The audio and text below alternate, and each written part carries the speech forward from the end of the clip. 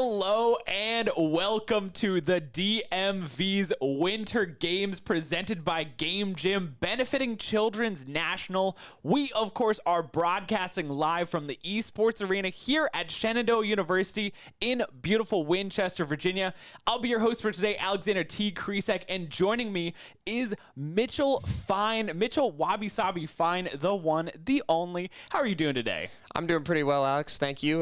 Just here, ready to watch some good gameplay between some of these MAEC teams, really see the talent that we have up here in the DMV area at the collegiate level. And, we got a LAN environment going on here at the Esports Arena at Shenandoah University, like you said, and should have a very fun time with some very competitive games. Absolutely. I mean, we have been watching the Mid-Atlantic Esports Conference, MAEC, this whole time. We've seen a lot of great talent come through. So, as you said before, we're going to have a lot of fantastic games, a lot of great matchups. And, of course, this is a two-day event, December 3rd and 4th. So, starting off the day, we're going to have League of Legends and Overwatch 2 happening throughout all of today. And then tomorrow, we'll have Valorant and Rocket League. So, you're really not going to want to miss any of this, as we do have the best teams in this region competing here in a live LAN event, which is always so much fun. Of course, a lot of times in the collegiate space, it's so hard to travel and get to places. So finally having a championship where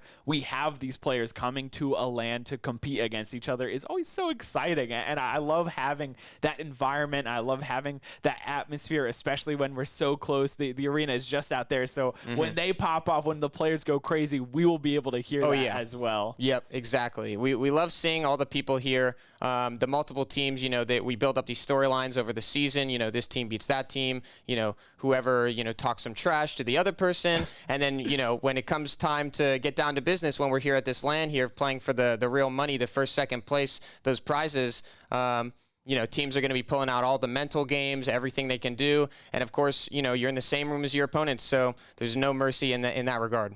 Yeah, for sure. It adds like a different kind of atmosphere. There's not the anonymity of the internet anymore, right? You are there. You're face to face with your opponent. You can see them, and you know that they are a real person. This is real competition, and a lot of times it brings out the best in a lot of people.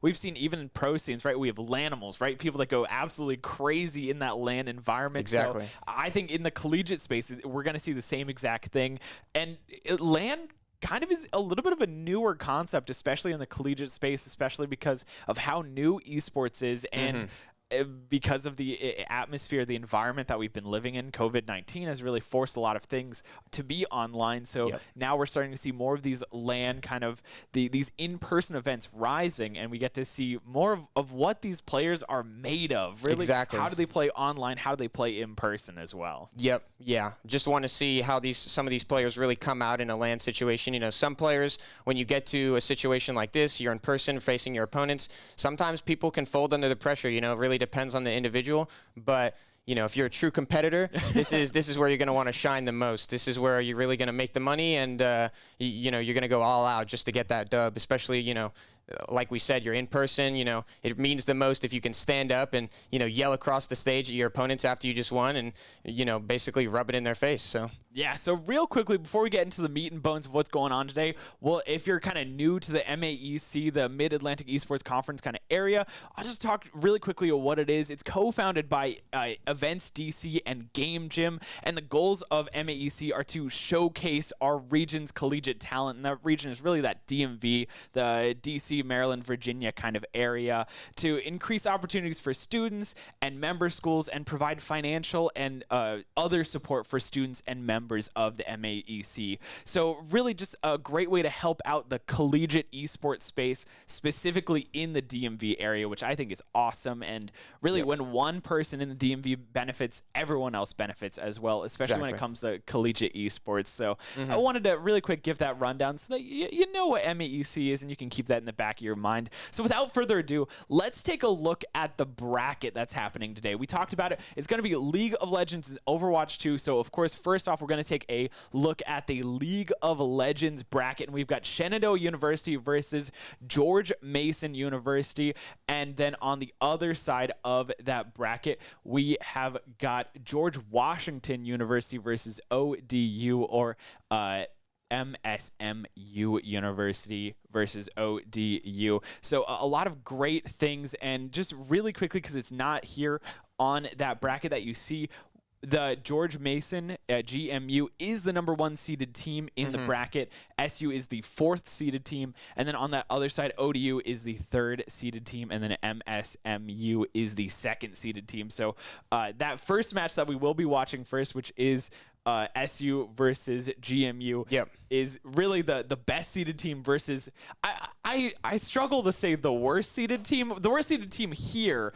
but they were able to get 4th in the season. They were able to rise up through the ranks through the regular season. So they are the lowest seeded team here, but they're by far not the worst League of Legends team that we have. Yeah, in the MAEC, absolutely. And this is going to be an exciting matchup, too. Of course, GMU being the 1st seed, of course, they're the favorites here to win this first matchup. Yeah. But, you know, of course, we're going to be maybe a little biased towards Shenandoah and say that they might have some secrets to pull out, some things in their sleeve that they might be able to pull out, maybe pull out a win and be able to make it to the finals. Because the crazy thing about this bracket is that the winner of the finals will actually get a berth, I believe, in the top 16 of the CLOL LAN. Or it's top 16 or top 32. Top 32. Top 32. So, you know, these teams are really going to be gunning for that spot because that's not only an extremely valuable opportunity, you know, to compete with some of the best teams in the nation, collegiate, for League of Legends, but also, you know, you have the bragging rights. #1 in the MAEC, #1 in the DMV. So that's really what they're going to be competing for. Yeah, exactly. And, you know, being able to get that bid, of course, is just incredible. Yeah, and so, yeah, we get another look at this bracket.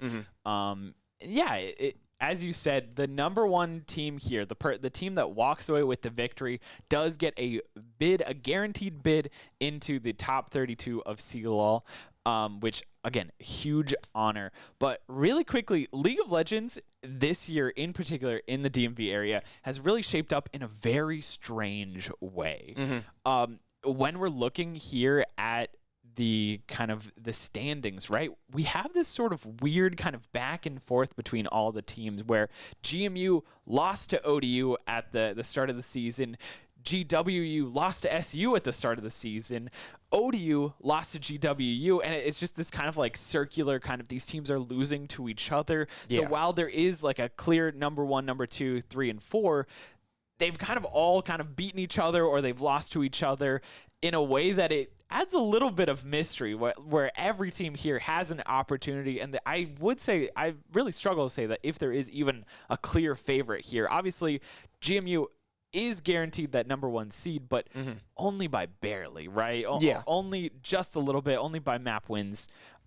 So not quite as dominant as we might expect out of maybe the collegiate scene, which sometimes ends up being a little bit more one-sided. Yeah, exactly. We get a really unique opportunity here, as Alex was saying, to like really watch a couple matches, like a top 4 bracket where all the teams are really like, the skill gap is not very far apart from most of these teams. You know, some of them have a couple higher ranked players, some of them have some lower ranked players, but in terms of team play, all of them are pretty close together, which is really the most important part of League. And especially considering that some of those wins at the beginning of the season for some of those teams, like you said, with Shenandoah, GMU losing to ODU, I believe you said, you know, beginning of the season is much different than the game of League of Legends is now. We've now moved into the preseason for, I believe it's season 13, maybe 14. But, you know, the preseason for the next season in League of Legends. So there's going to be a lot of toss-ups. There's a whole new dragon with a new soul. You know, there's a couple new champions, a couple new updated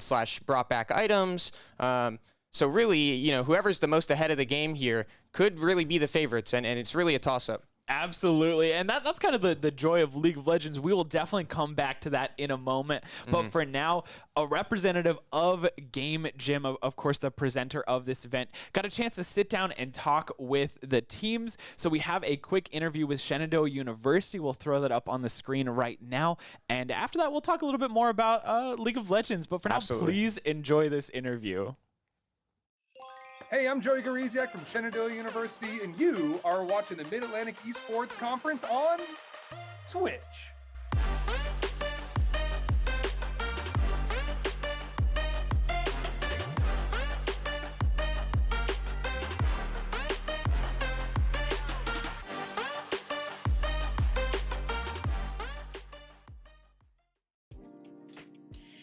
are there any sort of parts of the program or curriculum that you can point to? Because like you said, every school should make it their own. So are there items you can point to and say, this is what's special about us? Are there specific focuses, let's say maybe on coaching or production? It sounds like maybe it's one of your focuses.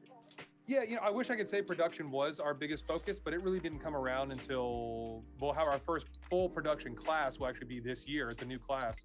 We've had experiential learning in production and people working in the broadcast room for years, really since COVID. But really it was focused on event management. That was by far our biggest focus, was how to run esports events. And all the aspects that go with it, because like I mentioned, my background is sport management. I was big into running sports events, and that's what I really came up doing and learning. And so the curriculum became a derivative of my background and my knowledge, and that was really focused in event management, revenue generation, marketing. And so those were the biggest areas that we had. But that event management class is probably our hallmark class because students are actually running events. In fact, the MAEC is a final project for our esports event management class, and where students have been involved from the very beginning to run this event, with students actually taking the initiative to write the proposal from the RFP that Evan and Josh sent out to all schools, and students were the ones writing it to submit the proposal, because that's a really good chance to learn how to do that kind of thing, how to bring an event to a space that a lot of people don't know how to do. And talking about it's one thing, but actually doing it is another thing. So I think that event management class is kind of our cornerstone, and something that we take very seriously and offer each semester, so we can keep the classes small, so that every student gets a really high quality experience as part of that class. And there's not any skating by because there's 30 or 40 people in it. No, we're talking about 11, 12, 13 people, where everybody has an important role in it, so they can get that on their resume by actually running multiple events each semester. That sounds incredible. And I like that, the running the MAC is sort of the culmination of the class. What a great idea. I love that.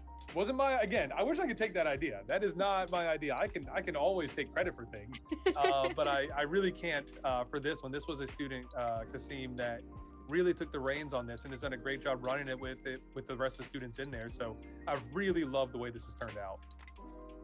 All right, so the production aspect sounds amazing, and I think the fact that it's your cornerstone class or sort of cornerstone aspect of esports you're focusing on, I think is really important, and it's very marketable, because that's where the money is, right? Like, I mean, that what you're talking about, like putting on events, promoting them, right? That is what sort of the big names are investing in right now.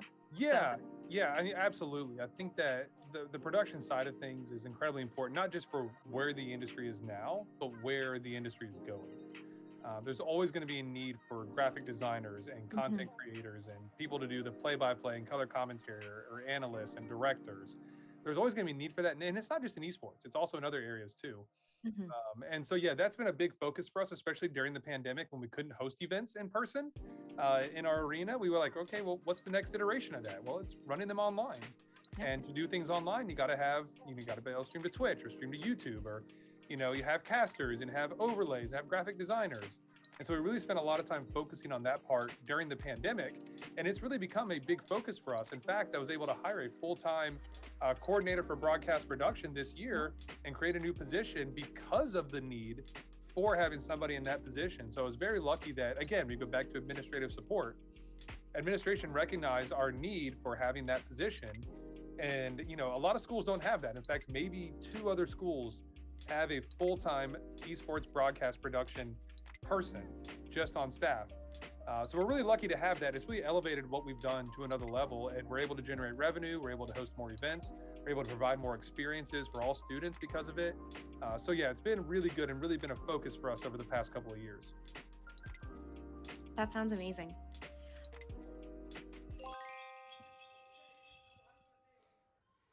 Always great to hear from Dr. Griziak, of course, and just learning more about the growing esports space, especially in that collegiate space. So we love hearing from directors and other representatives of collegiate schools, especially in this DMV area. And we have more interviews. We'll be able to see more of that later in the day. So make sure to tune in for that. And of course, we did hear Dr. Griziak, Doc G, talk a little bit about dedicated broadcast space and really giving students those opportunities to work in broadcast, work in an experiential learning kind of way in order to get more experience, and you're seeing that right now. We Exactly. have students here, we have students behind the camera as well, so so just this full with the oversight of a dedicated broadcast person. So there's a lot going on in this collegiate space, so really great to hear that. Yeah, we love to hear from Doc G, especially when he's talking about the growth of our industry, you know, how he searches out opportunities for our students here at Shenandoah University, and of course events like this where our students get to run the broadcast. You know, we have this dedicated space for all this. We have the arena, of course, as you guys just saw. You know, the entire venue is sort of dedicated for this exact thing, running these sorts of events, being able to bring these local DMV schools here to compete on a collegiate level, and you know, having a good learning time all the while. So yeah, that's what it's all about here, is learning and preparing ourselves for the real world, basically. Exactly. Preparing ourselves for the industry, and that's exactly what we get to see here. All right, enough about that. We have plenty of time to talk more about that collegiate space. Let's talk about League of Legends. We started talking about it before we went into the interview. We have preseason happening right now. We've seen a couple of new champions get released in the kind of recent memory. We've seen a couple of items. We've seen a little bit of changes. So there has been a lot happening in League of Legends here, as typically happens in these kind of preseason eras. So that is both a good thing and a bad thing. A great thing for if you're a spectator, because you get to see new changes, new things happening. If you're a competitor, that means you need to learn the meta fast if you want to get that sort of advantage, that step up on your opponents. So what are we looking at here, Mitch? So, of course, for the first matchup, we're watching George Mason versus Shenandoah University.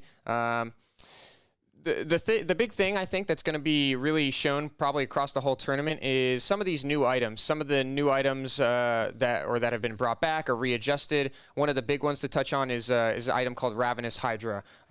It's received a lot of buffs, made a lot of champions stronger because of it, or brought them back into the meta because it's one of their strong items already, and now that item is already stronger. In terms of the different picks between the two teams, after getting some inside information from the Shenandoah squad, talking to them a little bit, it really seems like they're probably going to be trying to play through that top lane. Right now, top lane is in a pretty strong spot where both tanks, because of some of the new items, and sort of brawler-type champions have become really strong, kind of relying on the sustain and taking those long fights and coming out on top because of the lifesteal and just the different resistances that you're building on some of those tankier champs. And we're probably going to be looking at, like, across the board, maybe a slower type of game, sort of towards the bot side. Just not really the most beneficial meta after some of these item changes for, like, the AD carries or the supports to really kind of pop off and carry. Even though, you know, our Shenandoah team, you know, our shot caller is actually our support down there in the bot lane, sincere support, really taking it upon himself as sort of both kind of team captain and, you know, sort of handling some of those drafts and making sure that our team is all on the same page, calling shots mid-game. So we're probably going to see sort of like a top side, you know, top lane sort of jungle heavy games and kind of seeing a step back in sort of those bot lane situations. Yeah, and you know, you mentioned that the team captain is kind of taking on multiple roles, which we do see a lot in that collegiate space, where if you step up, you kind of need to step up all the way, right? You need to take on multiple roles, multiple things, and yeah, there is a lot, especially in this era of League of Legends right now, where there's so much changes, so many things happening, that there is a lot more pressure on the team captains, on these shot callers, to pay attention to that meta, to keep up with everything that's changing and everything that's happening, and adjust accordingly, right? And hope that maybe you get the right matchups. You need to understand what your team's characters are, what they're comfortable playing against, those matchup experiences, and so on. Yeah. What are we looking on the side of George Mason? I know that their team showed up not too long ago, so we haven't had a full really opportunity to sit down and talk with them too much, but what sort of information do you have on them? Sort of doing some scouting. Thanks to the MAEC League Spot website, I was able to look at some of the drafts from sort of later in the season, the last 2 weeks of the season, and sort of see what they were playing. It definitely kind of goes in line with what I was talking about, sort of what Shenandoah is looking at. You know, they're typically like playing sort of the brawlers in the top lane, same with sort of the jungle, and then sort of having, you know, kind of standard control mages in that mid lane, sort of just being able to create space and you know, clear the waves in mid lane fast to be able to roam or play with their jungle inside of, you know, either the jungles or the river, or be at the objective fights. And then probably we actually see from GMU's some of their drafts, they've had some more aggressive picks in the bot lane, but I'm not exactly sure if those picks were before the preseason changes or after. So that's definitely going to have an effect on what they're looking for to draft. Yeah, do you think there's going to be any sort of like wild out there picks that we're going to see? I know the collegiate space, and this is what I love about the collegiate space, is sometimes we see some really off meta things, or we just see comps that you don't think would work, and then for some reason they just end up working out at the end of the day. Yeah, we might actually see a little bit of some of the, a couple of the newer champions in the game. We talked about earlier, us two, the new champion Belveth. Not the most recent champion, but a pretty strong jungler, especially with that buff that I talked about earlier to the item Ravenous Hydra, especially becoming strong like towards the later game.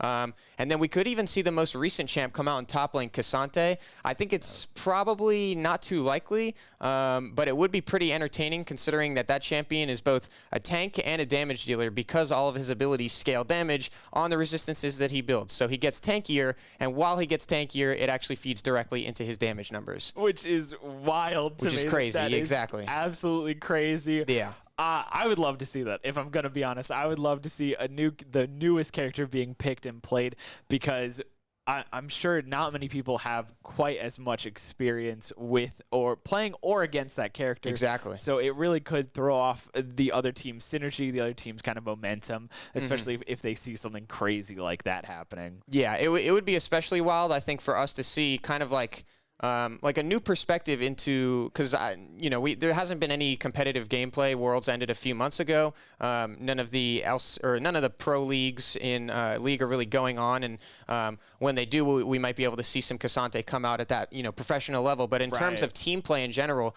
we haven't really seen anything across the league ecosystem with this new champion Cassante in any sort of team play situation. So it'd be really interesting to see if a team did pick him, how they would synergize their jungle, their bot lane, like some of those different synergies across champions, and sort of what they come up with. It's sort of like watching someone invent like a new smoothie or something, like a new combination, and sort of being like, wow, you know, like mix this, mix that, you know, it tastes really good. So if we could see a new combination here. Absolutely. And we talked about a little bit about this before the broadcast. When it comes to just raising the ladder by yourself versus actual team play in this competitive environment, it changes so differently from the characters that you see when you're just solo queuing up for league, queuing up for rank, or you have a full squad, a whole team that you are scrimming with, that you're practicing with. Exactly, yep. There's just so much change to that, because some characters may do well independently, but then other characters go crazy if you can synergize off of your team. Yep. And so, yeah, like you said, there's not a lot of professional things, not a lot of high-level gameplay happening right now. So this will be kind of one of the first looks at to seeing what is the collegiate side of things doing. How is that team play kind of shaping up? And we'll probably see the pro scene reflect that a little bit, and then we'll see collegiate reflect the pro scene after they come back as well. Bouncing back. Exactly. So it's kind of a fun way of seeing how the meta progresses, how it changes, how it adapts and evolves. And this will be a good kind of insight of what players who are really paying attention to the meta, to the new items, to analyzing everything, what do they think is going to be the strongest kind of picks in the meta right now? And how has that changed from seasons past? Exactly, yeah. We get in a unique perspective because there is, like, definitely, you know, when you go to CLOL and you see, you know, of course the winner of this tournament is playing for a spot in that, for that top 32 in CLOL. Yeah. But when you get to CLOL, like, that's kind of a whole different animal, right? We have MAEC, and it's just these local schools. But when you go completely national, you have teams such as Maryville, Maryland University, some of those teams that are, you know, paying former pro players, players that get recruited from the collegiate scene, that top level of collegiate, into both the Challengers Queue ecosystem to be able to play with some of those professional players and other academy players, and also, like, they get recruited to those academy teams, if they have good enough performances. So this is sort of a good middle level where it shows like, sort of what we're working with without like sort of a pro player interaction, I guess, to our ecosystem. And we can really see some picks that you probably wouldn't see in pro play, but because we're at this like high level in terms of team play, but maybe not in all individual ranks, there could be some picks that we might not expect and that might end up yielding big profits for whoever picks them if they're very comfortable. So.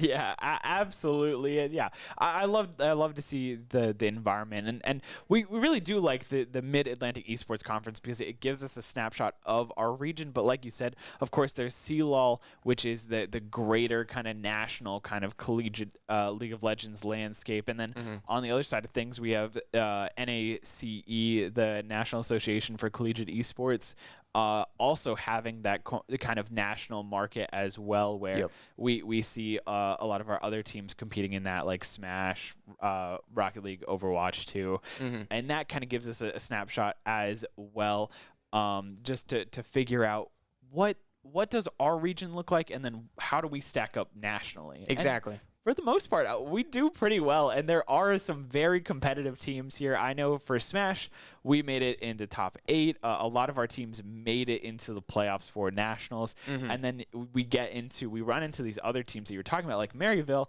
that have very, very strong competitive teams because of just how they're set up and the collegiate landscape as a whole, which I know a lot of people think, well, you don't necessarily need to pay attention to the collegiate landscape because, if you're a pro and you're really good at esports, you just skip the college scene and you go straight to the pros. Yeah. But obviously the collegiate scene is really interesting because we have old pros coming back, and then we have this sort of rising talent that is maybe not necessarily wasn't good enough to make it pro, but they're trying to make a name for themselves in that collegiate space in order to get recognized or move on to a different organization. Exactly. Yeah.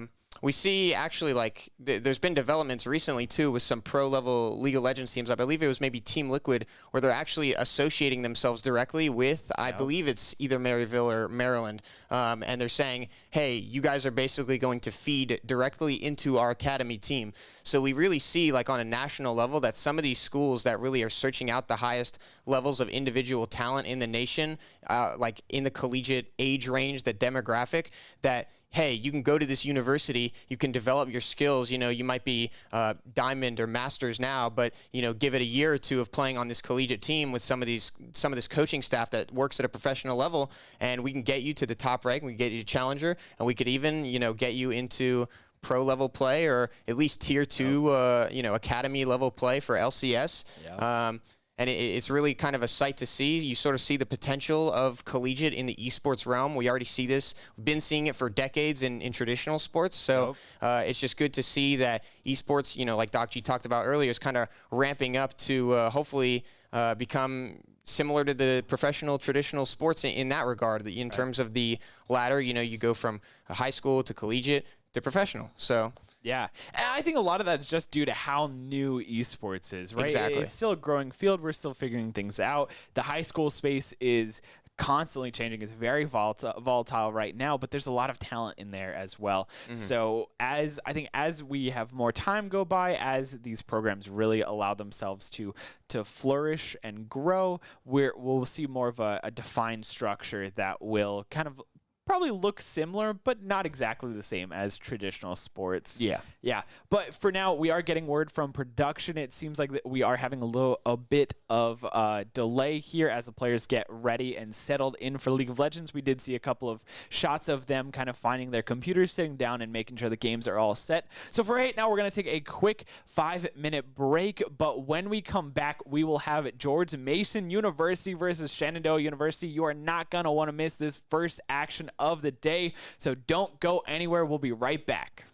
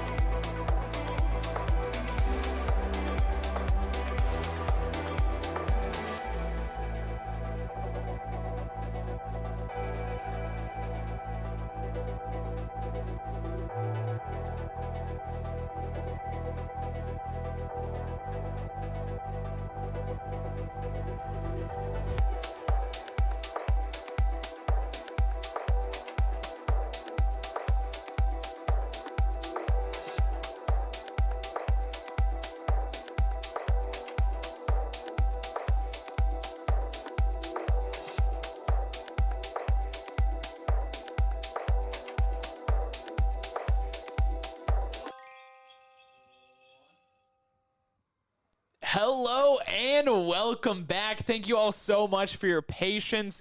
Looks like all the players are in lobby, so we will be getting into character select shortly. Of course, if you are just joining us, this is the DMV Winter Games presented by Game Gym, live at Shenandoah University's Esports Arena, and of course benefiting Children's National Hospital. So a lot of great things happening here. We talked a little bit earlier about the changes of League of Legends and what we're going to see today, but we've got League of Legends first, and then later we'll have a little bit of Overwatch, and then we'll have the League of Legends finals to kind of close out the day. So we've got a very busy day happening here, but first off, we have got George Mason University versus Shenandoah University, and we are getting right into the picks.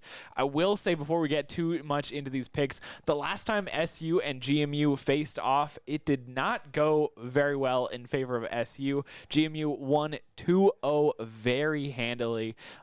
So how will that change? Maybe it has been a little bit of time. SU has had some time to refine their strategy, and as we were saying before that we've also seen the preseason come out at that point as well. So lots of changes to the meta, lots of changes to items as well. Exactly, yeah. So it's funny because the last time these two teams played, when GMU was able to get that 2-0 win over Shenandoah, was actually the day before the preseason patch came out. So since then, of course, there have been a lot of changes, like we sort of talked about earlier on the stream, a lot of item changes. You actually see some of these unique bans coming out from both of the teams, particularly on the side of GMU. They're sort of targeting maybe our bot lane a little bit. But we actually see on the Shenandoah side with some of those bans that those are specifically directed at some of those new item changes, such as with Karthus and Vladimir with the Rod of Ages item that has come back after a couple seasons, and Wukong specifically for that Hydra item that has now been buffed. And we actually see that Shenandoah, because I believe that they were intending to pick Hecarim before the draft started, they're now going for sort of a safe bot lane pick, something we also talked about before, sort of this concept with the Senna and the Seraphine, or I think we talked about it before we went live, but the way that's going to work is we have the support playing the Senna and our usual AD carry playing the Seraphine, even though she's an enchanter sort of champion, and the Senna is sort of there to use the support item, the sickle support item, to sort of just poke at the other team, get constant gold income, as well as scaling all the while, because Senna scales on range the more she pokes, and you sort of have Seraphine there as sort of a mitigator and for some of those team fight situations. Yeah, I mean, we are. We were saying this before the broadcast, but I love this about League of Legends is the fact that even though a character is specifically assigned for a role, or we typically see them in a sort of class, they can really be played anywhere, especially if you have these weird kind of team play kind of compositions happening. So I'm excited to see how this goes, and a lot of really interesting picks here just on both sides overall. Yeah, we see definitely GMU looking for more of a fast-paced game. They're running sort of like the Karma Enchanter, which is heavily based on, like, in my opinion, sort of like a movement speed-based comp, which they, you know, with the Hecarim and the Jhin, those are already sort of movement speed-based characters. Jhin sort of already has a lot of passive movement speed, while Hecarim is sort of reliant and does more damage, actually, the faster he's going, which is it's pretty unique. But we see sort of a counter pick on the Shenandoah side with that Aatrox, maybe slow some of that down with a lot of heavy CC, and we'll kind of see how that works out as the draft continues. We see that GMU is still sort of banning for the top lane to sort of alleviate as much pressure as possible, because of course they have the counter pick now that we've picked the Aatrox. He's not really a flexible pick in that slot. And then we see GMU kind of targeting the jungle, typically because the jungle is in the first 3 picks, mostly for this reason, so that it doesn't, there aren't a lot of bans happening. But we actually have a sub today as well for Shenandoah. Instead of our usual starting jungler, Rick LaRolle, we actually have, I think, Etherealist is playing jungle, and Hope is playing mid lane. So sort of a different pick here, different from when they last played. A different lineup from Shenandoah. So we'll sort of see how that affects the draft as well. As you can see, they're sort of banning the Sejuani and the Graves. And we see the Victor come out on the SU side. Definitely one of the pocket picks, something I believe I mentioned earlier that our mid laner usually plays Hope in that mid lane, is very comfortable on the Victor.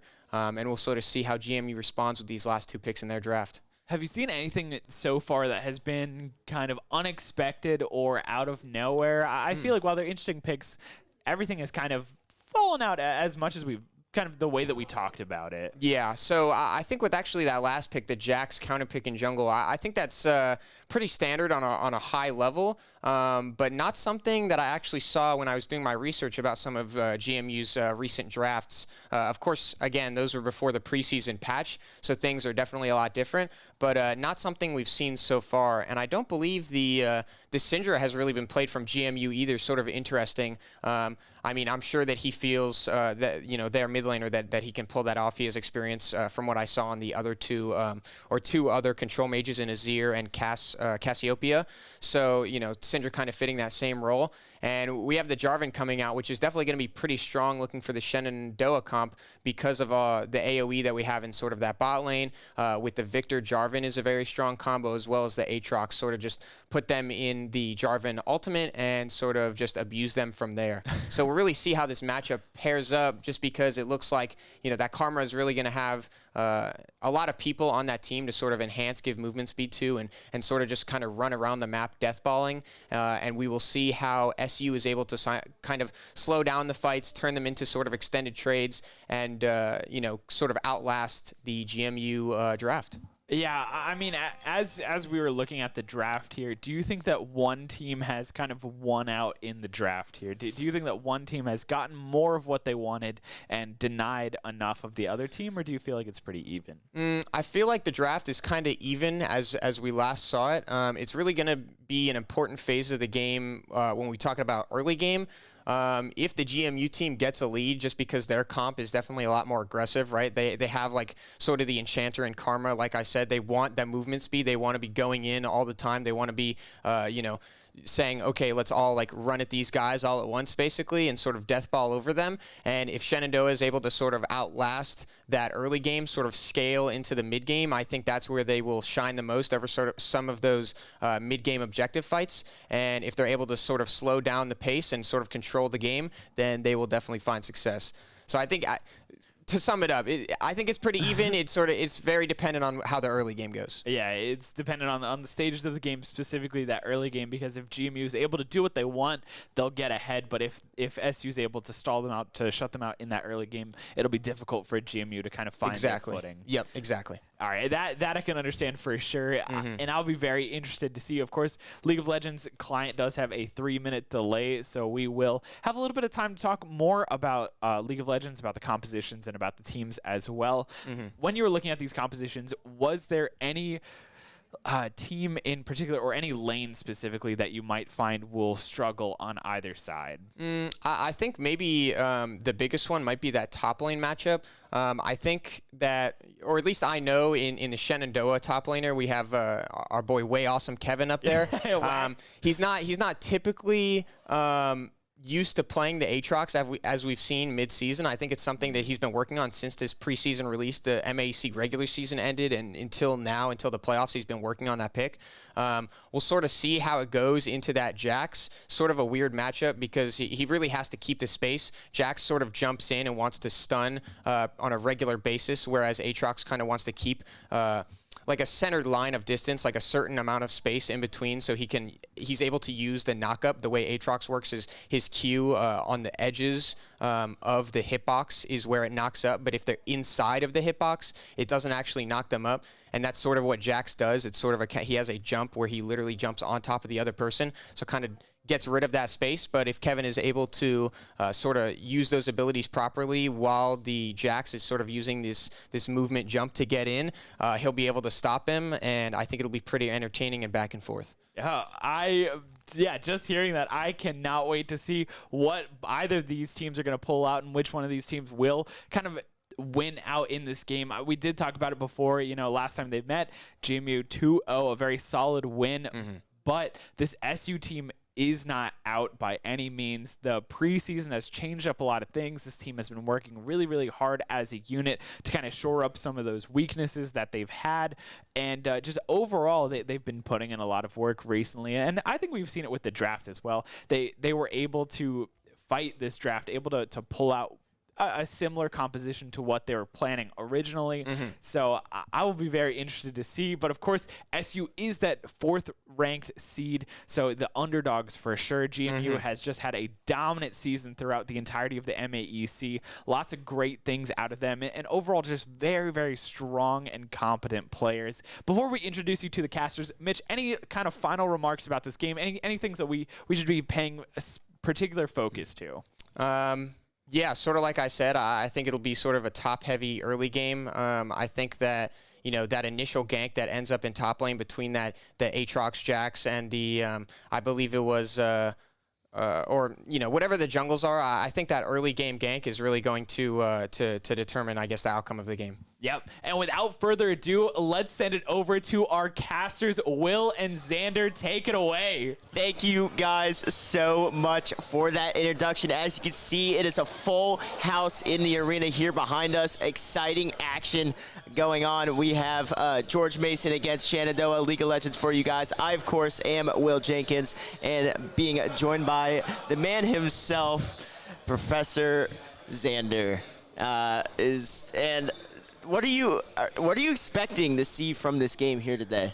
Well, I got a chance to talk to the coach, SU Hope, actually a player coach. Player coach, yeah. So also a sub in today at the mid lane.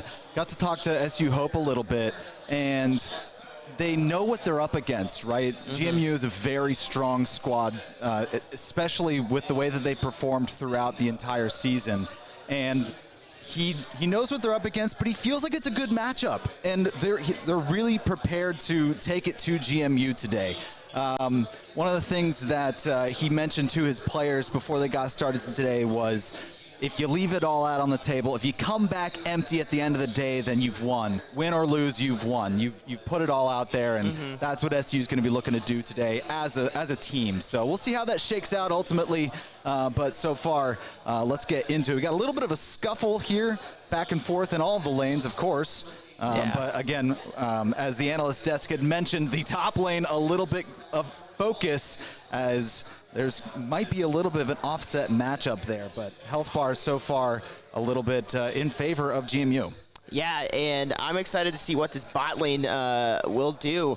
I talked with Creighton and Sincere before the game, and they said this is what this is the plan that they wanted to do. They had Senna there and the Seraphine to kind of just, that's a lot of healing for bot lane, and they just synergize so well together. And we're seeing this early poke come out here from Creighton on the Senna, so that's going to be exciting. And then I think whoever is able to win early on top is really going to be the difference in this one. And it looks like early pressure is going to go to Joni here on that Jax. And I mean, you got to be so careful because Jax is a hyperscaler, you know. You got to be so careful, especially with how much attack speed he gets. He does take a tower shot right there, but still at a good amount of health. However, way Awesome Kevin will heal up from that. And I think mid lane is just going to be a slugfest left and right. Oh, yeah. Oh, right. And here we go. Jax going all in. He's going to take a tower shot. Oh, Aatrox is going to back off there. Just going to take what he can, and that is going to be surviving in this case. Wow. Just narrowly escaping there. That was close. Jax just trying to feel out how Aatrox is going to be playing. We've got another one down here in the bot lane. Here. First blood goes to Senna, and it looks like a cleanup will also come out, though. Creighton on that Seraphine will fall. And, yeah, I mean, first blood goes to Shenandoah, but it's immediately followed up right there. Yeah, what a response. I mean, you kind of expect that sort of exactly how the junglers were pathing. You kind of expect it all to kind of conglomerate down there in the bottom lane, and that's exactly what we just saw in one of the first major fights of the game here. And now Victor stunned up a little bit low, but going to be able to just pot up and continue to farm. Fun fact about SU Hope, also a Grandmaster StarCraft player. Yep. But here we go. Hecarim going to be going in, and in trouble is Jarvan. Going to be going down to the Syndra, and that's a nice little gold bump and rotation from the mid lane to help out the jungler. And Hecarim really setting the tone for how this entire game is going to be going. The pace is in GMU's control. Well, if you want pace, look no further than Hecarim. That is for sure one of the fastest characters in the game. And meanwhile, this Jhin is in trouble, so low. Oh. Flash is going to come out. Sincere is going to get the kill onto the Jhin. Flashes the mastery. What a great kill right there. Shenandoah trying to rely on their bot lane for this, and they are doing so well. 2-0 from Sincere on that Senna, and it is absolutely going in the way of Shenandoah in terms of bot lane. I thought for a second Jhin was going to get out with a little bit of fancy footwork, dodging that snare, but just a little bit too much as the damage continued to go down. The slow went down from Seraphine and chased him down. It was really nice pursuit there to at least try and grab something back, right? And actually SU currently with the gold lead here early, despite what feels like GMU setting the tone. Yeah, and I think the big thing about that is this Syndra has been trying to farm up on Hope as Victor, but Victor has such a nice clear with that, with I believe it's his Q on that beam. And meanwhile, we're going to see a little bit of a scuffle here on top lane. Aatrox is going to use the W, not going to really do anything there. First Q comes out, and there is the other Qs. And now that should be a kill for Way Awesome Kevin if he can just get the dash off. Did he get it? And we went away from it. I don't think he got Jax is going to live, and boy, are they playing close to that 0% health mark. So there close in the top lane. Oh my goodness. But that's good for him, because now Way Awesome Kevin has that ability to farm, and if Jax tries to contest them, he can kill him fairly easily, because Aatrox has so much mobility and so much CC. If you're Jax, you just want it back, and then you lose a good amount of CS and advantage. I mean, if we already look at the CS chart right there, almost a 10 different difference in CS, so definitely going in favor of Way Awesome Kevin after what seemed like some early pressure. I imagine, yeah, it looks like Jax is running lethal tempo, so that's something you got to keep an eye on. And meanwhile, look at the damage coming out from just Sincere. Meanwhile, though, we're going to see the stun come out from the Karma, and it looks like Sincere is going to manage to keep his ADC alive and well. And it's interesting seeing kind of a double support bot lane work out like this. And we see Senna has a 150 gold shutdown, so something's got to be going right there. Right, and I don't know if what their intention is as far as obviously Seraphine going for all the CS and then Sincere getting all of the kills so far down in bot lane.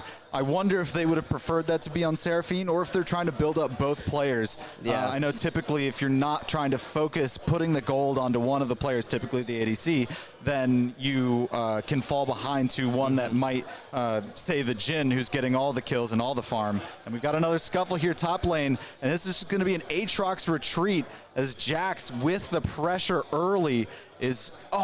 And it's a great job by Aatrox to try and draw into the tower, but here comes Hecarim to finish the job. The big heal. Oh my goodness! No. And he's gonna get him! He got him! What a trade from Aatrox to keep a cool head, full health Hecarim coming and flying in even, and just taking turret shot after turret shot, slowing him down just enough and getting that trade out. Now Jarvan's gonna soak up the top lane and protect that out. And we are still neck and neck, only 300 gold separating the two teams, 8.5 minutes in. Yeah, and what a great job there by Way Awesome Kevin, just getting enough damage to where the turret can do the last little bit of damage. And meanwhile, Hope doing a great job of being able to farm against Syndra. So strong is Syndra, especially after that rework she had about a month ago, a month or two ago. But another thing I want to state is how important this jungle is going to be. First of all, you have jungle changes that came in with preseason. Hecarim, who is probably the strongest jungler right now, and it's kind of showing. I mean, Hecarim can just be everywhere at the same time. This Jax just wants to fight right now. All the time. Way Awesome Kevin also wants to fight, and he is in one of the best champions to do that with.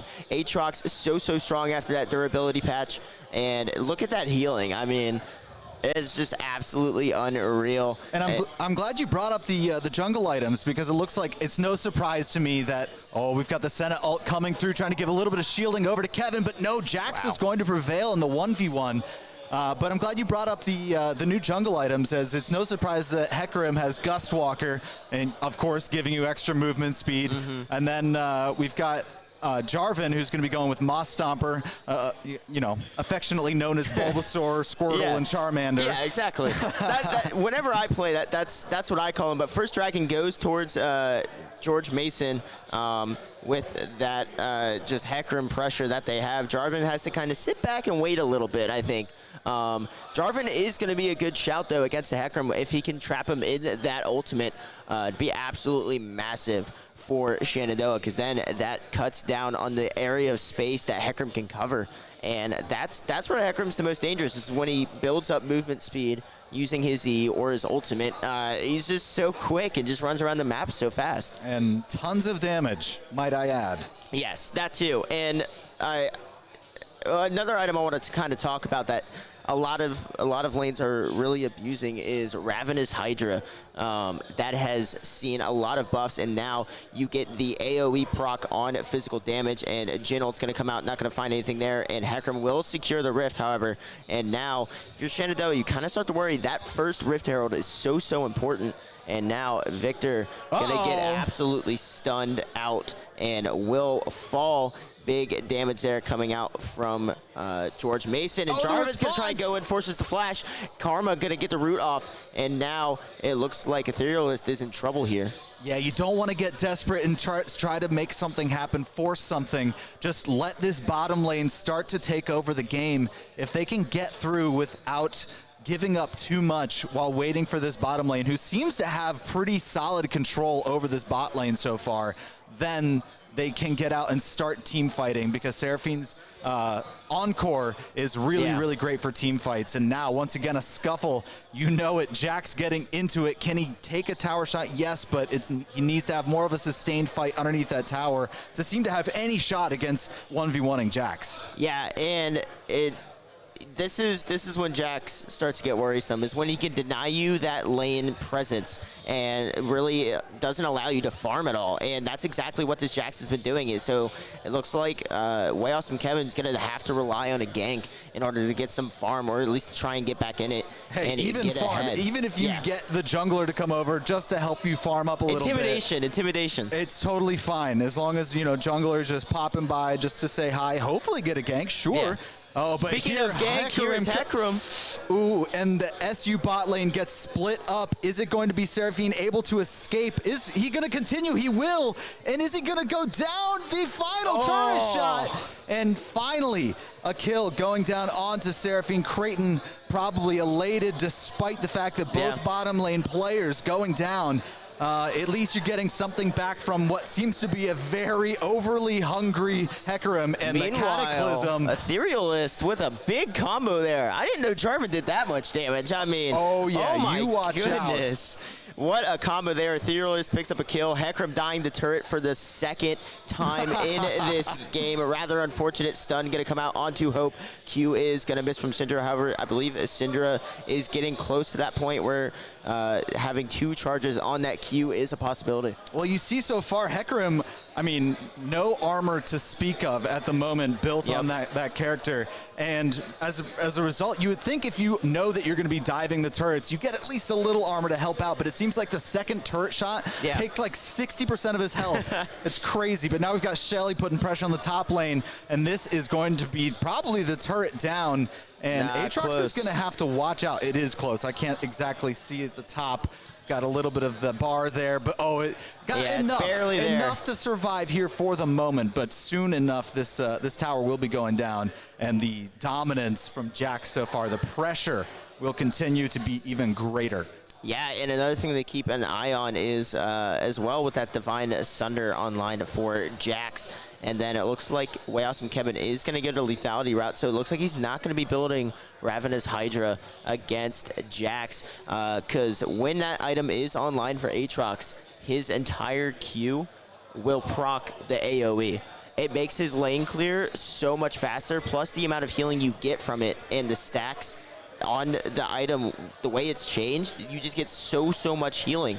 And that's why a lot of people have been building it. You've seen it out of supports, you've seen it out of junglers, you've seen it out of top laners. Heck, sometimes you even see it from mid laners. I've seen Aurelia with it in mid lane, so that's not out of the question. And meanwhile, it looks like Joni wants to try and go in here on Way Awesome Kevin. Heal is going to come out. That might keep him alive. And Joni will get the kill, but Way Awesome Kevin does end up falling. But great job there. What a massive ult that was by Sincere Support. However, Root is going to come out now, and Creighton will fall. Jarvan is there to try and help out his dead teammate. And here we have Jingle going to come out, and it looks like that's going to be it for Sincere. Bot lane wiped out. Jungle has to retreat, and Shenandoah loses that team fight. Wow, and I want to go step back real quick because so much has happened. It was so much. Now Dragon available for the taking. That'll be number 2. But you take a look at how Jax was diving. The analyst test, they were talking about how much CC can be available for that Aatrox, and I think maybe took Jax by surprise because throughout that fight, maybe trying to deal a little bit more damage a little bit faster, but the combos of the CC was just enough to have that turret help out. And speaking once of combos, again, Hope under assault. I would love to see Hope rotate a little bit more and try to utilize some of the numbers that they can put together. But it seems like with the speed that Hecarim has, this is an absolute walking nightmare across the rift right now. And another thing to keep an eye on is the build that Hecarim is going. I imagine he will be going with Divine Sunder next. That was typically the first item you would go as Hecarim in jungle, but like I said, Ravenous Hydra is just so strong right now, and it makes his clear so much better, especially even if you just get that Tiamat online. That farm becomes so much easier. You can AoE the Raptors or the Wolves, so it definitely helps out a lot. Plus, the final item is just so strong, and we just see the absolute insane damage numbers coming out here.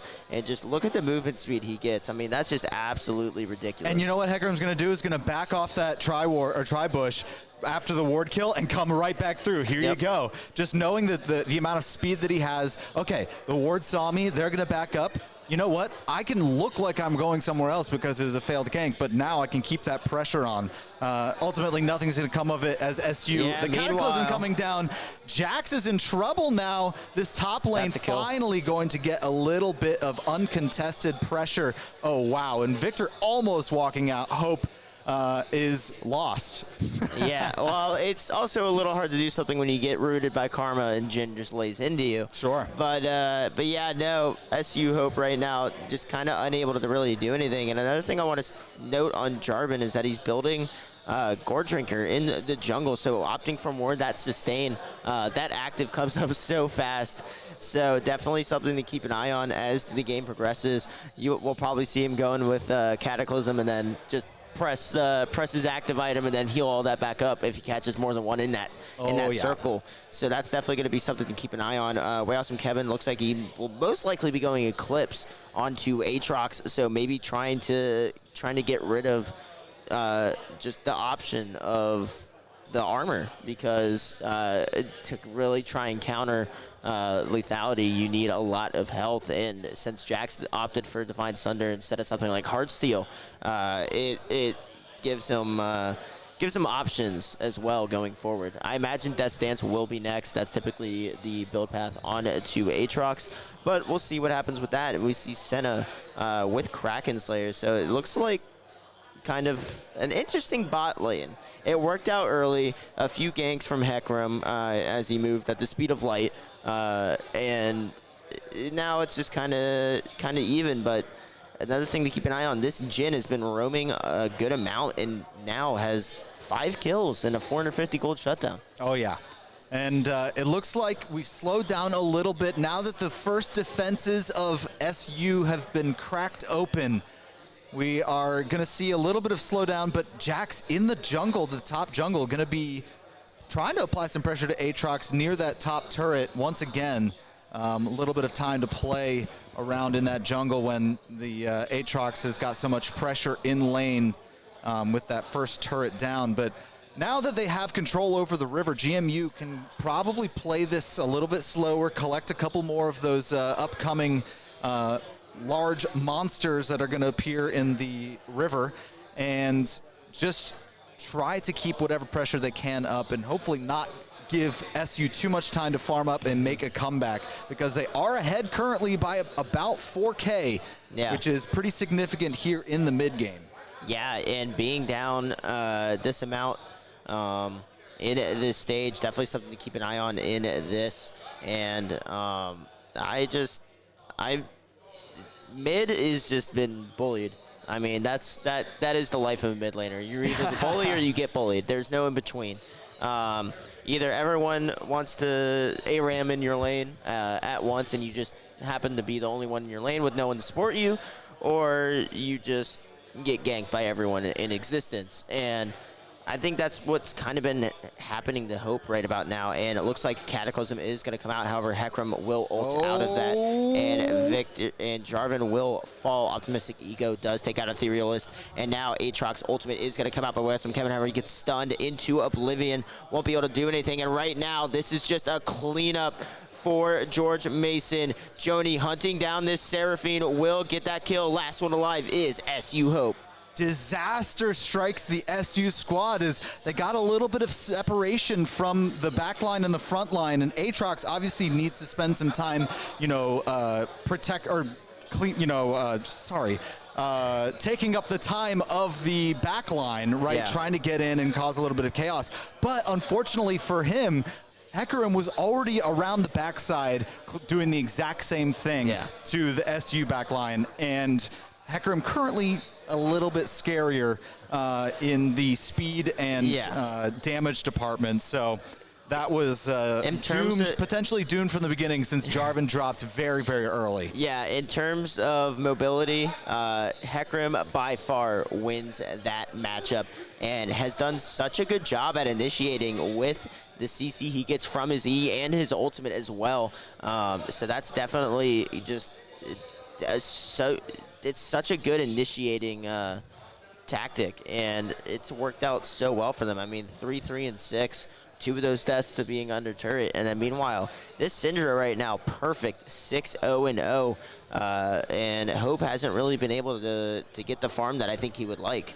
Yeah, the problem with dropping that Jarvan ult down onto the Hecarim is Hecarim knows no bounds, especially when still holding ult, right? And so was able to immediately dash out away from that after dealing a fair bit of damage to Jarvan, and then there was tons of help from that Riverside Jhin, I think, just putting volley after volley over that wall. And now we're really just, if SU wants to get back into this, they've got to find a chip away at the neutral objectives wherever they can, get some lane farm if they can, and try not to give up too much else, as next dragon in about 3.5 minutes will be Soul, and Baron just sitting there waiting for the taking.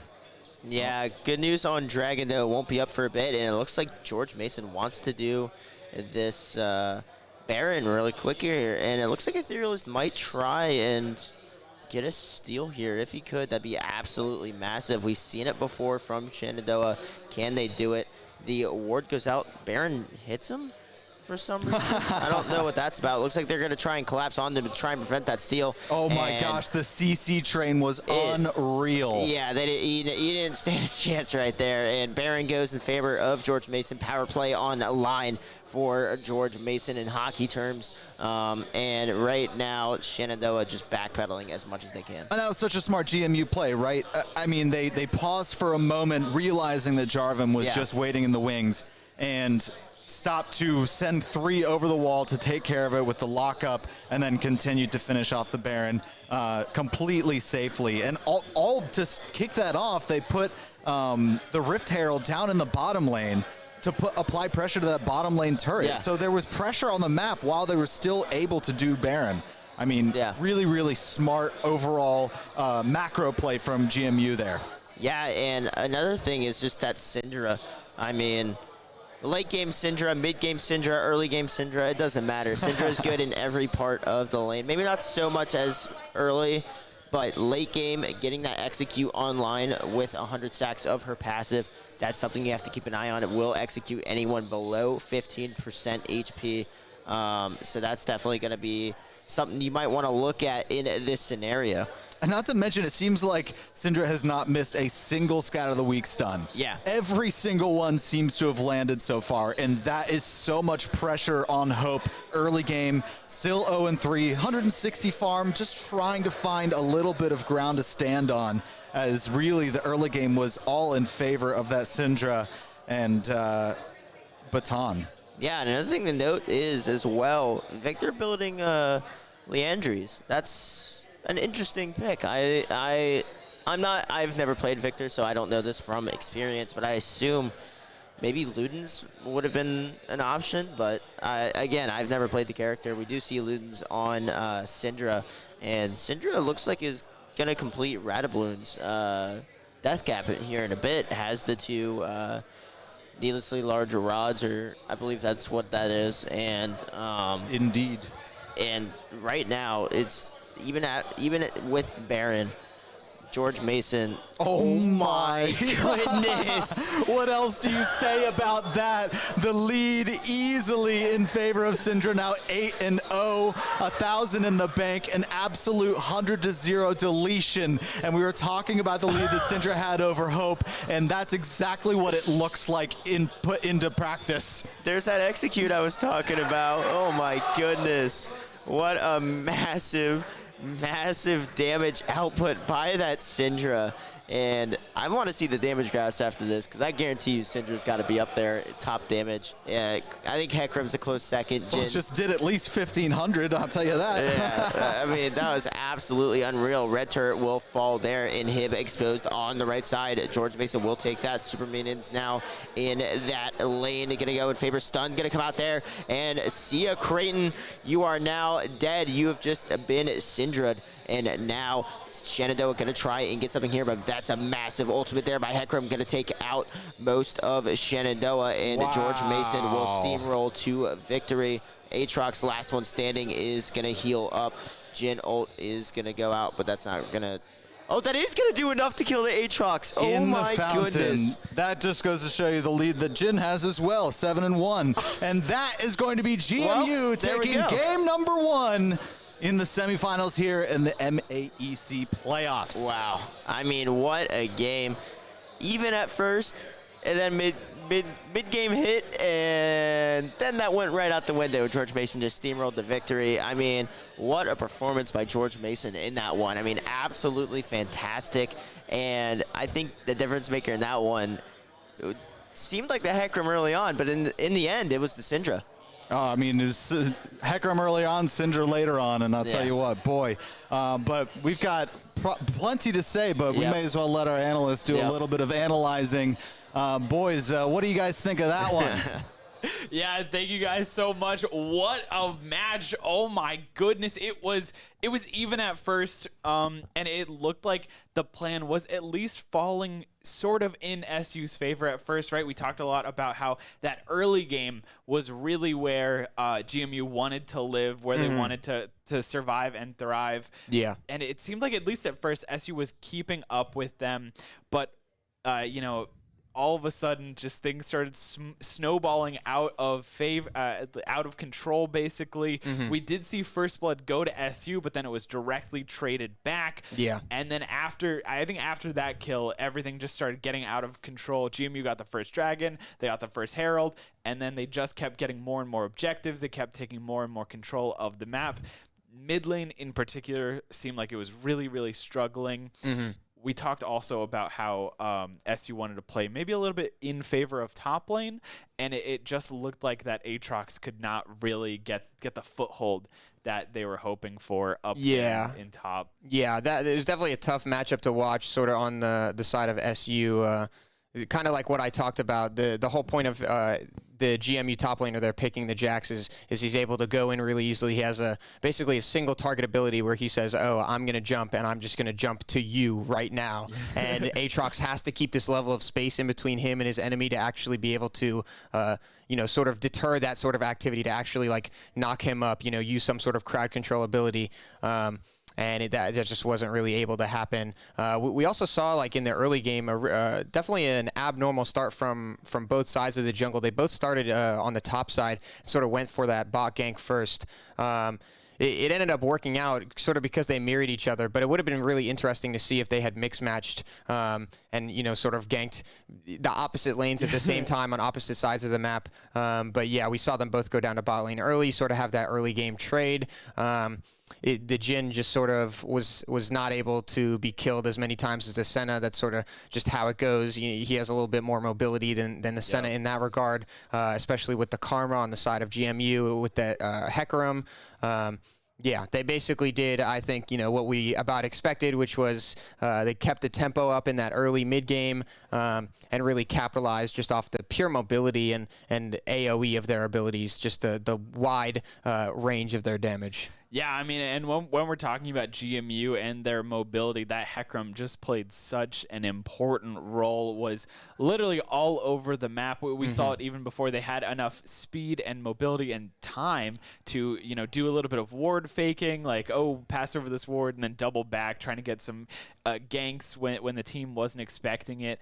It's just all thanks to the speed that Hecarim had. Exactly. Was able to just fly around that map and really just kind of, just outspeed the Jarvan, who I would say was having a good game, was doing a great job on the side of SU, just unfortunately not as impactful as the Hecarim, who was just putting in so much work. Yeah, and we saw a lot that in that early and mid game as well. The Karma was sort of leaving the Jhin alone in that GMU bot lane. The Jhin was sort of just taking cover under the tower, taking the CS where he could get it, and sort of slowly scaling and only really taking the kills that were given to him.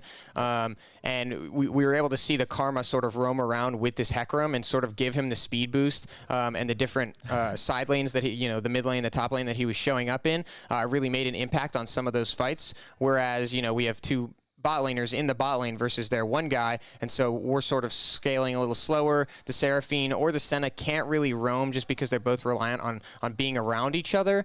And it was sort of just a 4v3 on the, from the bot side up, Right. which definitely gave the GMU early to mid game advantage. Right, and they did a fantastic job just capitalizing on that over and over again. Even when we look at the mid lane specifically, this Syndra 10-0, yeah, insane scoreline. Did not die once. Even on that bot lane, the Jhin 7-1, just a fantastic scoreline. And on the other side, on SU, right, particularly this Victor, Hope, just not really able to find their foothold in this game. I believe they ended 0-4, just not really able to find their place, unfortunately, in the team. Wasn't able to really make as much of an impact in the mid lane. Yes, they were there, but it wasn't enough. Like, it would not stop or deter a lot of these ganks. Or earlier in the game, we saw a fight happening just a little bit above mid in the river. Yeah. And it was just Syndra had the ability to rotate over, and Victor just couldn't rotate. And exactly. Which just allowed for, I believe, 2 kills going in favor of GMU. And that's kind of all she wrote at that point, right? The mid lane takes advantage and then has that ability to rotate up or down and just take more space and control, just forcing SU back under their tower, forcing them less gold, less objectives, and at the end of the day, GMU just did a great job of capitalizing on all of that. Yeah, when we look at sort of that mid lane matchup, the Syndra, as she currently stands, she didn't get buffs, I think, at the preseason, but maybe the patch right before it, the last patch of the last season.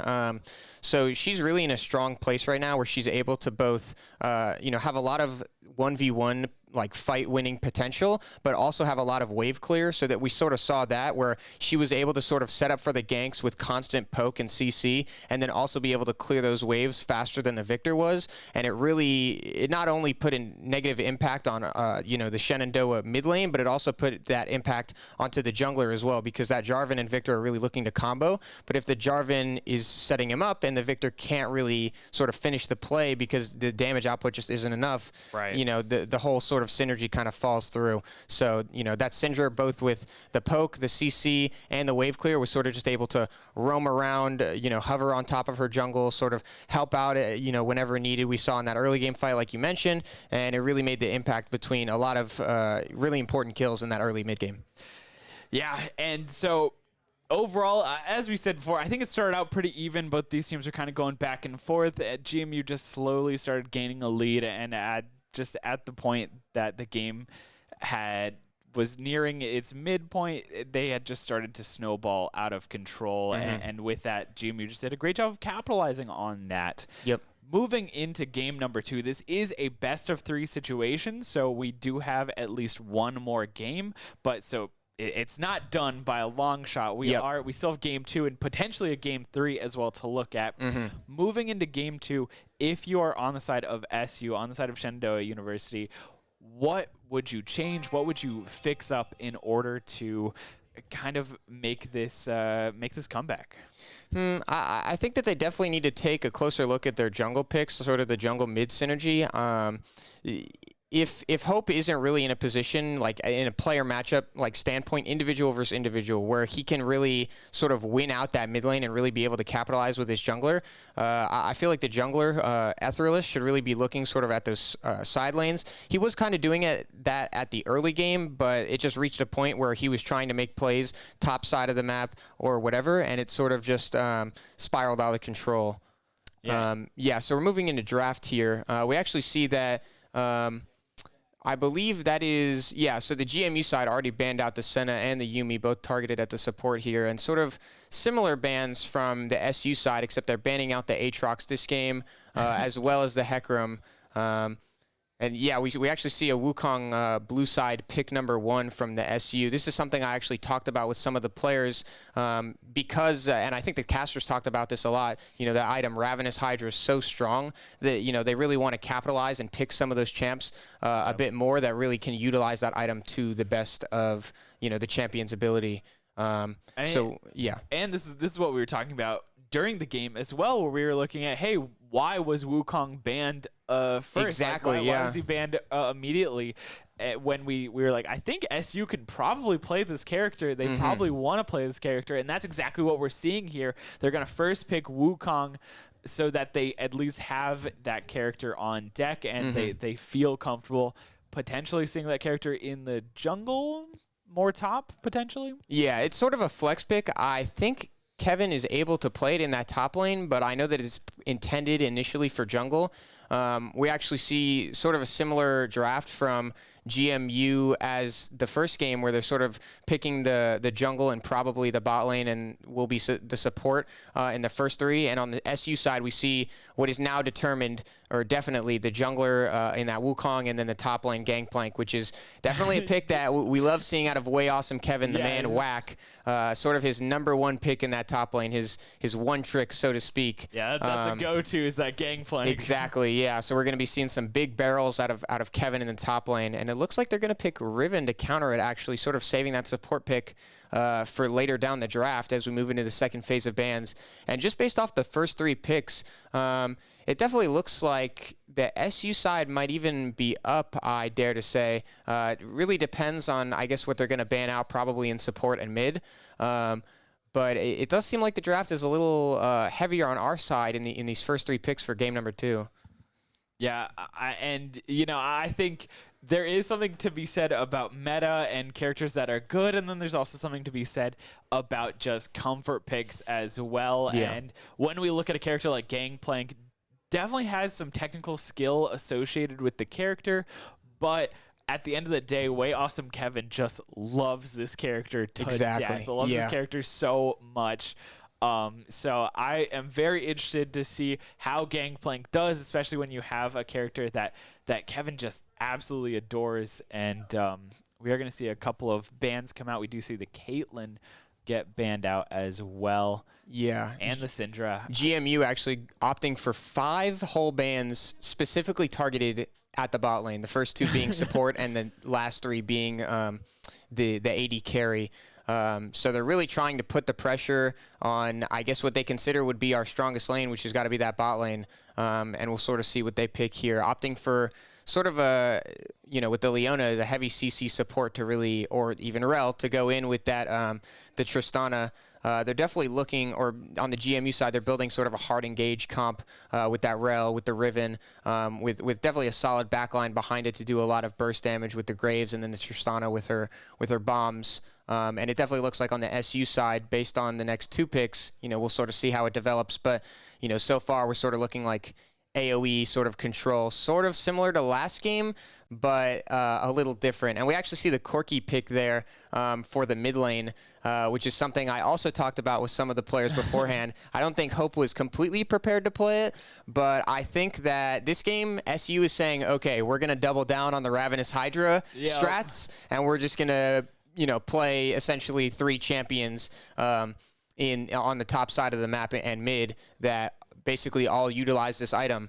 And we'll see how that goes. And actually a brand from Sincere Support on the SU side, not something that we typically see in team play really ever, but this actually does seem like a pretty good pick considering that sort of what I said earlier, that, GMU is going for this hard engage comp. The Riven, the Rel are pretty much going to be ending up in the same place. That Tristana usually puts the bomb on the person she wants to actually jump on, so she'll be in close range of the enemies in that situation. And all these champs don't really have much range at all. So the brand might actually be quite the mitigator in terms of keeping them spaced out from each other. As we see the Victor get counterpicked into the Corki mid. I think definitely for this game, it'll be a little harder for that Victor to really impose a lot of priority onto the mid lane into the Corki matchup. Corki's typically known as somebody who's like pretty hard to kill. Just because of a lot of the utility he has. He has a large dash. He has a passive every 10 minutes, I believe it is. That's just a giant like landing strip of fire, I guess you could say, that knocks people back when you actually use it. So draft definitely looking a lot better on the SU side for game number 2, and I'm really excited to see how they utilize some of these champions that, might not be, we have the comfort pick in top, but in terms of the jungle, in terms of the mid lane, maybe not the most comfortable picks, but sort of, I guess, what the meta tells us to play. So we'll see how that really factors in with some of these, updated items in the preseason. Yeah, we'll have to see. Of course, it really does come down to how well can they play these characters, or how good are these characters, right? Because you said some of the players may be playing characters that they're a little uncomfortable with or unfamiliar with. I think particularly when we're looking at this SU mid lane, I think it is a fair assumption to say that the GMU mid laner is indeed better than Hope when it comes to playing that mid lane. So I think really when it comes to SU's focus on the mid lane, they just need to focus on Hope surviving. Exactly, yeah. And not feeding into that other mid lane, especially when you have a character like Victor who can really scale it and get out of control. Maybe not as much as we saw the Syndra go crazy and out of control. Hopefully, yeah. Yeah. But just having Hope focus on surviving and allowing those other lanes to develop and grow, especially when you have your top laner playing a very comfortable character, a character that we've seen go crazy if left alone, left to grow and kind of farm up on their own. And then, of course, on that bot side, of course, allowing those characters to develop. I think just hoping that Hope will stay alive a little bit longer. Exactly. And the Corki definitely makes it easy for him to do that as well. Like, sort of like I said, Corki in the team play situation is mostly reliant on his ult, or the ult passive. So we'll really see that come out in the team fights and really make the impact. Yeah, well, I am so excited to see how game number 2 looks up. We're going to send it over to the casters and get their opinion. Take it away, guys. Thank you so much, Alex. And what an interesting draft we have. I got to say, I love it. A lot of interesting picks going to come out here. We see Corki, we see Brand, we see Rel. I mean, just kind of weird picks all around, and I love it. Shenandoah trying to just kind of throw him off, maybe catch him off guard with some things. But the main thing I want to talk about from that is the gangplank in the hands of Way Awesome Kevin. Last time I saw him use that, I saw him almost one-shot a mid laner. So we'll see what comes out of it today. If you got the barrels on lock, anything is possible. Yeah. It looked to me like GMU was favoring a comp that was, no surprise, a very dive and engage heavy team, right? I mean, you already played off that Hecarim, and that was one of the first bans that SU did because they knew how much, for good reason, they knew how much pressure was coming out of that early on in game number 1, but here in game number 2, I mean, it still looks like they're favoring that very engagey sort of style of play, especially with Tristana being able to hop around everywhere. But Tristana Rel is going to be an issue, for sure, especially early on. So I think if bot lane can survive, I think that will help them out a lot. Yeah.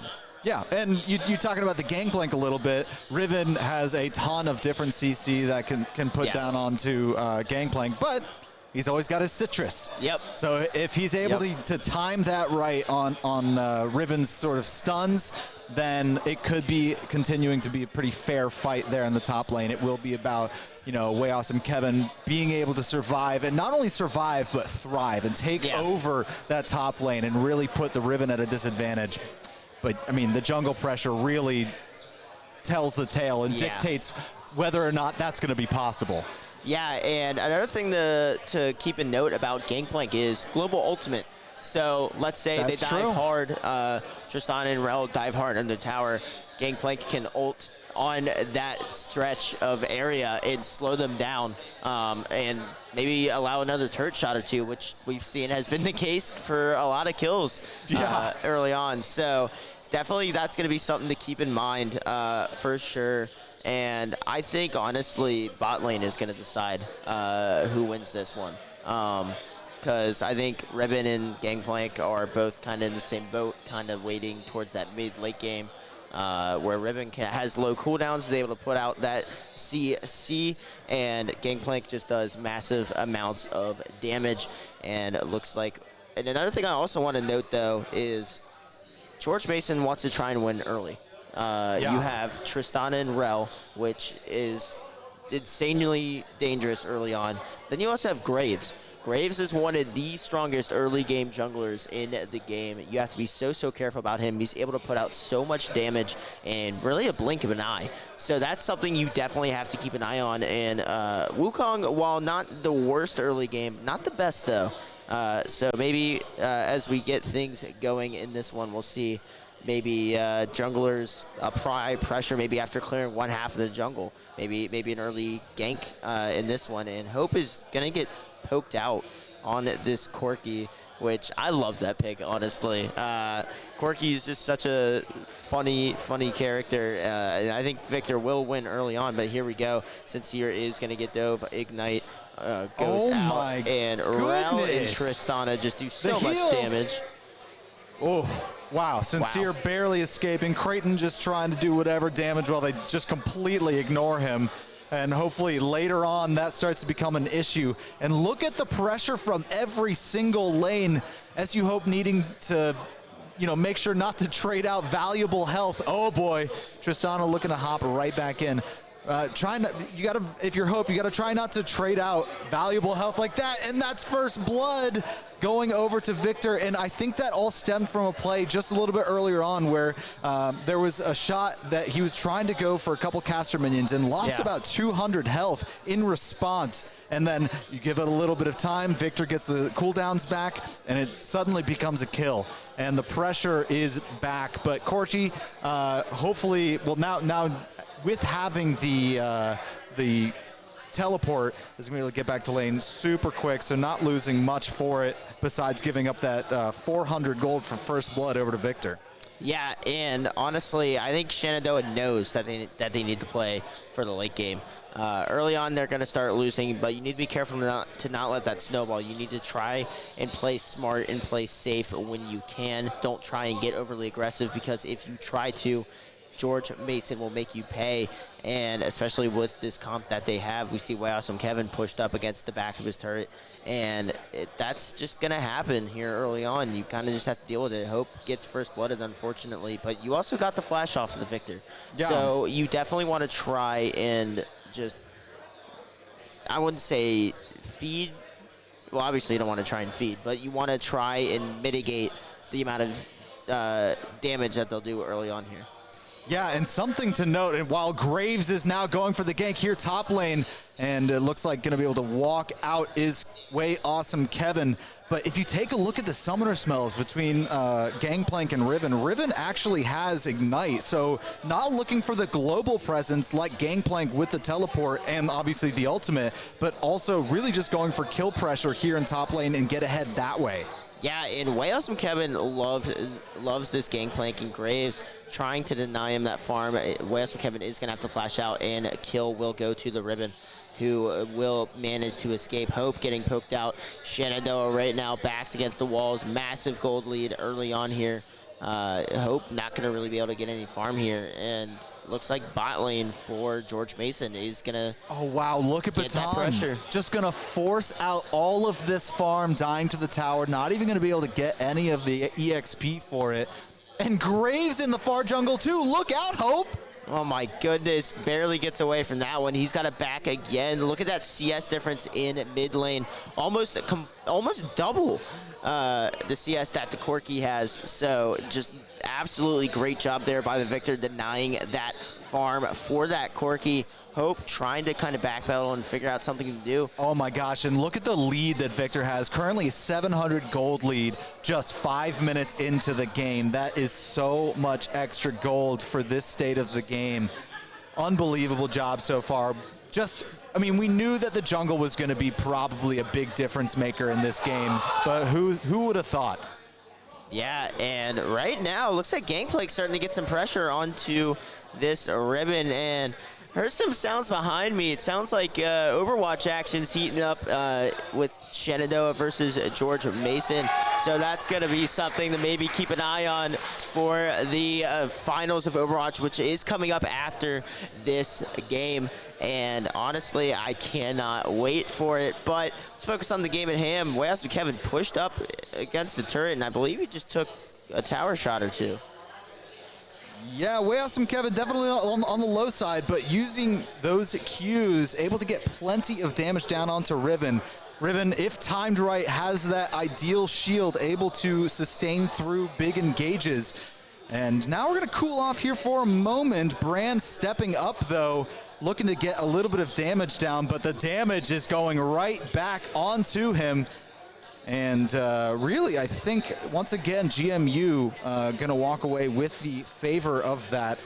A little tickle down from Corki onto Victor there. Mm-hmm. Yeah, and I think the message that Shenandoah wants to send with this bot lane is CC. I mean, Nami Bubble and Brand Stun is so strong, and we're going to see Ethereal is try and set up a gank, but I think George Mason either A, saw him, or B, wasn't even going to go in anyways. So he's just going to elect to back and keep on trying to farm to keep up with that Graves. And another thing to note here is Way Awesome Kevin, now that he had that pressure, look at that CS gap starting to close. And another thing to note is the CS gap between Victor and Corki slowly starting to close now that Hope has started to get towards that mid-game area when Corki starts to be viable, and he's got a chance to make use of it. Does have Cole as well on that starter item there, so definitely going to be able to clear lane a lot faster.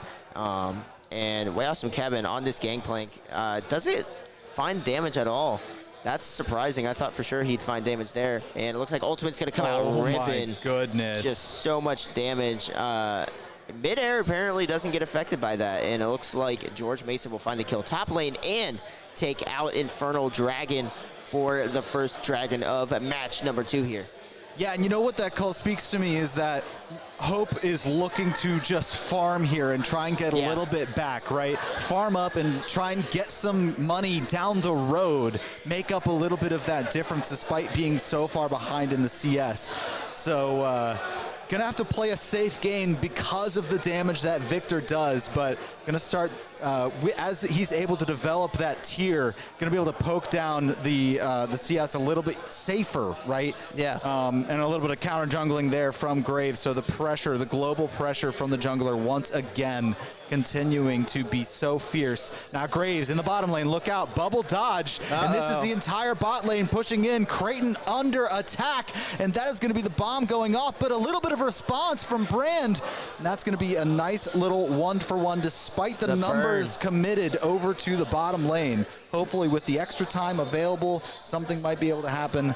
But with Gangplank up here, it always seems like this lane is pushed in, and then it kind of hurts Kevin in a way because he's a little bit away from his tower, and the kill pressure from that Ignite Riven is so fierce. Yeah, and that burn from the passive of Brand did end up giving Creighton that kill, so maybe we see him go double burn. He does have Lost Chapter online, so most likely going to be building into Leandries, maybe even into Demise Demonic Embrace double burn early on can do a good amount of damage, especially if you get some kills and shutdowns, which we see Brand with a kill already, so that's definitely not out of the question.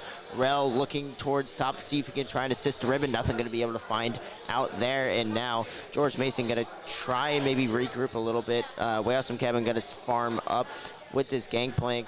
Riven now kind of extending his CS lead a little bit, but the big difference between the two is, of course, the kill and assist that Riven has.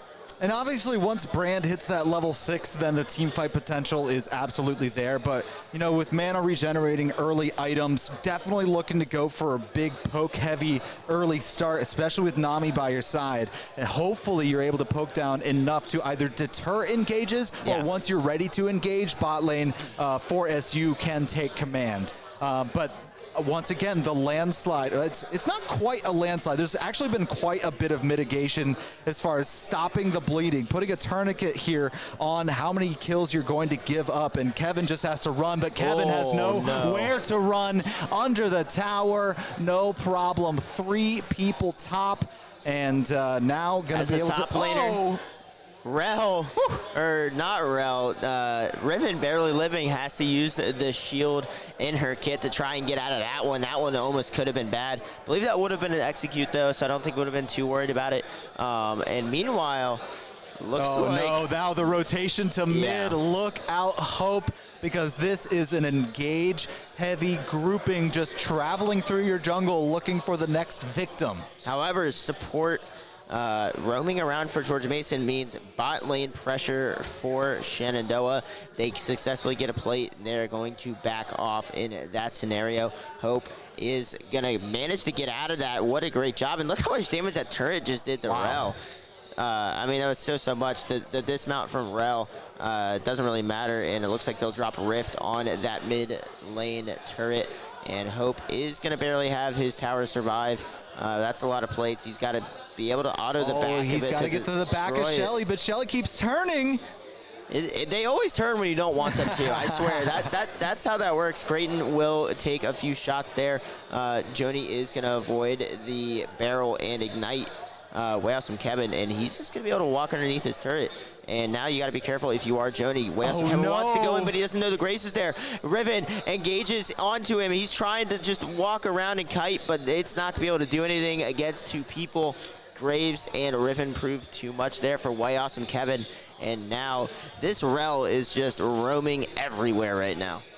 And I think what Kevin needs to do right now is recognize that, one, he's 0-4 with a 1,300 gold deficit to the Riven. And not only that, but he has to assume that his turret is the only place that he needs to basically be. And of course, he's died a couple times underneath it, but maybe barrel up, don't start any engages, and then go half health under the turret. Because I was saying there was a tourniquet on, you know, the amount of dying that a lot of the lanes were doing while the bottom lane was starting to pick up a little bit of pace. And all of a sudden, that was when Gangplank was 0-2. Now he's 0-4. It's 2-0-2 on Riven, 2-0-2 on Graves, and they're just having a field day. Yeah, and maybe Triforce coming out here from Gangplank. That's looking like the build path for right now. Just needs that last little bit of gold. But another thing I want to kind of keep an eye on is the gold difference. Despite Shenandoah losing pretty much every lane right now, gold isn't too far gone. I mean, granted, 4,000 is close to 4,000 is a decent amount as well, with this dragon going to go into favor of George Mason. And now they have 2. However, look at that brand damage right there. Creighton also, though, getting low, and now Rel trying to run around, and there's Graves to try and help clean up this kill. Nami healing is going to be enough, and that's going to be 2 falling, and now you have to be careful. This is going to start snowballing for your team. Wukong ultimate is going to come out. However, Riven's just not going to care about it. Going to stand in the Gangplank ult, and he will actually find that kill on the Riven. Big shutdown right there by the Gangplank, and we see Riven with that Ravenous Hydra that I was mentioning earlier. That's going to proc on every single one of Riven's abilities. So all 3 stages of Q will have that AoE effect, and now SU Hope is in that poke potential area and is doing so well with that ultimate, and now I think They realize Graves is in the jungle. Near sight is going to come out, but not going to be able to do much. And Rel is going to be there to save it. And Ethereal is to will smite that, I believe, unless Graves did that to steal that away. And once again, GMU, like I was saying in game number 1, controlling the tempo of the game. And it's not even necessarily needing to be any sort of tempo thing at this stage. It is the pressure on every single one of the lanes. Not only are all of the lanes winning themselves, just because of the oppressive damage that's being put down from the laners, but then you also have the jungler in Optimistic Ego, who seems to be everywhere, despite being on Graves instead of Hecarim, always being in the right spot at the right time with very, very impressive. Meanwhile, Nami, big bubble there. Way awesome. Kevin gets another kill onto Riven. If you're Riven, do you start sweating a little bit now that Way Awesome Kevin's been able to get 2 on you? I don't know, because it's going to get traded back right here, 1v1. Hope was a little bit too far up, and Victor said, well, you know what mistake you just made? You crossed the river, and this is my side.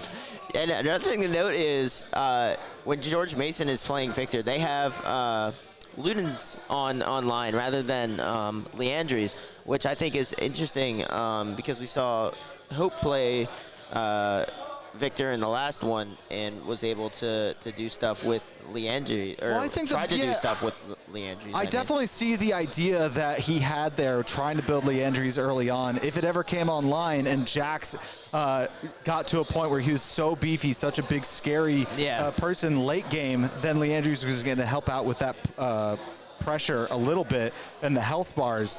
But I think early game Ludens always feels like a better bet because of the burst damage. Yeah, it just does so much extra damage that you really got to keep an eye on. Plus the armor pen as well, because if you have someone build armor resist early on, or not armor resist, magic resist early on, that's something you got to try and keep an eye on for sure.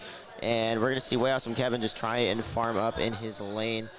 Ribbon pushed up yet again, but really no surprise there. Another thing to note is Graves as well has that Ravenous Hydra. It just goes to show how strong of an item it is, and it is getting changed, but for now, probably for now it's an issue, but in the future most likely will not be. Also, Etherealist died right there, and Sincere double flashes coming out there. Rel gonna just keep his teammate alive, and right now they are just wiping the board of Shenandoah. 3 dead for SU. Creighton gonna try and do something big. Flash in there from the Riven. Not gonna be able to find anything though. Rel linked to that Riven. That's gonna be something to keep an eye on. Damage is gonna come out right there between Creighton and Gangplank, and Creighton with a lot of damage. So is the Gangplank. And do you start sweating a little bit if you're George Mason about maybe potential big damage coming out here from late game team? It's interesting because all of a sudden Gangplank is basically even in gold with that Riven. Yeah. And you start to think, okay, well, if Gangplank has just as much gold as Riven, then probably in a good spot there. But the problem right now, is, yes, Riven can give up a couple kills, but you've got a 4-0 Graves, a 4-0 Victor, a 1-0 Tristana. It is just every single person on GMU has some sort of lead at this moment, and not even a small lead. There's a 5,000 gold difference between mid lane. Victor is huge. Yeah, and it's at this moment, maybe if you're Shenandoah, you're looking back in the draft and be like, you know, maybe we should have picked Corky. But again, all in hindsight, and right now, I think it's the same story as last game. We saw Shenandoah just get absolutely destroyed by just the dominance of mid lane and jungle. And if you're SU, I know you have a late game team, but this might be too far gone to even close that gap. So I think you have to kind of rely on individual performances like the Gangplank or the Brand. Yeah, it's crazy that Victor is almost single-handedly responsible for the goal difference of both the teams. Yeah.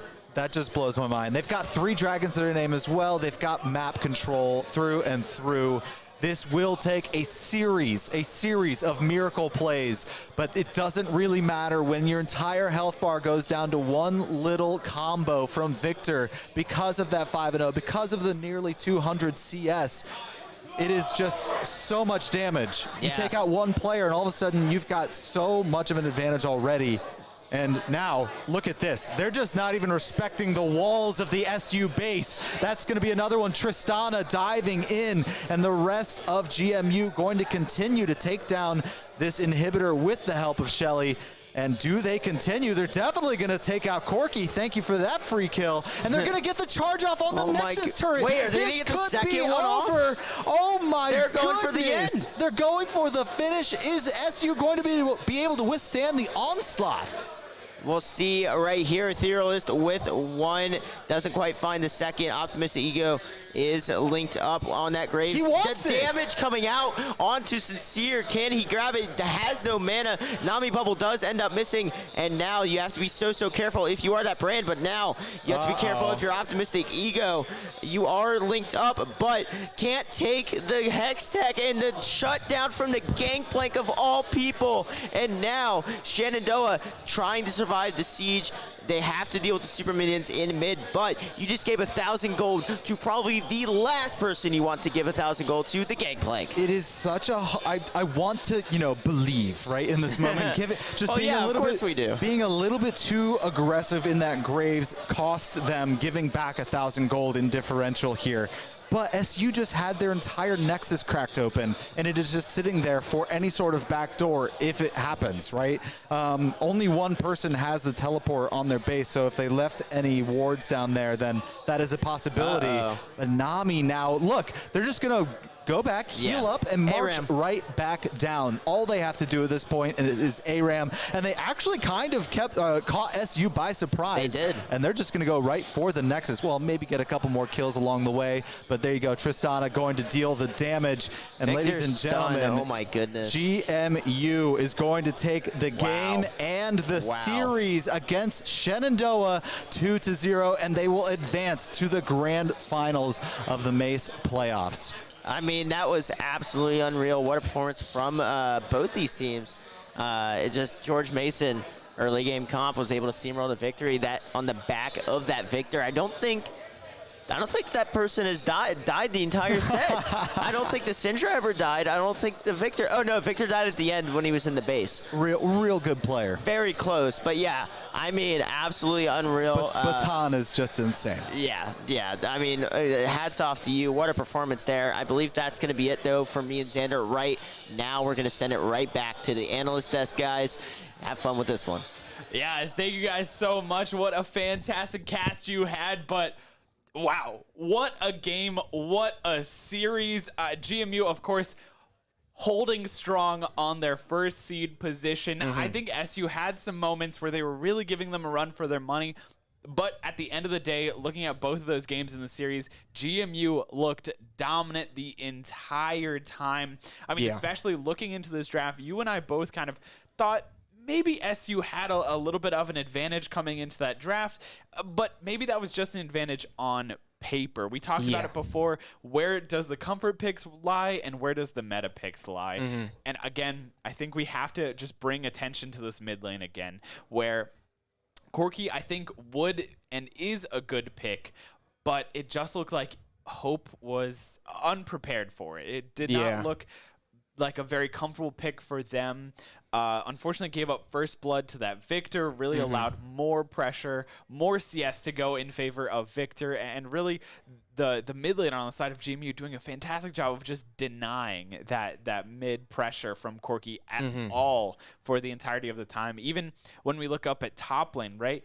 Gangplank, we see Way Awesome Kevin. We were talking about this. This is a super, very, very fun character, very character that Way Awesome Kevin loves to play. Absolutely. But the Riven and then even the ganks from Graves just made it so difficult for Gangplank to find a foothold into this game. We saw a couple of kills later on, especially in the later part of that game, but really for that early and mid kind of section of the game, Gangplank wasn't really able to do much except get out tower a little bit and then run back under when a gank happened or when Riven just kind of pushed forward. Yeah, we sort of saw a repeat with some of the conceptual stuff from last game, like you said, in the mid lane. That Victor on the side of GMU just sort of able to get that lead, sort of built up on the Corki. While Corki is a good pick typically, especially in team play, and he did do his job. He might have gave up first blood, but it wasn't really the determining factor in giving up a lot of gold. Most of those deaths are in like the late game. I think he only had one death through maybe the first 10 or so minutes, but he just really, Hope on that Corki just really wasn't able to sort of catch up on that lead. We talked about before the game too, like the item that they're really trying to capitalize on, right? They wanted to build a Hydra, the Ravenous Hydra item on Gangplank, on Wukong, and on Corki, sort of have that strong three character combo with this really strong item, but they just weren't even really able to even reach that point in the game where they're able to build those items just based off of a early game lead that got built up by that GMU squad. Sort of the repeated ganks on Kevin or on Way Awesome Kevin on that Gangplank. They might have left the pick open of his one trick, but they knew to respect it because they showed up in his lane quite a lot. So they really made a point out of shutting that down. Sort of did the same thing in bot lane too. That Rel on the GMU side sort of roamed around, left the Tristana to herself, and she was basically just able to live, sort of give up her priority in exchange for the priority of the jungle and the mid lane. Pretty similar to what we saw in game one.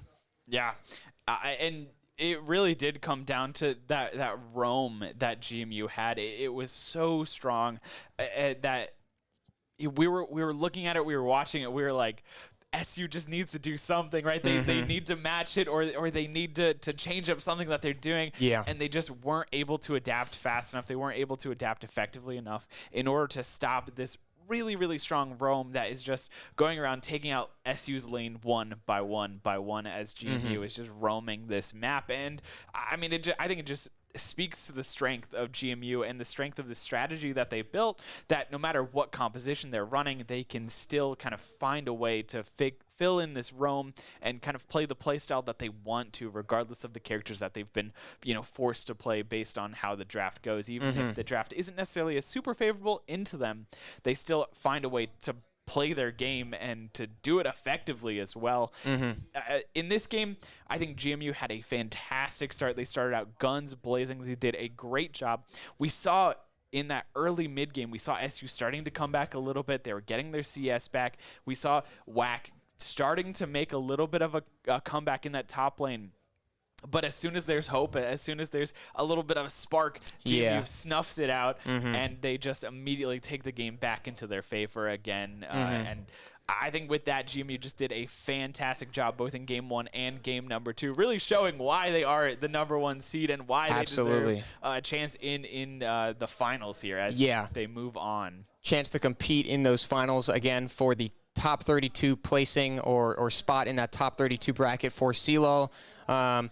Sort of going back to what we were talking about a little bit earlier with sort of the collegiate landscape, especially for League of Legends, GMU really showing, that individual skill is not, necessarily the most important factor, especially when it comes to collegiate. They might not have been playing in a necessarily traditional way or playing, necessarily the meta. Riven is definitely an off-meta pick. Tristana, Rel, some of those picks in the bot lane. Definitely not things you would see in maybe pro play, but, the way that these GMU players play, the sort of play style with the roaming support, linking up with the jungle, both of them going for dives on top lane, it shows that it's their play style. They've made it their own, and they've really perfected it. And, as we clearly saw in both of those games, or game one and game two, it gives them success. They find success with it. So, they sort of perfected it, worked on it, and we really see the final product here where they're going to bring out everything they can to get into that CLOL top 32. Yeah, and I am so excited. We will have the league finals a little bit later in the day. So GMU has guaranteed their spot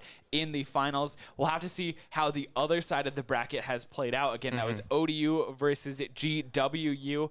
And that game probably is finishing up around this point in time. We also heard the arena going crazy as the Overwatch matches were coming to a conclusion. Last time we checked, they were in game number 5, SU versus GMU, but we'll have more updates as the days go on.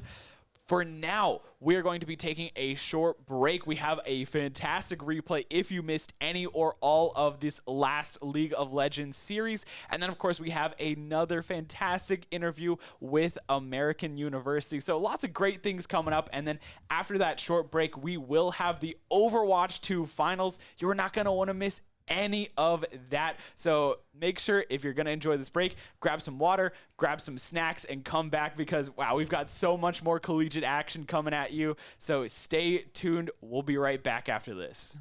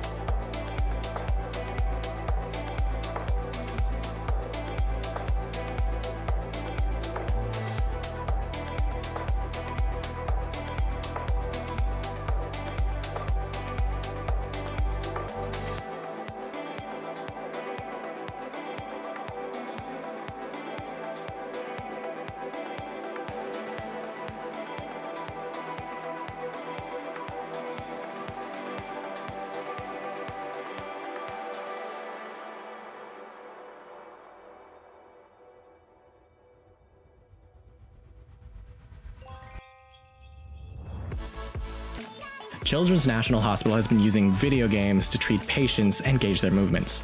Using modern technology, doctors can use devices such as a Kinect, motion controls, and even Dr. Kevin Cleary's PedBot to collect important data during a patient's treatment, as well as keep them relaxed and engaged. Through the gaming community support, Children's National Hospital has been able to conduct game-based research to help kids with cerebral palsy in their own personal physical therapy. We're in a digital millennium now, so video games and esports are taking over the world by storm. So if you want to show your support, head over to extralifedc.com for more information, as well as how to donate.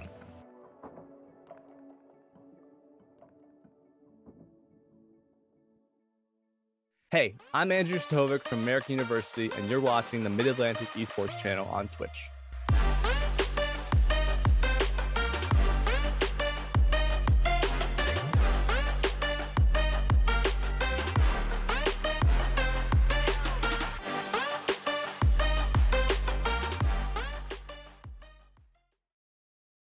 I mean, you said it. All right, so talk to me a little bit about the exciting situation that we have right here. We have two teams, you guys in the Mount, tied for 4th, I believe. So what's going on right there? What's going to play out over here? It's a little nerve-wracking actually, because we obviously have the opportunity to watch pretty closely how these teams develop over 6 weeks. So not like we're doing like scouting and like watching their games for like individual player styles.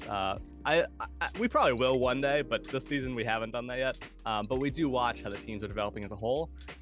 And Mount was supposed to be our first game, but we had to, like they forfeited based on scheduling issues, so we never got to play them. So while it looks like we've played them in our log, we never have actually had a matchup. And so now we're here at the end of the season, last regular season game, I guess I'll say. And yeah, it's a nail biter. I mean, we have had some fierce competition, I think, with a few of the teams, and yeah, I think Mount's going to be a great competitor. I think that I hope that we continue that love affair. I think in the next season too. I think that Mount will be a really good barometer for where we're playing at. So yeah, I love the competition. I love a really good close fight. So that is going to be, I think something we're looking forward to. We're training. I know a couple of guys are getting on later to play.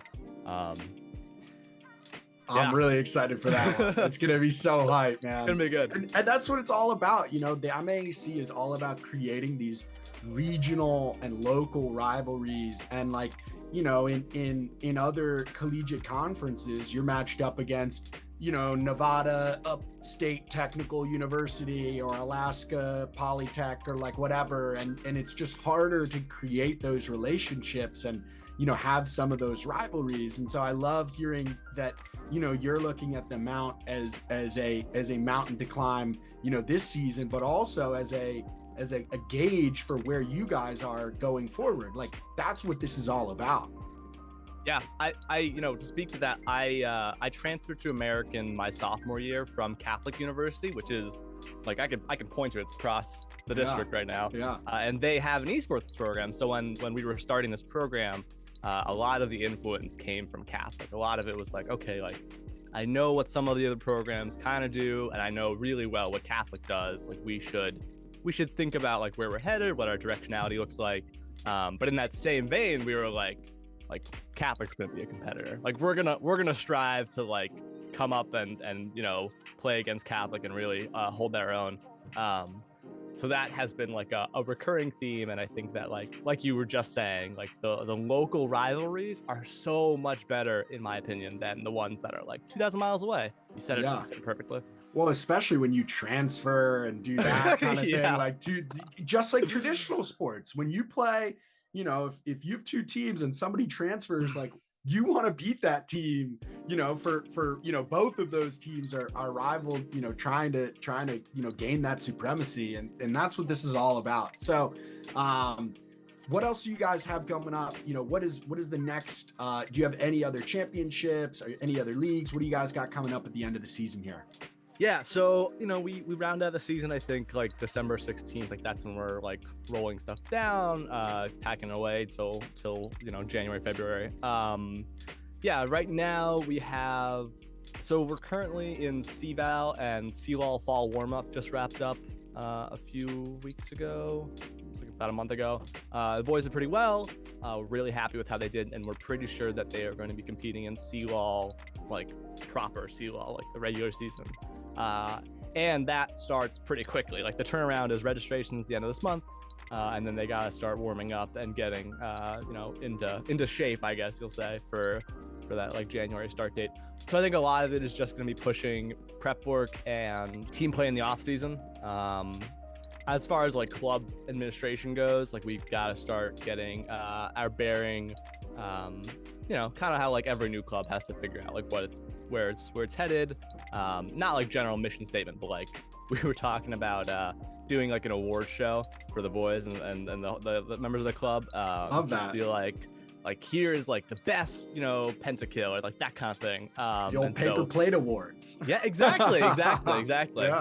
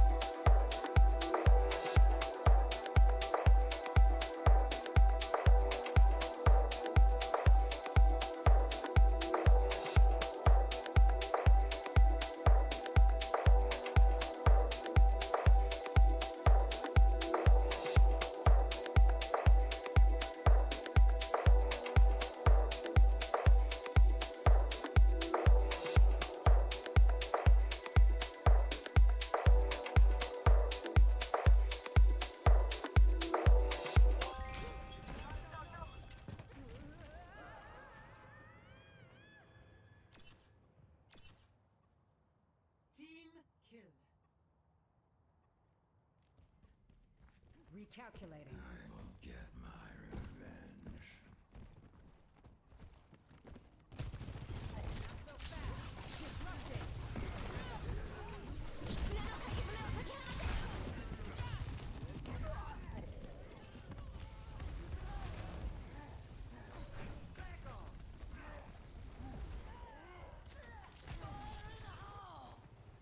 Gonna need a new paint job after this.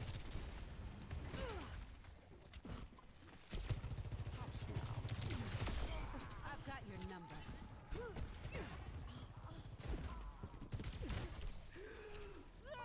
You're in a pickle.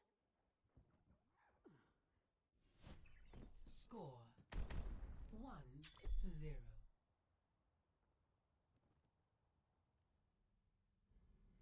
Ready for battle. Everyone ready?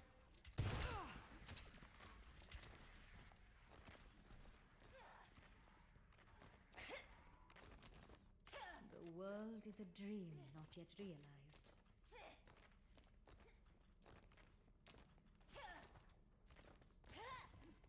5, 4, 3, 2, 1. Round 2. Capture the objective. Breaking me down just builds me up. To be among such capable hands.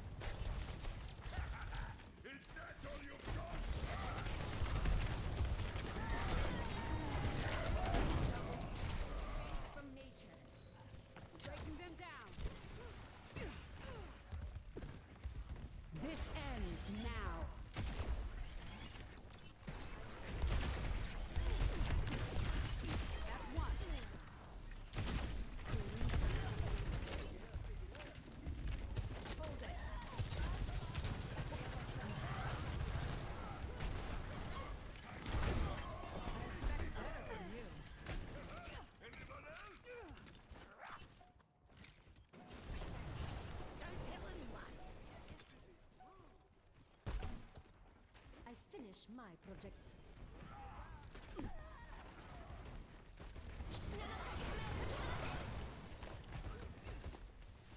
Behold my tools. They outnumber us.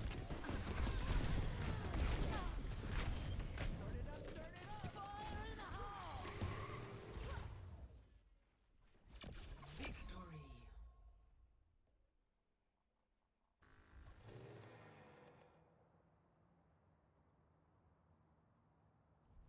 Play of the game.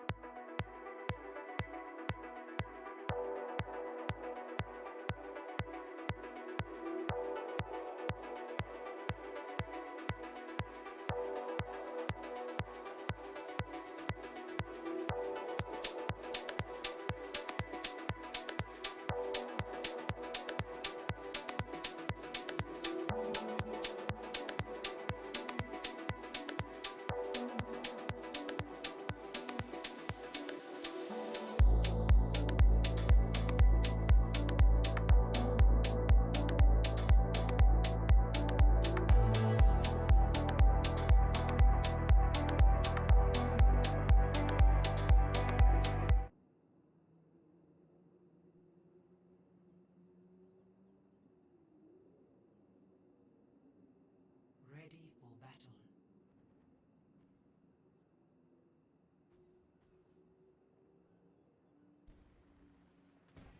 Good to see you. Hello. Hey. Good to see you.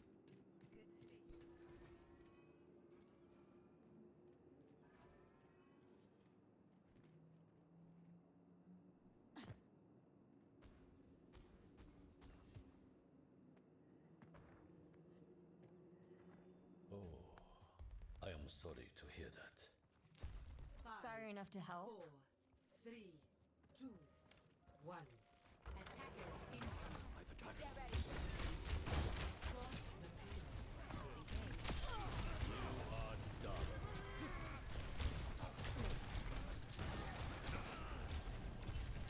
Barrier is near you. Barrier has fallen.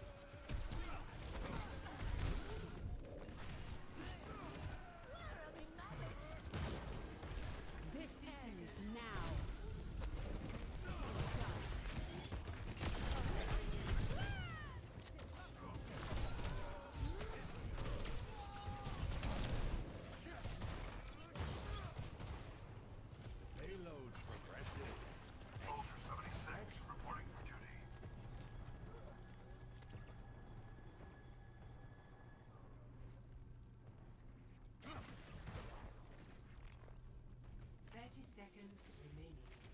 What is that melody? Double kill. Ladies and gentlemen, got your engines. That's out there. Barrier initialized. 10 seconds remaining. Keep it tight. These last moments are crucial.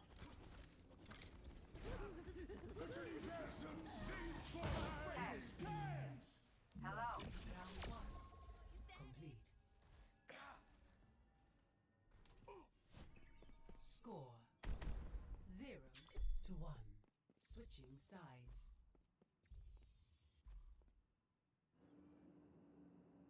Initiating match.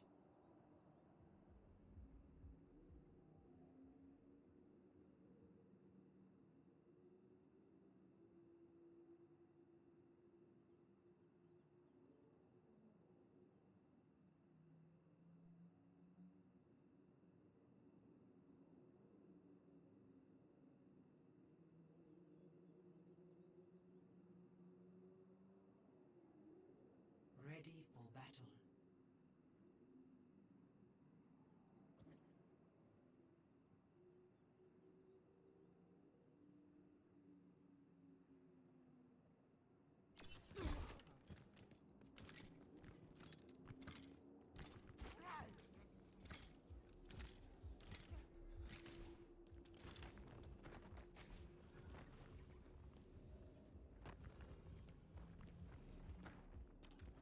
With the rate at which our colleagues get injured, I expect I'll be testing my patience.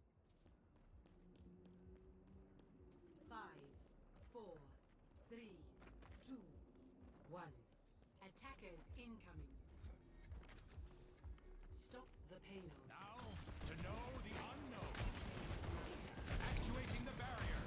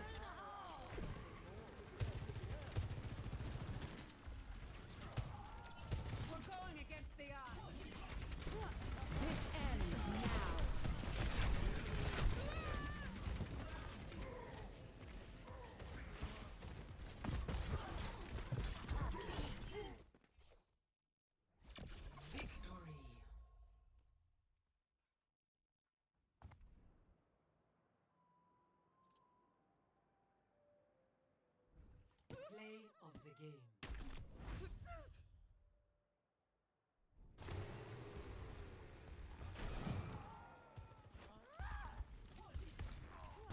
This ends now.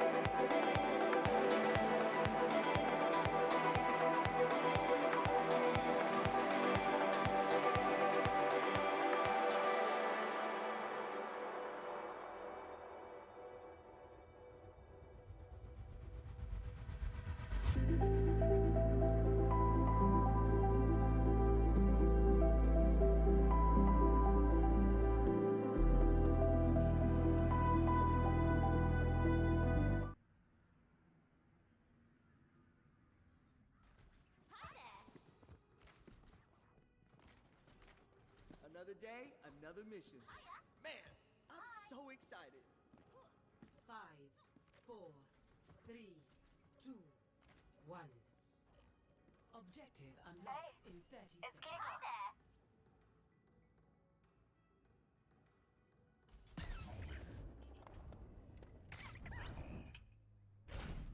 Greetings. Hello. 私がついてる。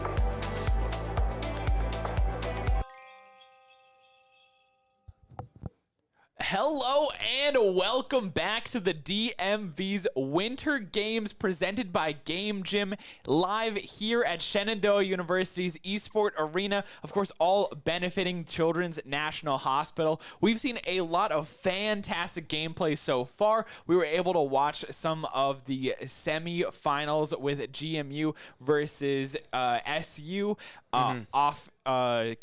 off of the stream. There was also the ODU versus GWU going on, and then even during the break we were able to watch a little bit of the third place matchup for Overwatch 2. That was SU versus American University. So a lot of fantastic kind of things going on. Of course, today is League of Legends and Overwatch 2, so I cannot wait. We will go into talking about Overwatch 2 finals, but of course, I will reintroduce myself. I'm Alexander T. Kresek, and joining me here is Mitchell Wabi Sabi Fine. Thank you. And yeah, we've seen a lot.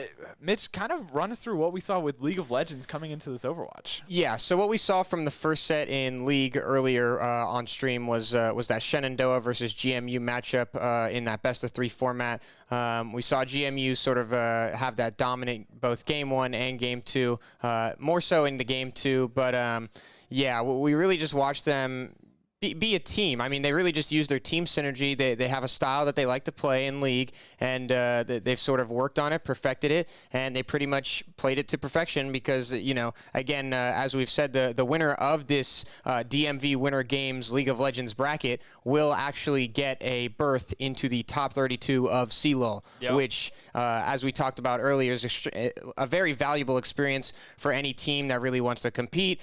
You know, you get like the high-level collegiate sort of experience from that, and the teams are out to compete today for that. They really want it bad. Yeah, absolutely. And we did just see the League of Legends bracket for a second there. Of course, we talked about it before. GMU winning out 2-0 against SU, so they have secured themselves in the finals position. We do see that GWU and ODU are still playing, so they're still in the midst of this epic battle to see who gets a chance to compete in the finals for not only a bid for CLOL top 32, but there's also a prize for first and second place. I believe first place is $500, second place is $250. So there is a little bit of money on the line as well. But of course, it's bragging rights. It's a bid into CLOL. There's a lot happening here. There's a lot on the line, and these teams are going all out. They want to make sure that they are really representing their schools, their universities well, and able to distinguish themselves here. Absolutely, yeah. And it's just great that we get to see it. Of course,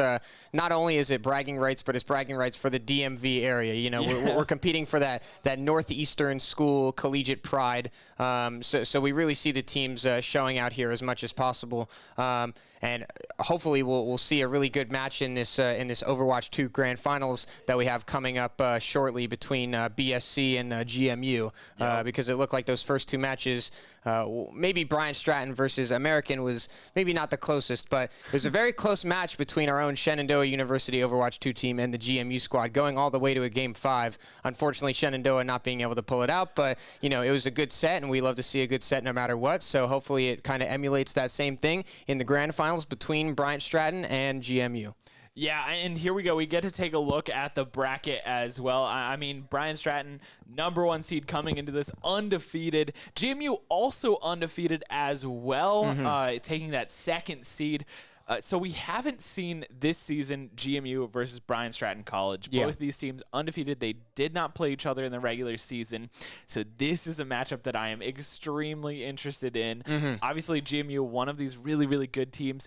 But when it comes to Overwatch, you look at Brian Stratton College, and especially in this DMV area, they are king right now. Absolutely. So, especially a big difference, too, between the Overwatch and the League. You know, with League, we see a lot of diversity. You know, there's no like overlap in the characters. Everything is kind of unique. You see individual play styles a little bit more, but when it comes to Overwatch, that's much more of a team game. We'll really see who is the better unit, who is the better cohesive team at, you know, in, you know, the way Overwatch is played, and we really get to see them as a school sort of show off their teamwork, their team play in that Overwatch setting, and see, you know, GMU went to 5 games against Shenandoah, but, you know, if they are able to ramp up their gameplay, they can still put up a fight versus BSC, who is still considered the favorites, even though they are both undefeated.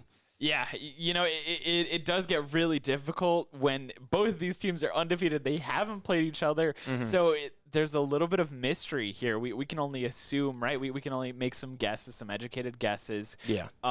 And also with the collegiate space, it is constantly changing. These rosters are shifting all the time. New players come into colleges, old players graduate or leave. So there's just this constant shift and this constant adjustment that teams are always needing to make.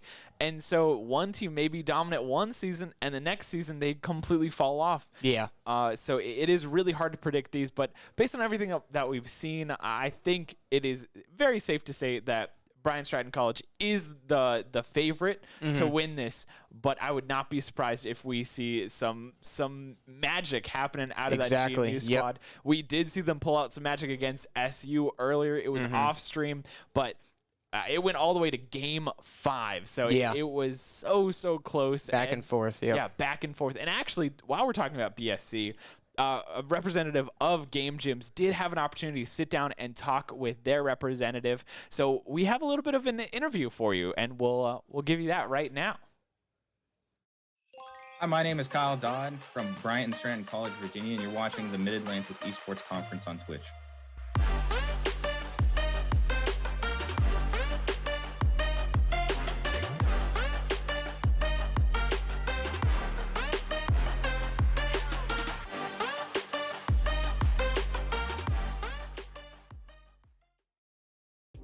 That's great. So it sounds like you do have some policies, but really you've been able to foster this like mindset that is just now gets sort of organically passed on to people who join.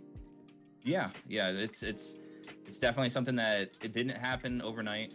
I don't know if maybe that stems from before I became the director and head coach. I was in the military. I was in the Navy for 8 years. So that camaraderie, kind of looking out for each other, maybe that's where I got it from, and kind of carried it over to where I'm at now.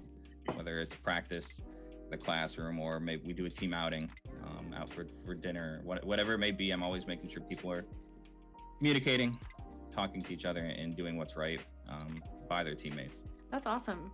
That's really great to hear, because there's so much toxicity in video games. That hearing that an esports program has camaraderie and friendship and people looking out for each other, that's what you want to hear. Like that's where we need to be going. So that's definitely great that y'all are doing that at your school. All right, so there's also something really exciting happening with your team this weekend. Can you tell us about that? Yeah, so this upcoming weekend, we will be taking our Valorant team and our Smash team to DreamHack Atlanta. We've done it in previous years before COVID kind of shut it down.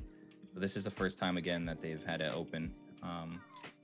So we definitely are taking advantage of that, getting our players out there so they can get some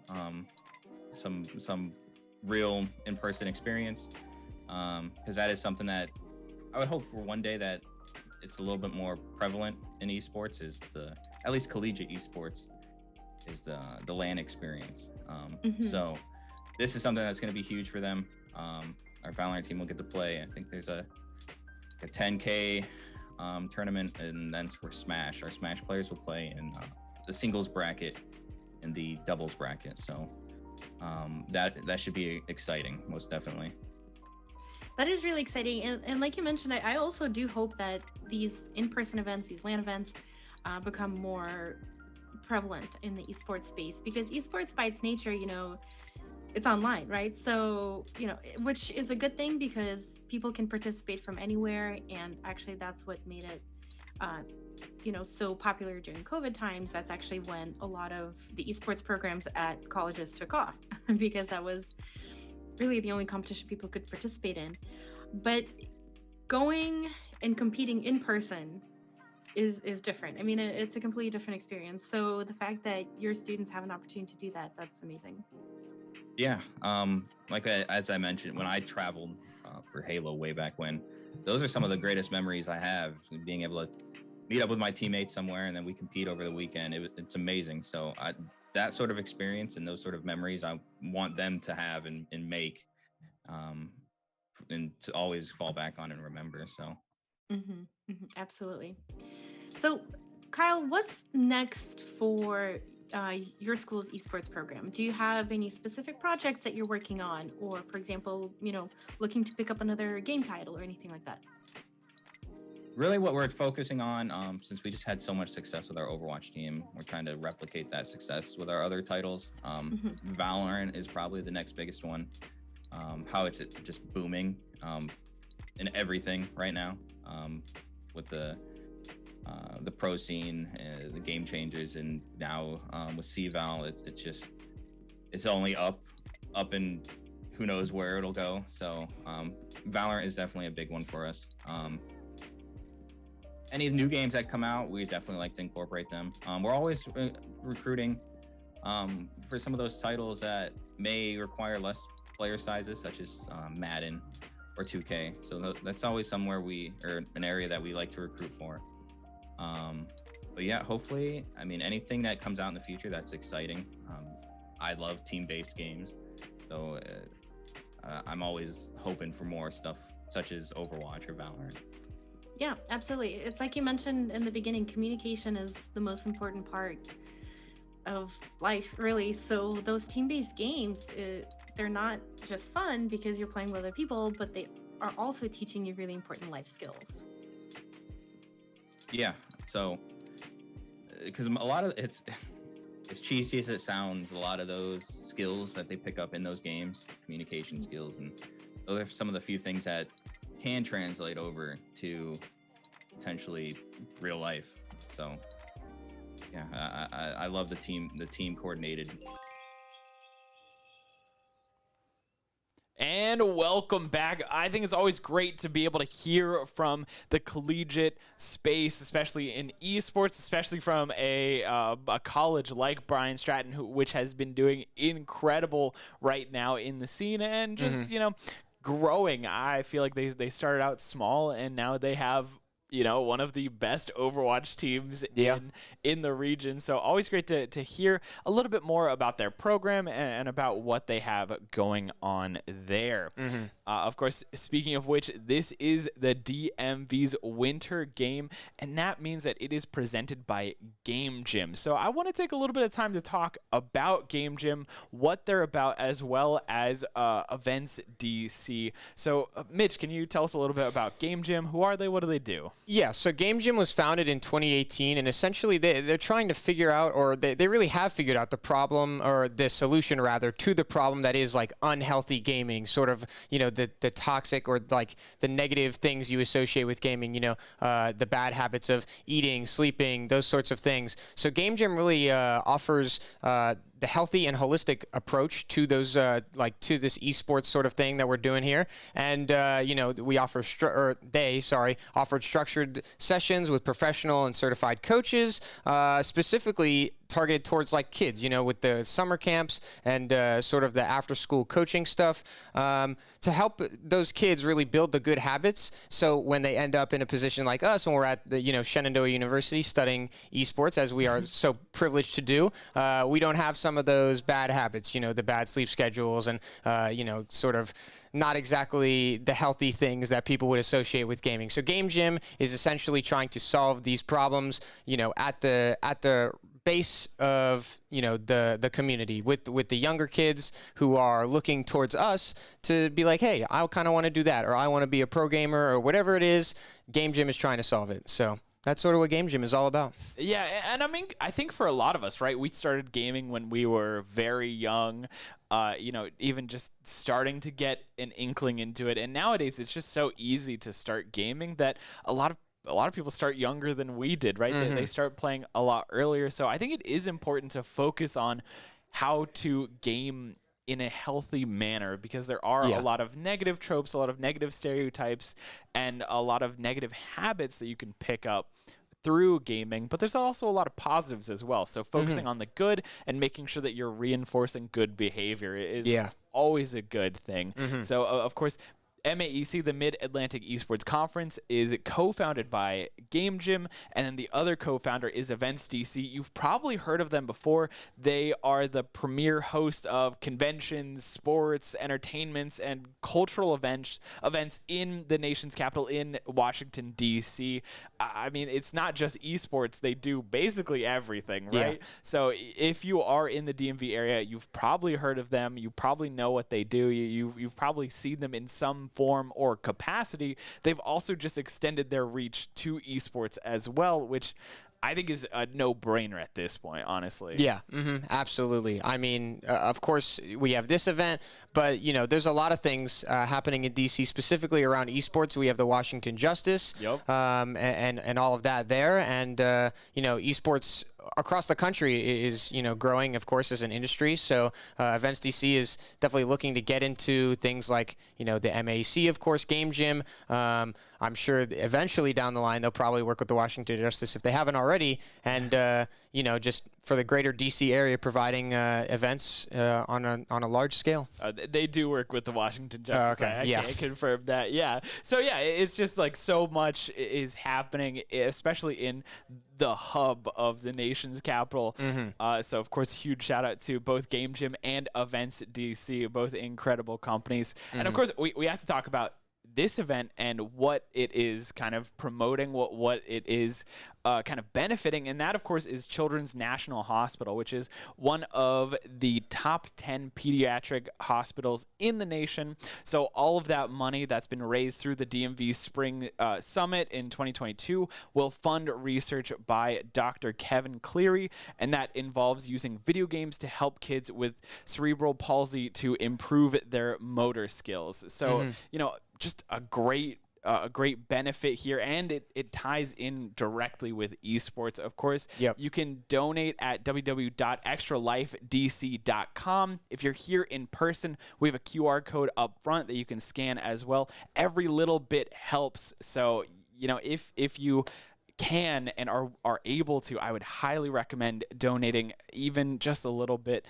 because like I said, every little bit helps. Everything you can just benefit a fantastic research here to help improve life, especially with something like cerebral palsy.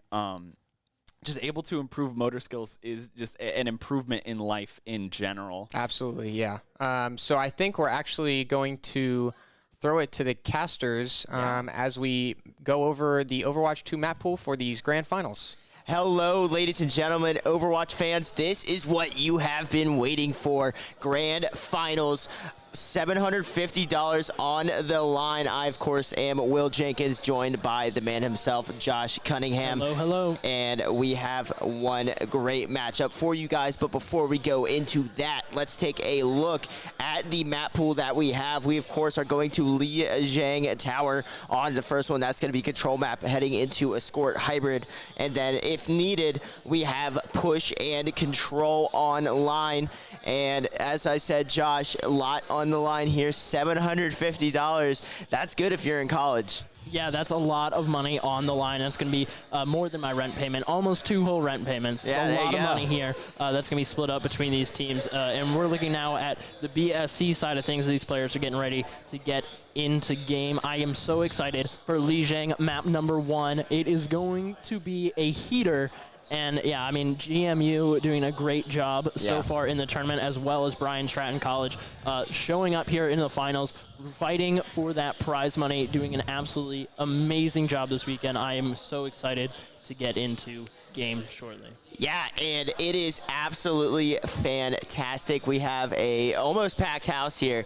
We see some people start trickling back in after a little bit of a lunch break, and it's going to be absolutely phenomenal. We have 2 undefeated teams. These teams have not met in the regular season. Now the Titans of Overwatch are ready to clash here in the arena. It's going to be phenomenal, and it's going to be intense. I cannot wait to see it. Josh, Josh, what do you expect? I can't wait to hear it. I can't wait to hear the crowd. The crowd is going to be phenomenal.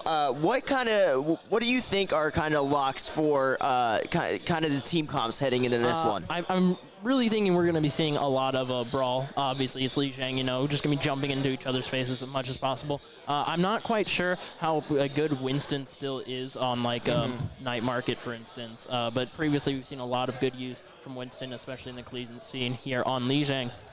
But yeah, I'm expecting us to go probably more traditional brawl like we saw a lot in OW1 and stuff, and it's just going to make a lot of sense for Li Zhang. I could be wrong, though. We'll see if these teams decide to pull some wool over my eyes or not. Yeah, it's definitely, it has that wild card factor for sure, and I imagine we'll see a lot of Sojourn. I mean, yeah, the most talked about hero in this game for a good reason. I mean, by far I would say the strongest hero in Overwatch too. And that's not a hot take. That's very accurate. It wasn't meant to be a hot take. It was just a statement. And I don't the nerf is coming, but when? It's just a matter of when. Yeah, exactly. So you still have that threat of the Sojourn, so you got to be so careful about that. And then we've seen a lot of changes with tanks now after some of the changes to them, some nerfs and buffs going out there. So that's going to be kind of the wild card in this. It's just going to be kind of like a rock paper scissors match is what I expect out of this tank matchup between them. Support's pretty much set in stone. Kiriko is almost an insta lock. Yeah, absolutely. Usually pair that with Lucio or someone like that. We're probably going to see a lot of Lucio Kiriko. Yeah, Lucio with that speed. Especially on Li Zhang as well. Yeah, Lucio is just going to be amazing character there in the comp. Yeah, overall, and in the right hands, it's basically a third DPS that can heal everyone at the same time. You and I both know of a certain Lucio player who's currently not at SU, but shout out Bryn Enders. Can't wait for you to get back and show us what you got. But meanwhile, Overwatch fans, this is what you have been waiting for. Bryant and Stratton against George Mason. Titans collide here in grand finals of Overwatch. Josh, I'm going to hand this one off to you. Yeah, and we're going to be seeing both teams come out with the Winston comp, but going to have that Kiriko on either side as well as the Lucio. We're also going to see Sojourn for both sides. Going to be the only difference is Crim and Ivy Banks. Ivy Banks going to be on that Symmetra, who's going to allow a lot of teleport potential just movement for the team, whereas Crim going to be looking to just take out the Winston as fast as possible with Reaper. Reaper just going to be a hard counter pick for the tank from the side of Brian Stratton here. And now we're going to see the rollout come in from Jimical as they push forward towards the point. We're going to see GMU take control first. Yeah, George Mason trying to apply the pressure right now to Brian and Stratton. Bubble is going to go out, and damage is coming out from both sides. But here we see Brian and Stratton get early picks here. They are hunting down that Sojourn and trying to get that kill onto the Kiriko. Kiriko is just going to fall off from the boop. And just like that, Brian and Stratton deals a counter blow to George Mason and takes first point. Yeah, GMU decided to position directly on the point there instead of traditionally challenging on the bridge side. It's normally where we see these teams go. They're playing for a little bit of a different strategy there, but unfortunately it's not going to work out for them. Brian Stratton going to get the better of the exchanges and the start of the next exchanges. Ivy Banks now off the Symmetra, going to be taken out by manually Cyber, able to take out Zaphat, and Brian Stratton having a very strong hold here as GMU being forced back to the spawn doors, while Brian Stratton just gets to reset with the point, now 25%. Yeah, and right now, Bryant and Stratton has full control of this. GMU's strat right now of having that Symmetra teleport just did not play out. It got them on there early just to get wiped out. Kiriko trying to do a bunch of healing here, and Form cannot heal that fast, but apparently he actually can. I lied. And now Bryant and Stratton, though, still just choking them out on this choke point, and George Mason can't get out of it. And I think they're going to try and wait for those ultimates to come in, but by that point it might be too little too late. Yeah, Brian Stratton is going to have that ultimate advantage as we see the next fight already going in their favor as Ivy Banks falls once again. GMU going to use the Kiriko ult, the Kitsune, and it's not going to get that much value for them, I don't think, here. Brian Stratton just able to stay alive. Zaphat going to fall down. Jimical is going to be taken out, and that is a great opener for GMU. Now has Ivy Banks back in the fight. They're able to take out Crim, and they're pushing forward, trying to take that space towards White Room and eventually control the point, but they're going to have to move a little bit quicker on those follow-up picks. Manually able to take out IB Banks here on the next fight. Sojourn ult gonna come out here through Kiriko ult, and looks like Bryant and Stratton just waited for George Mason to force the push out, and manually with that railgun just absolutely nailing the other team, and just like that, Bryant and Stratton might get 100-0 right here to start things off. Yeah, with excellent space control, they are probably... Oh, Yaxon, though, going to be able to get a pick. We have Lucio on the point now, able to take out Cyber. GMU could turn this around and get the contest. Going to have that beat popping off, going to allow a lot of sustain on the point. 4 players on for the side of GMU. They are going to flip the point, thankfully. Brian and Stratton, up until that point, just had amazing space control. GMU, though, finally able to find a little bit of an alleyway through it and onto the objective there in the last second, exactly where it mattered. We'll see if they're able to hold on this and push it all the way to 100 themselves, or Brian and Stratton are just going to come back in and retake the space that they fought so hard for earlier. George Mason right now needs it to be perfect to try and hold on to this one, and looks like just damage flying out left to right. Big Blossom there. iBinks is going to pick up 4. Can he find the 5th? Zapat is actually going to pick up the last kill onto Krim, and just like that, that's a team wipe there, and GMU continues to hold this. Crawling back from the depths, can they try and secure this one? And it looks like Brian and Stratton is just going to have to try and reset this one. Yeah, Brian and Stratton here looking to rebuild those ultimates again, try and get a very convincing push, but Kitsune comes out from GMU once again. Zapat going to find Krim very early. Yaxon going to be able to take out manually. You have Proto falling to right in your face. Jimical able to take out IB Banks with a boop, but not going to be enough for the side of Brian Stratton. That Lucio going to have to run back to the Winston, try and stay in cover. Yaxon slowly building up this soldier ultimate for the side of GMU. Once again, we're probably going to see both overclocks pop in the next fight. Yeah, and right now, George Mason starting to believe that this thing is possible. And now a big fight here. This could decide the game with this team fight right here. Big ultimate's going to be coming out from the Sojourns, just like you said, Josh.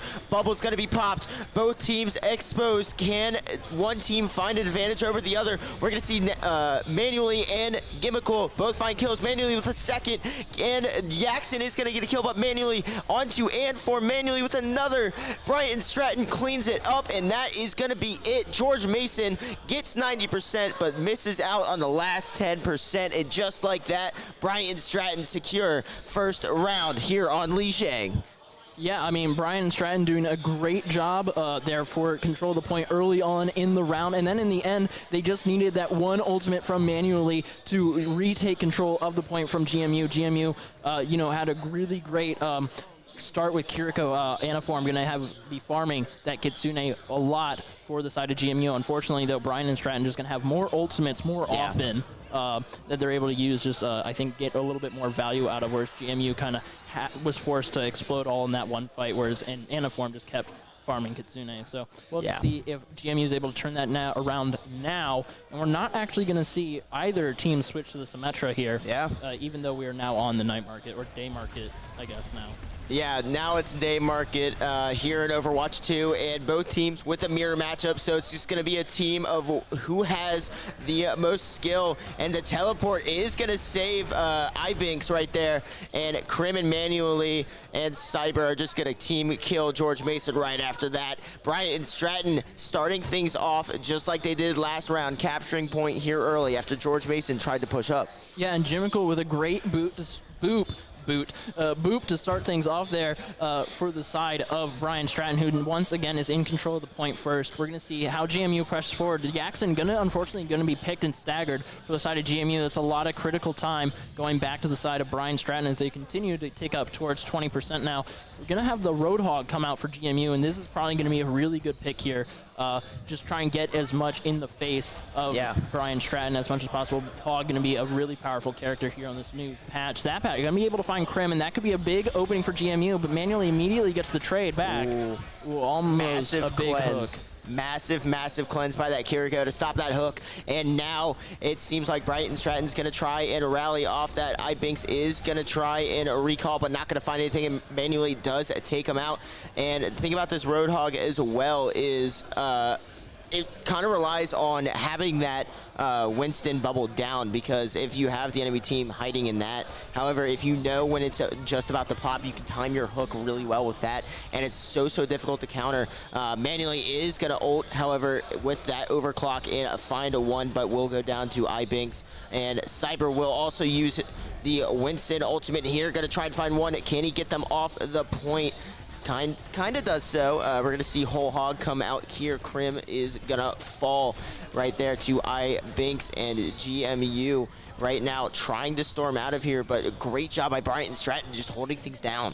Yeah, luckily they are going to have access to that Kitsune there. Just give them a little bit more speed on their fire rate and the cooldowns there. So, you know, the ultimate use is going to be really interesting. Brian Stratton going to be using the primal early, but it's okay because right in my face also burned the hog. So, you know, just right back and forth there. But that Kitsune for the side of Brian and Stratton did really good just to kind of really secure that space. Now we're going to see the overclock pop from the side of GMU. Unfortunately, though, they're not going to be able to get the touch back onto the point. And BSC takes Lijiang Tower. That's map number 1 going to the side of Brian Stratton for $750. They only have to do it 3 more times. iBinks going to be with the play of the game, though, for the side of GMU, and it's going to be that massive death blossom we saw earlier on Lijiang Tower Control Gardens. Yeah, and what a great job there. I mean, all but one on that play of the game. Well-deserved for sure, and that's why Reaper is just so strong right now. If you're able to get the tank's defensive mechanisms offline, like the Winston bubble, or get it low, you pop that ultimate, and you're just free to just Beyblade around and get that kill. And we saw a perfect example of that. And George Mason, they got, I think, overly aggressive in that. I think that was their issue. They pushed up way too far. They weren't able to really cover as well. And I think BSC kind of recognized that and were able to kind of stay back a bit and just allow them to get drawn into them like a hunter waiting on prey, and it worked out really well for them. I mean, they absolutely the first one was close after George Mason came back and was finally able to get on point, but the second one, I mean, that was all Brian Stratton. I mean, they look so dominant in that, and I'm excited to see what the other maps will offer us. Yeah, I'm really excited as we are getting closer to, I believe, Escort going to be the second map here, waiting for the teams to decide. And it's going to be Circuit Royale. Again, probably one of my favorite Escort maps in Overwatch too. I really like this one as an addition. I think it's a very solid map. I like the atmosphere. I like the layout of it as well. I think it's a very balanced map, and it really is. That's the good thing about Overwatch 2 is that you have the older maps. A lot of like half the maps, I believe, are old maps, but then you also have the newer ones as well, which add even more possibilities to the game. I'm not quite sure what the immediate strat is on this map, but I know it's going to be spicy. I imagine we'll see most of the same that we saw at the beginning, probably similar comps picked by each team. And honestly, I cannot wait to get into this next one. I mean, 750 total on the line. Winner walks away with 500. I mean, who wouldn't be excited about that? It does get split among the team, but still, that's $100 in your pocket. That's a lot of Taco Bell. That is a lot of Taco Bell, actually. Yeah. What do you get from Taco Bell? What's your order? Oh, I usually go for the online exclusives craving box. Okay. It's like $6, $7 for large drink, crunch wrap, 5-layer beefy burrito. It's great. But you know what else? You want to know what you can also spend it on. How many of those could you buy? Let's see, close to 20. 20? Just under 20. It's probably like 15, 17. But you want to know what also would be a good thing to spend it on? Paisanos, you guys can go there and get 50% off at this event if you are here in person, but it's going to be absolutely phenomenal. We saw just the Sojourn just be so strong, just as we predicted in this last map. And honestly, I expect we'll see most of the same actually hold up. Not a single Sojourn on either side. We see 2 Sigmas, a BAP, and we see the sniper line come out for the DPS on both sides there with the Widowmaker and the Hanzo. We'll probably see one of those characters switch at some point. It'll probably be Crib and Yaxen will be switching back over to the Sojourn after initial picks. We'll have to wait and see, though, how much value each team is getting from these snipers if they decide to change things up or not. Anaform going to be on the Baptiste, and interestingly enough, we're not going to have Kiriko on either side. I think it really comes down to the high grounds and just how you kind of contest them in this. It's not really, you don't need, you know, that fast teleport. Having the eye field is going to be so much more important. Yeah, here. sniper battle right here, and it looks like shots are going to come out left and right, and Venomine is going to get taken out. I thought that was a kill. This is where your aim really gets tested. Hanzo and Widowmaker, if you just miss anything, you are not in a good position because you have to rely on your opponent missing it as well, and you also have this Sigma pushing up here. Krim is going to find a kill onto right in your face. Cyber is going to find a kill, but unfortunately we are going to have a little bit of a technical pause, but do not worry, folks. We are going to get back into it here in the grand finals. I think it's interesting that not a single Sojourn was picked by either side. Electing to go with the longer range setup with the Hanzo and Widowmaker. Yeah, I really think that's a 0.1 kind of thing. After we get past the bridge, or the payload gets past the bridge, we're probably going to see at least one of those characters switch off to either a Soldier or a Sojourn or something like that. Probably going to be Sojourn just because they're very broken at the moment. But, you know. Understatement of the year. Understatement of the year. Very, very strong. Very, very strong indeed. But Sojourn, I mean, but these snipers are going to be able to just get so much early value, as we saw Krem able to take out Anaform very early on there in the fight, and that kind of really reset the momentum from the attacking side. Krem just able to shut down that support, just completely stops the attack from happening. So, you know, we're just going to have to wait and see if they decide to stick with the snipers or not as we get ready to hopefully come off the pause here in a couple seconds. But yeah, I mean, the team comp's going to be really interesting. Both teams going to have Sigma. I think that's pretty standard for this map. Just having that lift is just so good. It's really tight corridors, able to just, you know, pump out easy free damage when you get that ultimate, and just so much zone control with it as well. So, I mean, you know, just such a great character, especially for this map. I feel like there's like Power ESO in this map are like specifically designed for Sigma gameplay, and I'm really excited to see what these tanks do is in comparison to Winston. You know, Winston and Roadhog, you know, it's get in your face, see what you can do. But Sigma's much more, you know, maintain your space, maintain your distance, and slowly but surely take pieces out of the other team's puzzle, and then, you know, work your way through. And I think it's also difficult because on the defensive side, they start off on that high ground. That's so important. But at the same time, if you manage to get a pick onto them, then they have to go all the way back through. So it's kind of like you give and take a bit on the attacking and defending side. So you definitely need to play to those strengths, and I think that's what the snipers allow them to really do. Yes. And so if you need those picks to try and move out, because the defending team's going to win if it's a 50-50 because they have that high ground, they have that advantage. So you need those, you need to try and get those picks with the snipers, because if you don't, you're going to be in trouble with that. And I think both teams kind of know that going in. So I wonder if one team maybe will play a little more cautiously on the defensive side, trying to not allow those picks to happen onto their DPS line or even their healing line. But again, the other team has different opinion on that. So, and then you have to be careful if you're covering them too much. That leaves your tank exposed. So it's just kind of like a big game of chess, constantly going around and around. It's kind of it's interesting to see like the inner workings and logistics of it. And so I'm excited to see what both these teams are going to offer. Do you think we'll see anyone switch off of the tanks at all? No, I don't think we'll see any tank switch up, to be honest. We might see some things switch around in the support line and the DPS line. Like if that BAP just keeps getting picked off by the sniper early on, we'll probably see that switch over to Kiriko. Just, you know, kind of change some things up, see if that is the issue or not.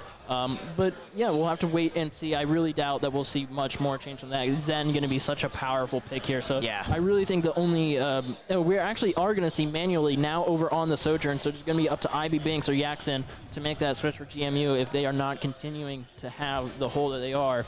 But yeah, manually could do a lot here with this character. Ivy Binks, though, going to be shutting them down, as well as Krim finding two, and that is going to be a great opener for GMU. Proto is able to take out Zappat, but there's still one support live for the side of GMU, and now they are under the bridge. We'll see if those sniper switches come through or not. Manually actually going to go back to the Hanzo, interestingly enough, now that we're around the corner. Yeah, and that's exactly like what I said. You know, you want these opening picks that allow you to push up, and they just did exactly that. And now GMU is moving it along smoothly as if they were driving it themselves down the street. I mean, right now, George Mason in full control of this game, and Yaxon with another pick. Yaxon with 2. Can he find a third? Is going to go up in the air. Charge online does hit the Sigma, but that's not going to be enough, or a headshot to take out a tank. And now Anform is going to eliminate that immortality field, and now Vision is going to get popped by GMU. So now they know where Bryant Stratton is at all times. Yeah, we're going to see manually back on that Hanzo trying to trade back those picks. There's a lot of space that got taken by GMU, and they're going to be able to just take more after Yaxon gets that pick. Aniform puts up the wall, or puts up the window as well, try and get as much damage onto the side of Brian Stratton as possible. Krim going to be able to find 2, though, on the Widow themselves. Jimmicle able to take out Yaxon, and that is going to be really powerful for Brian Stratton here, and they're able to maintain this high ground. They're not getting pushed back to point 3 just yet. Zapat able to take out Jimmicle as well. Ooh, my gosh. Yaxon just jumping around this corner, finding Krim's head every single time. We'll have to see what happens as they are approaching the high ground once again.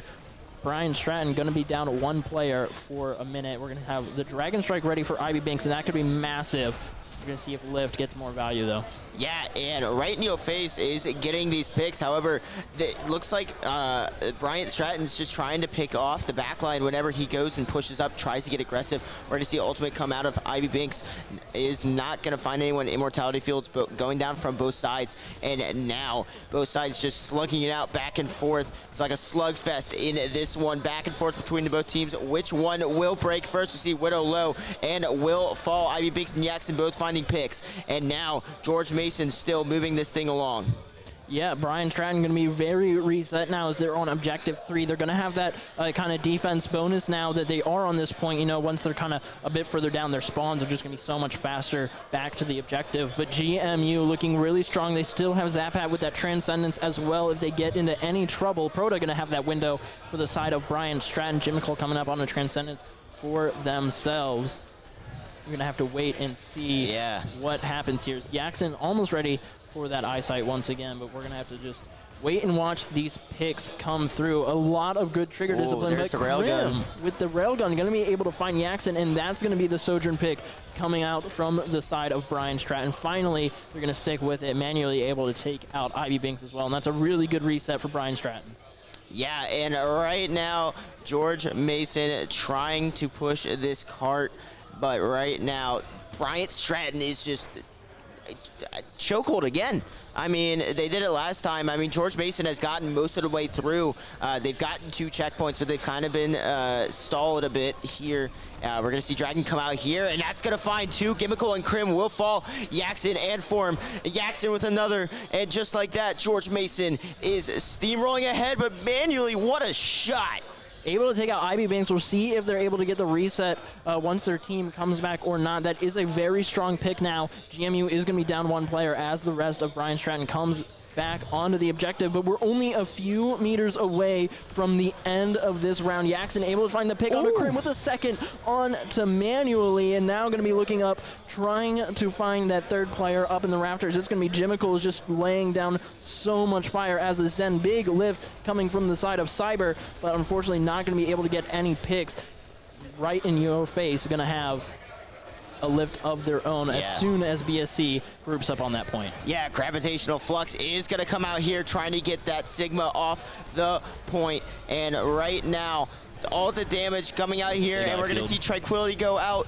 Overclock is most likely going to get popped by Krim. Actually, he said, I don't need this Overclock. I can do it myself. Bryant and Stratton absolutely wiping the floor of GMU. Yeah, and I mean, that's going to be a massive eye field from the side of Proto for Brian Stratton, able to keep Sigma alive, but also just allow the rest of the team to push in very confidently after that eye field went down. So many resources were pushed on to Cyber there, then just able to keep him alive, which is absolutely insane. GMU going to have a tough time to break this 3rd point, but they have 2 minutes to do it. Krim with an overclock for the side of Brian Stratton. We're going to see a window come up for them as well. but we're only going to have a window on the side of GMU for this next fight. That's going to be on the Anaform. Yeah, and right now, George Mason is kind of just funneling in one at a time for Bryant and Stratton. This is exactly what you want if you are on defense. You want the one at a time. You need to try and force the other team to just go one at a time so you can just get those picks and make the team fight be in your favor. But at the same time, George Mason, I believe, also maybe just trying to farm up some ultimate charge on their supports to get ready for this. We're going to see windows pop by both teams. Discord is going to go out onto the BAP, but nothing is going to come out of it. Manually is going to find a kill onto Zapat. That is one support down for George Mason, and now they need to just back up and regroup again. Yeah, 60 seconds on the clock. They're going to have to commit to one of these pushes here shortly, though, especially if they want to have an opportunity to get back on the point for a second time. But as that time just continues to tick down, this looks more and more favorable for Brian Stratton here, as we're now down to 40 seconds for GMU's attack side. And another thing to note is Krim is still holding on to that overclock, and Flux is almost online as well. Bryant and Stratton will have ult advantage as George Mason approaches their final push. They've done such a good job of just holding it onto these ultimates, and right now we're going to see overclock come out. Immortality Field is going to do some work right there. Krim is only going to find one, though, with that ultimate, but it's enough to force them off the point. And here Bryant and Stratton go. They're pushing out like sharks right now, and just like that, George Mason is stopped. 10 seconds left. George Mason needs to get on this cart now. I don't think they're going to be able to do it. Brian Stratton going to be able to take this round unless a miracle happens here in a second, and there it is. Not going to be happening for the side of GMU just yet. They are going to have an opportunity to defend, though, now, so we'll see if Brian Stratton's able to push the cart that little bit further and claim victory here on map number 2, or if GMU is going to hold them and push it into overtime. Yeah, and they were so close to the end, but what a goal line stand that was by Bryant and Stratton to stop that cart going to the last point. And now they just have to get to where George Mason ended that cart at to take round number 2. And if you're Bryant Stratton, you're liking that defense for right now. Yeah, absolutely. I mean, what they really have to look out for is GMU really locking down the first or second point, though. If that happens, then it's going to be really tough as that time continues to tick down for Brian Stratton once they do hit that third point to get back in. And we saw exactly that happen to GMU. They're stuck for 2 minutes on that last point. So we're going to have to wait and see if, Brian Stratton is able to push through these first initial holds. That's really what's going to kind of set the pace and the tone for the game. We'll see if GMU is able to hold on that third point or not. But really, if GMU is able to lock down that second high ground, then Brian Stratton just really doesn't have a good chance at pushing forward. We'll have to wait and see, though, because Brian Stratton's an amazing team. That high ground, as tough as it is to push, GMU was able to successfully do it.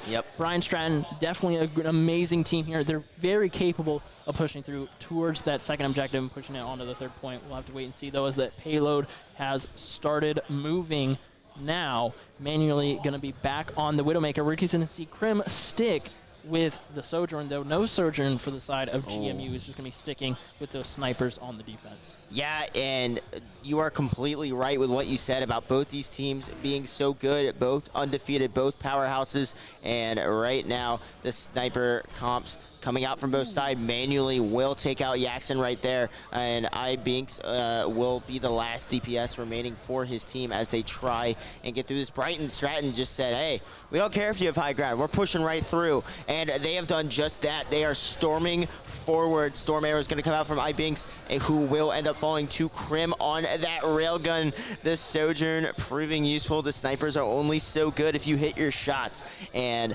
I believe Sojourn can shoot a little more bullets than they can per second. So a little easier to hit shots there with Sojourn for sure, and that railgun just does so much damage. And right now, Bryant and Stratton storming forward with Blitz Craig speed in this one. Yeah, I mean, Cyber going to be now pushed back off that high ground, though, to, allow the team to kind of stay around the objective and keep it moving. But yeah, I mean, Brian Stratton with an excellent push through to the second point now. Jimical going to be taking out Yaxon and Anform. Krim finding IB Binks and the second one on a Zapat. 2 massive double kills for the side of Brian Stratton, with a third going to Krim, and that's going to be on right in your face. GMU going to be pushed back once again. Brian Stratton looking really strong right now as manually takes the forward position, trying to get an early pick. Yeah, and all the momentum is in favor of Bryant Stratton right now as they just continue to push up and soak up time on that cart. They're kind of letting Cypher go up and just kind of solo the other team, and then they're just tossing the Orb of Harmony onto him, and he's just healing up for all the damage that they're doing. He has enough stuff to block the bullets, and right now it's just all Bryant and Stratton as GMU is forced to burn a Tranquility, but meanwhile Cypher and Proto are going to find kills despite that, and now BSC 3 ultimates online as 4 now compared to George Mason 0. And this is looking really good for Brian Stratton right now. There's only going to be that lift for the side of GMU, and Ivy Wings actually just took Dragons away by switching to the Genji. Now going to have that Blade, but it's going to take another fight. Zapat and Yaxon thankfully able to reset some of the momentum from BSC there as they are able to take out 2 of the players in Cyber and Jimical, I believe. Actually, Jimical is going to be falling now as Anform spotted them out, and the rest of the team rotated around on that left side. Yeah, maybe a little. Yeah, maybe a little overzealous there by Bryant and Stratton, but you can afford to do that when you have 5 minutes left to make it go like a few meters to get to where George Mason was. And right now, it's just all them, and it looks like Right in Your Face will take out that Immortality field, and Cypher is just going to just push up here. Do we see the Flux come out? Not quite. He's just going to try and stuff his face right in the face of the other Sigma, and just back and forth going in right now, and George Mason just forced to fall back and try and heal it up. Cyber is gonna find kills, and right now Brian Stratton so close to getting to that last part right here, Anform keeping his team in it, but right now it's just all hands on deck for Bryant Stratton against George Mason. Yeah, we are going to see Ivy Banks come back with that Blade, though. We're going to see how much value they're able to get out of it. Brian Stratton going to have that window and a lift, so they're going to be able to do a lot of damage here on this next fight. Then the lift could come out here to stop this ultimate from the Genji. It's not going to, and Ivy Banks is going to be able to find 2, and that's another team fight going the way of GMU with a really solid Q from Ivy Banks there. Yeah, and that's absolutely massive. That stops the momentum of Bryant and Stratton, and that Genji pick was a little questionable when they got rid of the Dragons, but it pays off right there. Is able to get Blade online and is able to take out the enemy team, and just like that, Bryant and Stratton has to regroup. However, Vision is going to go out, and now Ultimate's online for Proto and Cyber, and it looks like GMU just kind of electing to play back a little bit, allow Brian and Stratton to just push up, and they're going to try and absorb that pressure. Yeah, manually being so patient with these shots, playing for letting the time tick down, but really waiting and finding Yaxon in the end. Unfortunately, Cyber was going to be taken down before that, so that's going to, kind of stop a lot of what Brian Stratton's options are there without that tank now. But GMU going to be looking really strong on the defense here as they come into ult advantage. Cyber still going to be holding on to that lift. Surprisingly, now we're 2 team fights past when I believe they got it. Yeah, and Krim right now just trying to find that railgun onto the back line, isn't able to quite do so. Yaxon is going to get taken out by Manually, though. That might be the break that Brian and Stratton needs to try and win this one. And it looks like Flux online for Cyber. We're going to see who is going to come out on top right now. Ult advantage in favor of George Mason. And it looks like the Genji is going to fall to Gimmickle, but not after taking out Krim. Yeah, that was such a back and forth fight. I'm actually really surprised GMU was able to come on top there. Yes, Aniform did take out Proto, but immediately after that, GMU's entire support line got wiped. So, I mean, Brian Stratton doing a really great job there, but GMU somehow just staying on top with Right in Your Face. Yeah, high ground so important right now for George Mason. They need to try and hold that if they're going to have a chance. Cyber does still have that ultimate, and he's actually just pushing the point right now. Is he going to be able to win it for his team just right here? He might be able to just push this thing into the end. We are going to see the contest, so it's not going to be the same. Yeah, from GMU, he was so close to just pushing that in by himself, though. No one on GMU was there to realize that until it was too late, and now you run the risk of losing your high ground. Yeah, I really think that they were just trying to focus the pressure on other things and bide as much time as possible with the point. We do see, actually, right in face, not going to have that, never mind. Cyber going to be the one with the lift, able to get a lot of value, almost able to take out one of the tank from GMU, but there's going to be a massive transcendence from Zappat, but it's going to be traded by Jimical, and that could do it. Brian that is a team wipe. right here, going to take this point. Wow. Ivy Binks not going to be able to re-challenge, and a massive transcendence there to really lock it down for BSC.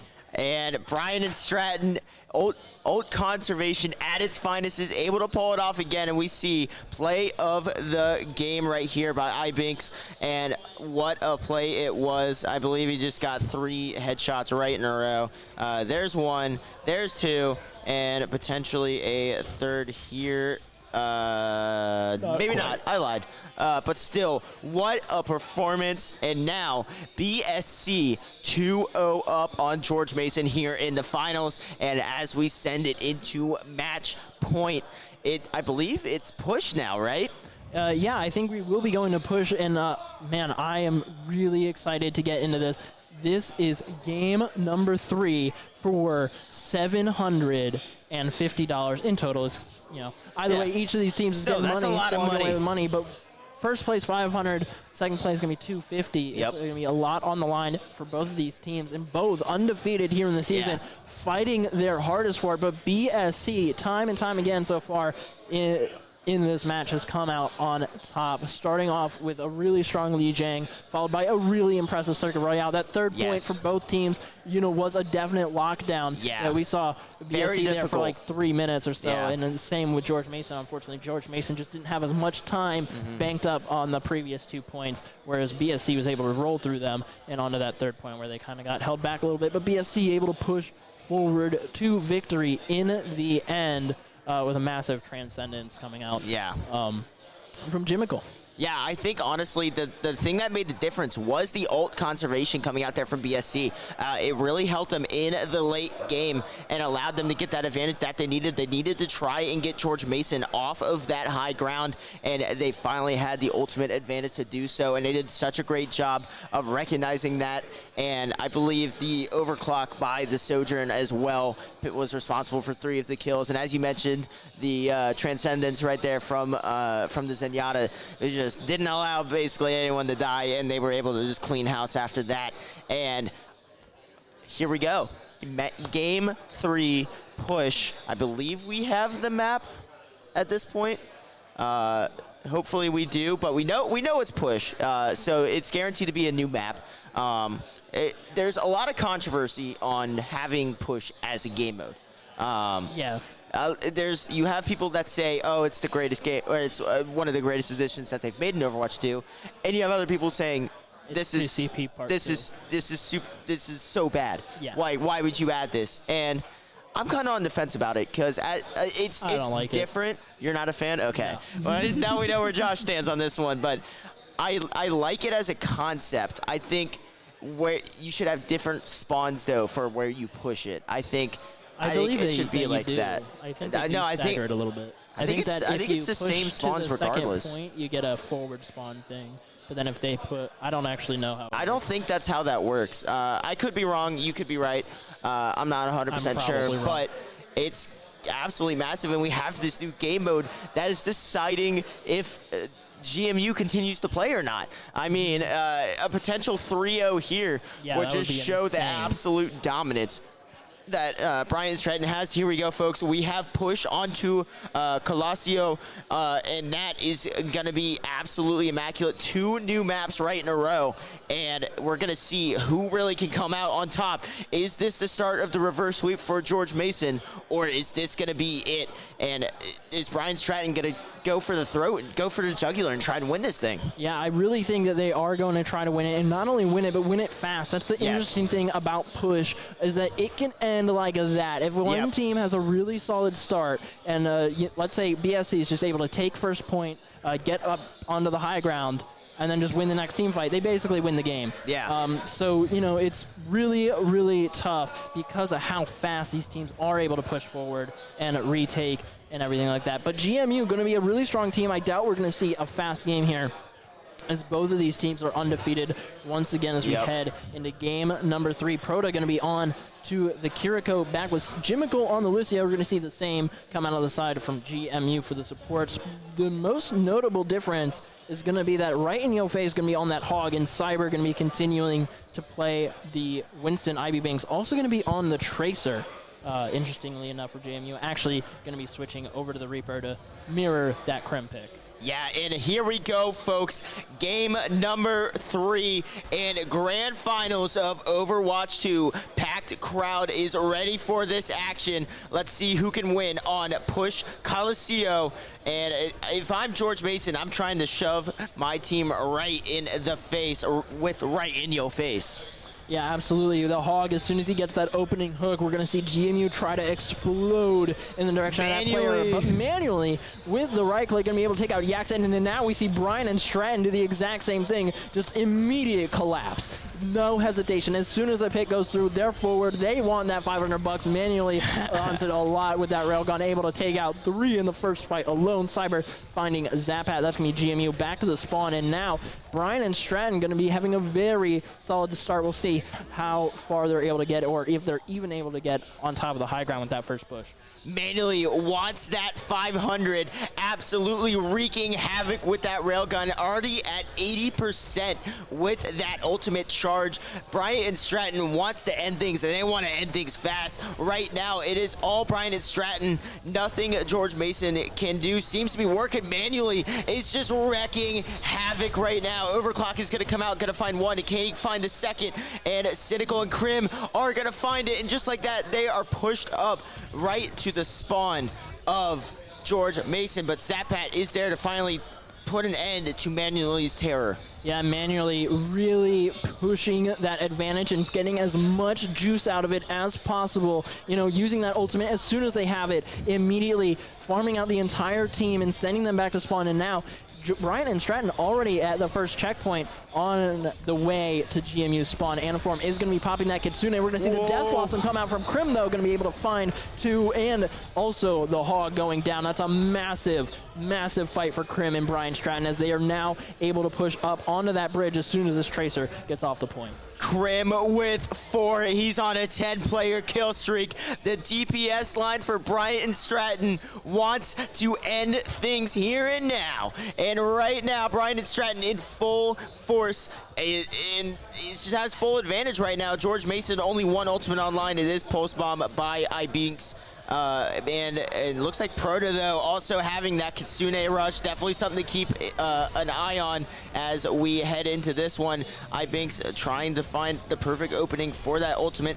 Is going to send it out, not going to find anyone, and will fall manually. Who else but them? Manually with 3. Bryant and Stratton in full force, heading to this last checkpoint, trying to end this right here and now. Quite full force. Jimical did get picked out by Aniform right at the end, but they are Lucio. We'll see Jimical back here in just a few seconds, especially if they hit a saucy rollout. We'll have to wait and see how fast they get back to the point. Ivy Bank's going to be falling to Proto early, and that's not good for GMU, but amazing for Brian and Stratton, who are just trying to close this out and take home the prize money. Zapat going to be using that beat.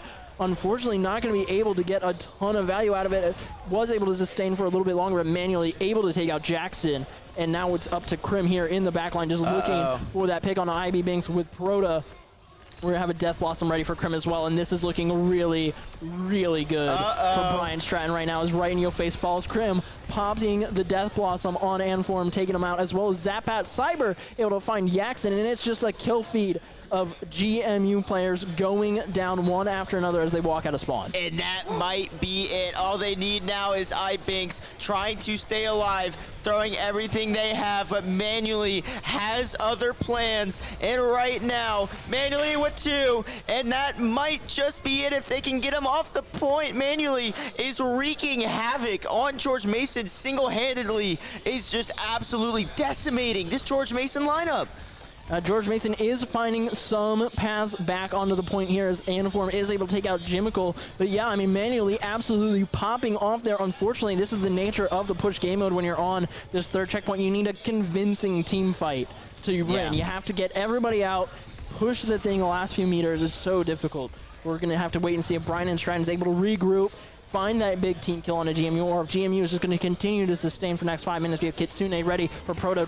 Primal coming out for Cyber. We're going to have a Kitsune coming out for the side of GMU as well. That's just going to be an ult trade fest. But Jimical and Proto able to find two. Ivy Banks and Yaxon, though, trading it back right in your face, taken out manually. And now Brian and Stratton going to have to be really fighting to maintain their space here. And unfortunately, they're going to have to give it up as Cyber jumps away. Yeah, and what a hold by George Mason. They finally put a stop to Manuely's rampage and is able to hold that last little bit here on push. And it's heading back, but now Lucio 1v1 coming. Oh, it gets ruined. Me and Josh were both very invested in that. We're a little disappointed by that, but still great team play there by GMU to come help out your support right there. And right now, is this the counterattack that George Mason needs to try and get back in this one? The bot is back to halfway now as George Mason tries to start pushing it back towards Bryant and Stratton. Could this be the start of the comeback of dreams? It's going to start with that beat and Primal. A lot of sustain, a lot of HP going on right in your face. Is just trying to push forward as much as possible. Unfortunately, Cyber and the rest of Brian and Stratton just going to have so much damage flying onto that Winston that right in your face is going to get sent back to spawn manually. He's able to take out Ivy Banks, and now we're seeing GMU get sent one back towards their spawn, but Krim having an absolutely massive game, as well as manually the DPS line for Brian and Stratton having an absolute field day here in the finals. And we're going to see Jimical ready with that beat, and this could be what Brian and Stratton needs, that little bit extra HP to really secure this team fight. We'll have to wait and see as the bot now is rounding the corner. GMU set up on the other side. We're going to have Ivy Banks ready with a Death Blossom, Krim with one of their own. We'll have to see who gets the better of the trades. And Death Blossom comes out right here, but beat is dropped to counter it, and nothing's going to come out of that. Manually is going to punish him for that. Right in the face is going to take out Chemical Yaxon with a kill onto Krim.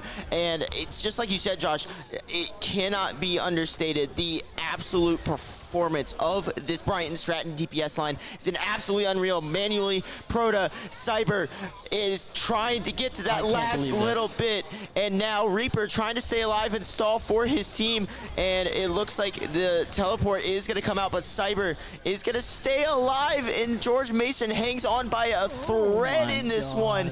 That is literally touching the outside of it. If George Mason leaves that bot alone, it's all over. Tracer to try and contest, and Form teleports on to try and stay on, but there it is. That's the last little bit. Bryant and Stratton is your winners of the Overwatch MAEC Finals. And the Winter Games of the DMV champions. Oh, an amazing performance from Bryant and Stratton. Who else but Manually, man? Yeah, Manually absolutely popping off on the Sojourn there. And so back and forth, but luckily for Bryant and Stratton, they were able to here in such a heated end. Oh my God, absolutely insane play from Manually. You hear the crowd behind us. I mean, absolutely unreal performance by Bryant Stratton. A 3-0. The Clash of the Titans is won by Bryant and Stratton. Both teams undefeated. I mean, what a match that was. Bryant and Stratton really solidifying themselves as the best team in MAEC. And of course, George Mason doesn't walk away empty-handed. They do have that 250. Bryant Stratton gets that 500.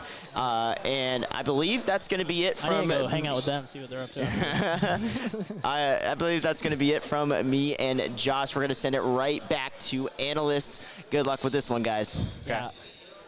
Yeah, thank you guys so much. What a fantastic match. Oh my goodness. Brian and Stratton looking so dominant that entire time. We did see a little bit of signs of life early on with GMU doing a great job, especially on that first round in the gardens of Lijiang Tower. But after that, Brian and Stratton just put their foot on the gas, and they did not let up. They went crazy. Yeah, absolutely. Manually on that Sojourn, just kind of popped off, and Brian Stratton really showed why they were the better team, not only today, but through the MAEC regular season, and why they deserve to win these DMV Winter Games. They just, they were the better team. They outplayed on an individual and a team play level, and just really showed their skill.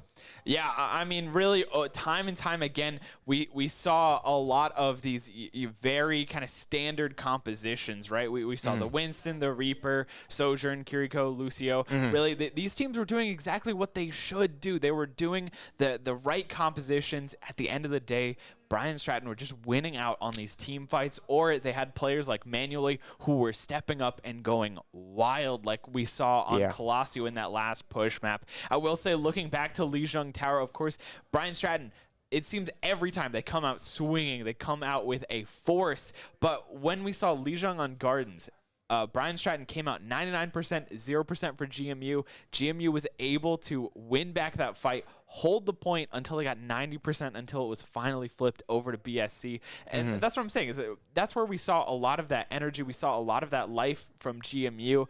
And then after that, it was completely in favor of BSC. They really held down that composition. Just so strong. Crim on the Reaper doing so much. Cyber on the Winston going absolutely crazy. Manually has definitely had those moments where they pop off. Even Proda and Gimmickle on the Kiriko and Lucio respectively, making sure that their carries are being healed up and just being wiggly, right? That's what you want your supports to be, are wiggly, very difficult to track down, to take out.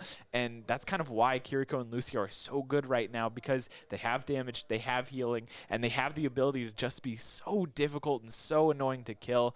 I think just at the end of the day, BSC just played the composition a little bit better. Yeah, and we even saw a little bit on Circuit Royale that I feel like GMU had a little bit of life on that map too. They had a really good push out of the gate. They were on attack first, and they were able to push it almost all the way to cap that third point.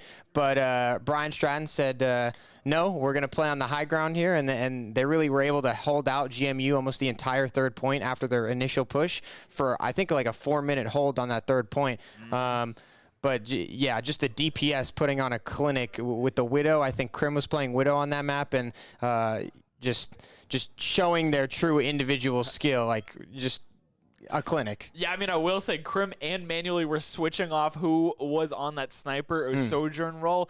Crim started out playing Widow, eventually switched to the Sojourn. Manually started out on the Hanzo, switched to Sojourn, switched back to Hanzo, and then finally switched to Widow. So they were both just switching off. But I do want to talk a little bit about GMU on that Circuit Royale, because when we're talking about players, of course, the GMU lineup is insane. They are also amazing, especially on Circuit Royale. We saw players like Yaxon really stepping up on that Widowmaker and going crazy, which helped their amazing first push.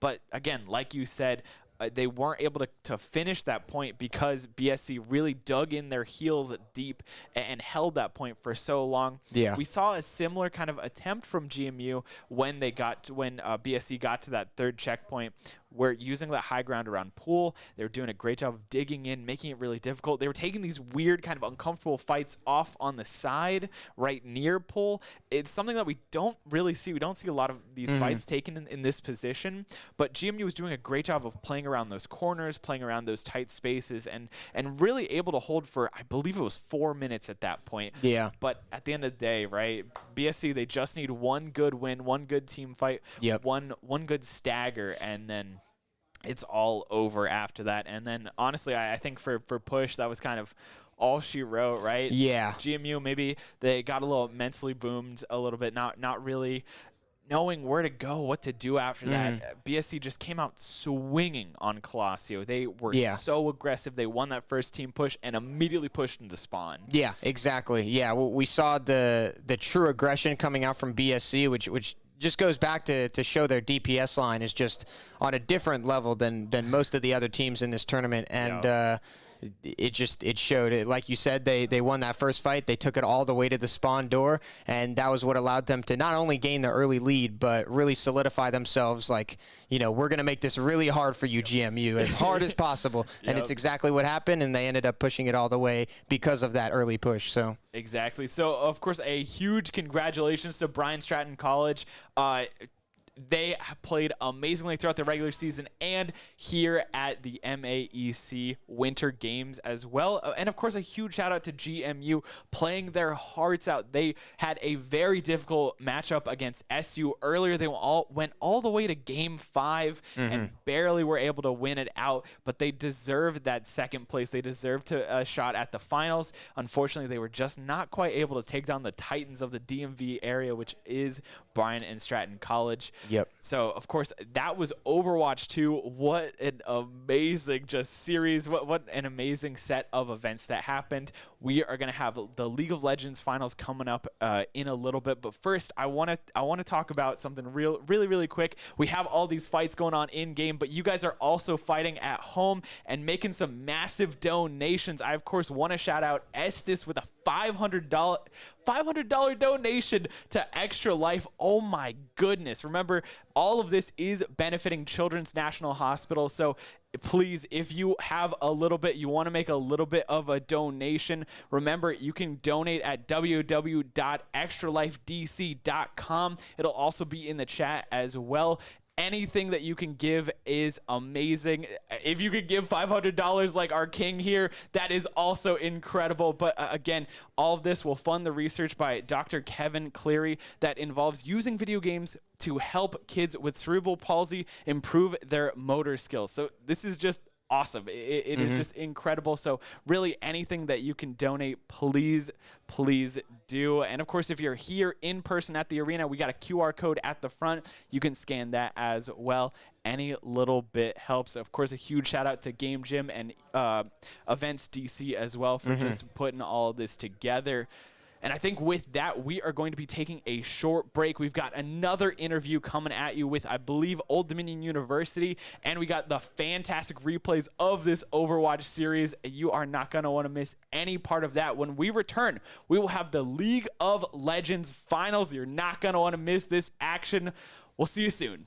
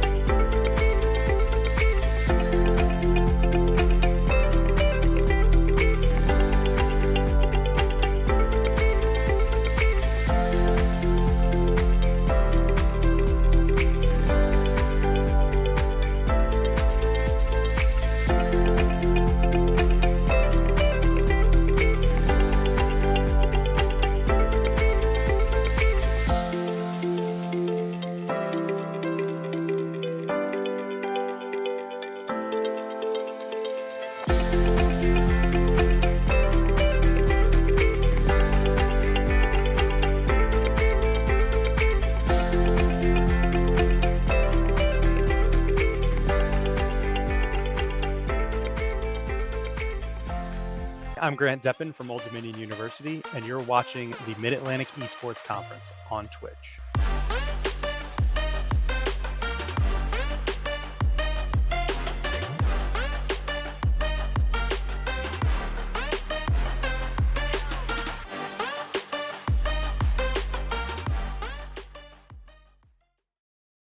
So, Grant, tell us what are you looking forward to next with your esports program in general? Are there a specific, maybe projects or goals? Maybe, hey, we want to double the size of our arena. I think for us, right now we're in a position where we are a large institution. We have a lot of support from our administration. I think getting to the position where we can offer scholarship and academic support to our players, depending on what that looks like, that's our next big step for me. I think our space, I don't think we've outgrown it yet, but there are, I think, some concerns there. I would like also to have a potential space where we can have spectators at the university, because right now our arena, as we call it, is not built for lands with spectators. It's built for lands, but not with any kind of spectating going on. And so so that would be the next two. To me, I think there's also some components, because we're housed within recreation and wellness. There's some other pieces that I've considered and I'm looking at about player health and wellness, not just physical, mental health. We've joked about with our outdoor adventure program, having an activity called Touch Some Grass. So it's just gamers going into the outdoors. And luckily the two folks that lead that program are also gamers themselves. And so there's a lot there that I think we can get into that is player and student benefit that's a little bit different. And so that's really where we're looking to go. Can you tell me more about the Touch the Grass program? So we haven't fully fleshed it out yet, but it may be our outdoor adventure center taking our maybe a single team or a JV and a varsity going on a day hike. We have a lot of great local and regional options in terms of the outdoors here, or maybe if they're really into it, going to teach them to surf, or camping trip, like a one-night camping trip, that type of thing. And we have those resources institutionally, and it would be very easy for us to be able to execute. And so just that type of thing, it's a value added to our students. They get to have an experience that it's not just them in the arena with their teammates, it's across the program, and they're doing something different. And so that's really what I like about it, is it's more of a social component, get them to relax, get away from the grind of the game, and just enjoy each other's company. I love it. I think it's so important, because I think part of why gaming is so toxic is that it's anonymous, right? Everything's online. Yes. So even if you know your teammate, but you never really talk to them except in game, then you don't really know them. You don't talk to them. That's it. So taking them out, from behind the screen and taking them somewhere where they have to interact with each other in person, I think is going to go a long way, not just like you said, for their physical and mental health, but also for their communication skills and who they are as people. Yeah. And I would say that's ultimately a benefit of the arena as well. I think that that anonymity online is a problem anywhere, and especially in gaming. And it doesn't matter if it's a random public lobby that you're in, or if it's actually a competitive game. Like, people feel they feel that they can hide and they can say and do things that are not appropriate, not acceptable. And so bringing them to a common space, like, that's already one step in reducing the feeling that that's acceptable, which it's not. But then again, taking people out, especially if they're on the same team, like it just adds to their comfort with each other and that social interaction that we like. Absolutely. I have to say, though, when you first said touch the grass, I really imagined like a very mini session, like at lunch for 15 minutes, they have to go outside. Just take their shoes off and walk around on the grass, just to feel what it's like. Yeah, breathe fresh air, look at the sun. It's all very important. Yeah. Because those arenas are very dark. Yes. Yeah, ours is a little bit shady. Yeah. Yeah, I mean, I can see is that it behind you? I see all the LEDs, but no windows, right? I think there are 2 windows, and they're about 18 inches wide, and but they have a shade over them most of the time. Right, because you don't want the glare. Exactly. Makes sense. All right, Grant. Well, thank you so much for coming here today. This has just been absolutely lovely conversation. We do have a couple minutes, so do you have any parting words for your teams that are competing in the MAEC as we speak? Absolutely. Well, first of all, thank you for having me. I appreciate the opportunity to be on and chat with you about esports and what we're doing here at ODU. Best of luck to our teams. I know you all have put in a lot of effort over the course of the semester, and we're looking forward to bringing home some hardware, hopefully, and we'll be seeing you.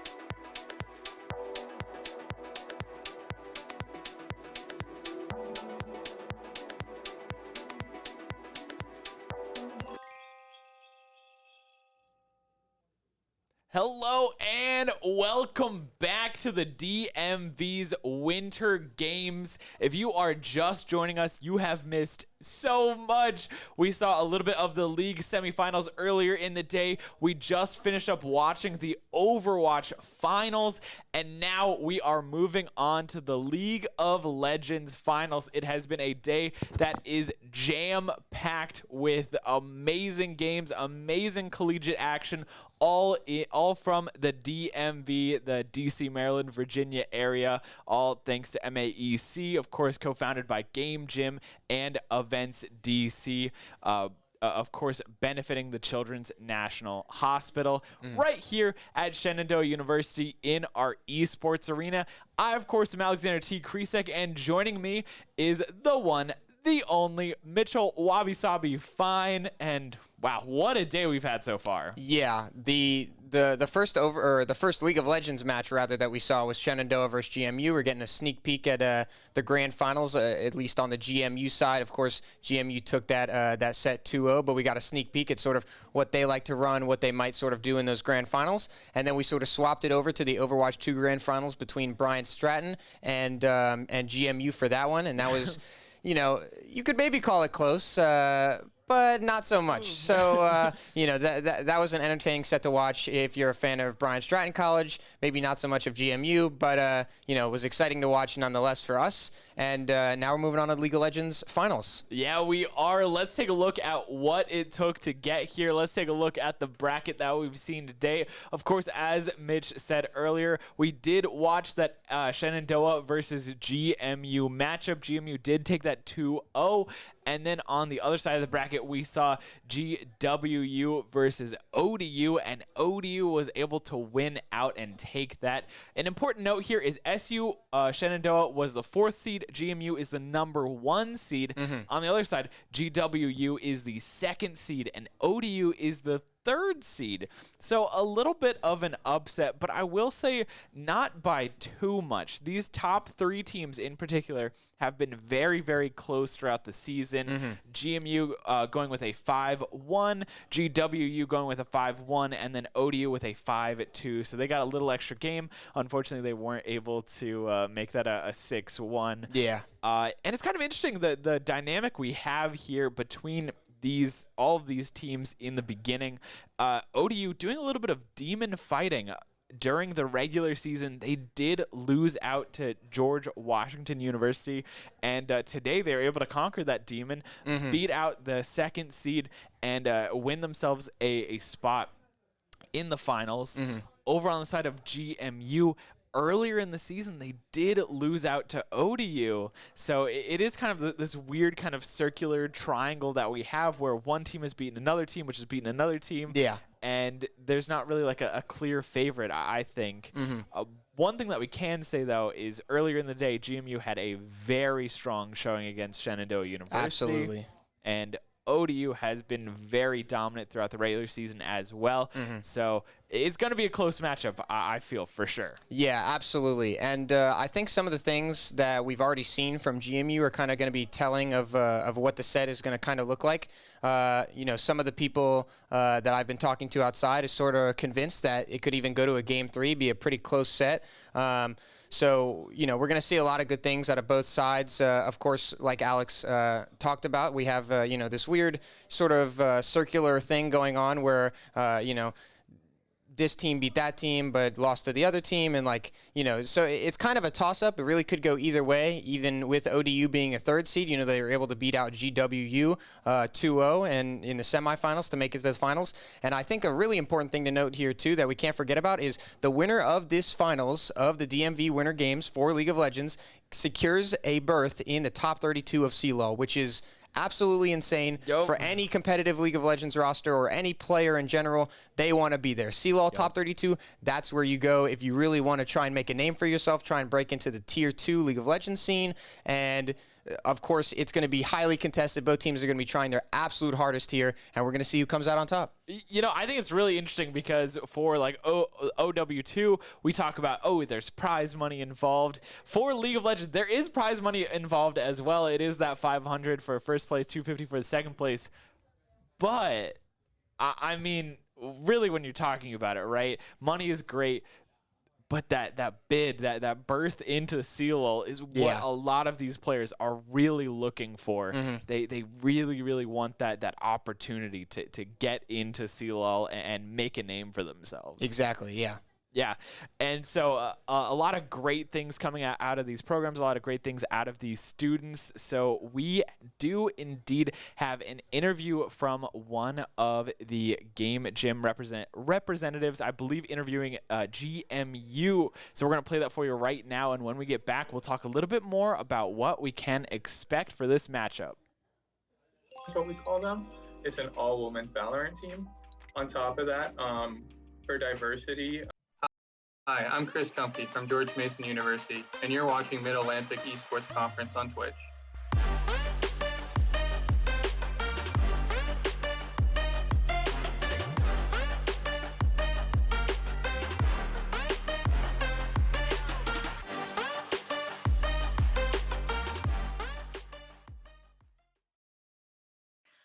All right, welcome everybody. I am your host, Rhea Sylvia, and right now with me I have Chris Kumke from George Mason University. Welcome, Chris. How you doing? Doing really well. How's your day going? Not too bad. That's good. That's good. These for folks watching, you've probably heard me say this before, but these interviews are pre-recorded. So I've actually had quite a few interviews today, so it's been really exciting to just keep talking to all the different folks from different schools, seeing the difference between their esports programs. And I will definitely ask you about your esports program as well. But first, I wanted to give you a chance to introduce yourself, because I understand that you actually came from a different school. So I want to hear if you were poached or like how that happened. So yeah, first and foremost, I'm Chris Kumke. I was one of Joey's students back in the day. I was a student founder of the Shenandoah Esports program. I was the first esports graduate out there. And then I went to Independence Community College, where I was the director out there for the program. And we actually won the NACE National Championship. And now I'm back at George Mason. And, I'm getting my MBA and hopefully growing this program to get better. That's awesome. What a really cool path. Because like right now, actually, your school gets to compete against your alma mater, and so you're probably in the front row for the trash talking, or maybe in the back row actually, because you're like, I can't take sides here. Yeah. Okay, the second one, got it. Yeah, the second one probably. I like keeping my side, so of course I have to root on GMU, because that's where I'm at right now. Got it. That makes sense. Tell me about your programs. What, if anything, does your program do in terms of diversity and inclusion? Because traditionally, video games and esports is a very exclusive, very gatekeepy area, right? So what, if anything, does your school do to welcome more types of people into your program? So I came in this fall, and this is the first year ever we announced we are doing an all-women's Valorant team. That's something unique that a lot of other schools are jumping into now. So we have a Patriots X team is what we call them. It's an all-women's Valorant team. On top of that, for diversity, George Mason is one of the most diverse schools in the Virginia Commonwealth. So we have opportunities, inclusion for everyone, even if it's not, if they can't compete at the highest level, they have a chance to manage, they have a chance to stream. So trying to give everyone the same opportunity or give them a chance to make their own name is big for us.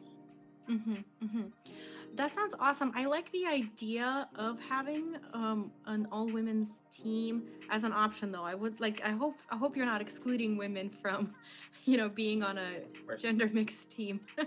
Yeah, and all our teams are co-ed, but we did officially announce we have an all-women's Valorant team, because there is that Valorant professional league where it's all women. So we decided we'll adopt that model a little bit and give them an opportunity to play with each other so they can empower each other and, hopefully build their own brands.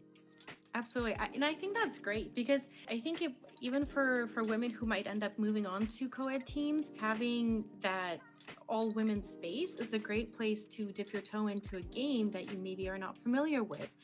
Because that's sort of the deterring factor is that for women, I like, as someone who like taught myself how to code, I remember like going to those like beginner coding classes and like being all men, it was a little bit toxic, because you're sort of walking in and you're not represented, you're not feeling welcome, you're not feeling supported. So I think creating sort of a safer space where women can dip their toes into it and then say like, okay, yeah, I can do this, and then maybe even move on to the co-ed teams.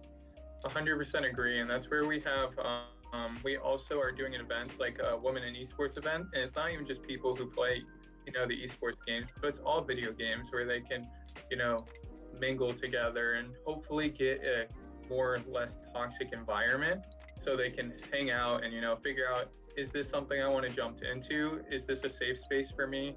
And stuff like that, because esports in general is very inclusive. You don't have to be 6'5" and a big athlete. You can be anyone. You could be someone in a wheelchair. You can be, someone with a speech impediment, and you have every opportunity to compete at the highest level that everyone else does. And that's something awesome about esports that you won't see anywhere else. Absolutely. I definitely agree. I love that analogy, and I love that. Well, not the analogy, but I love that you bring that up. And the analogy that I like to use is like, I can't play basketball with Michael Jordan, but I can play League of Legends with Michael Jordan. Of course. So,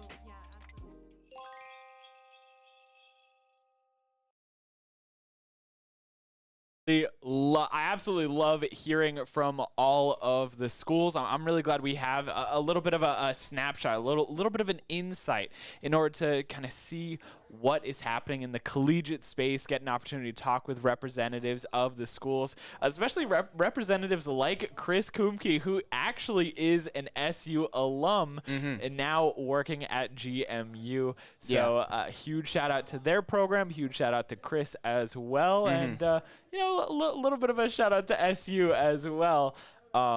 For their esport program. Again, a lot of work overall, just at Game Gyms, at GMU, at all of these programs who are working really hard to elevate collegiate esports and help it grow, make it bigger and better. Yep. And speaking of making things bigger and better and elevating, I gotta, of course, shout out you guys. Your donations have been incredible. You've been amazing. Huge shout out to Dalton the GOAT, who made a $50 donation. Really, any little bit helps, whether it's a $500, a $50 donation, or a $1 donation.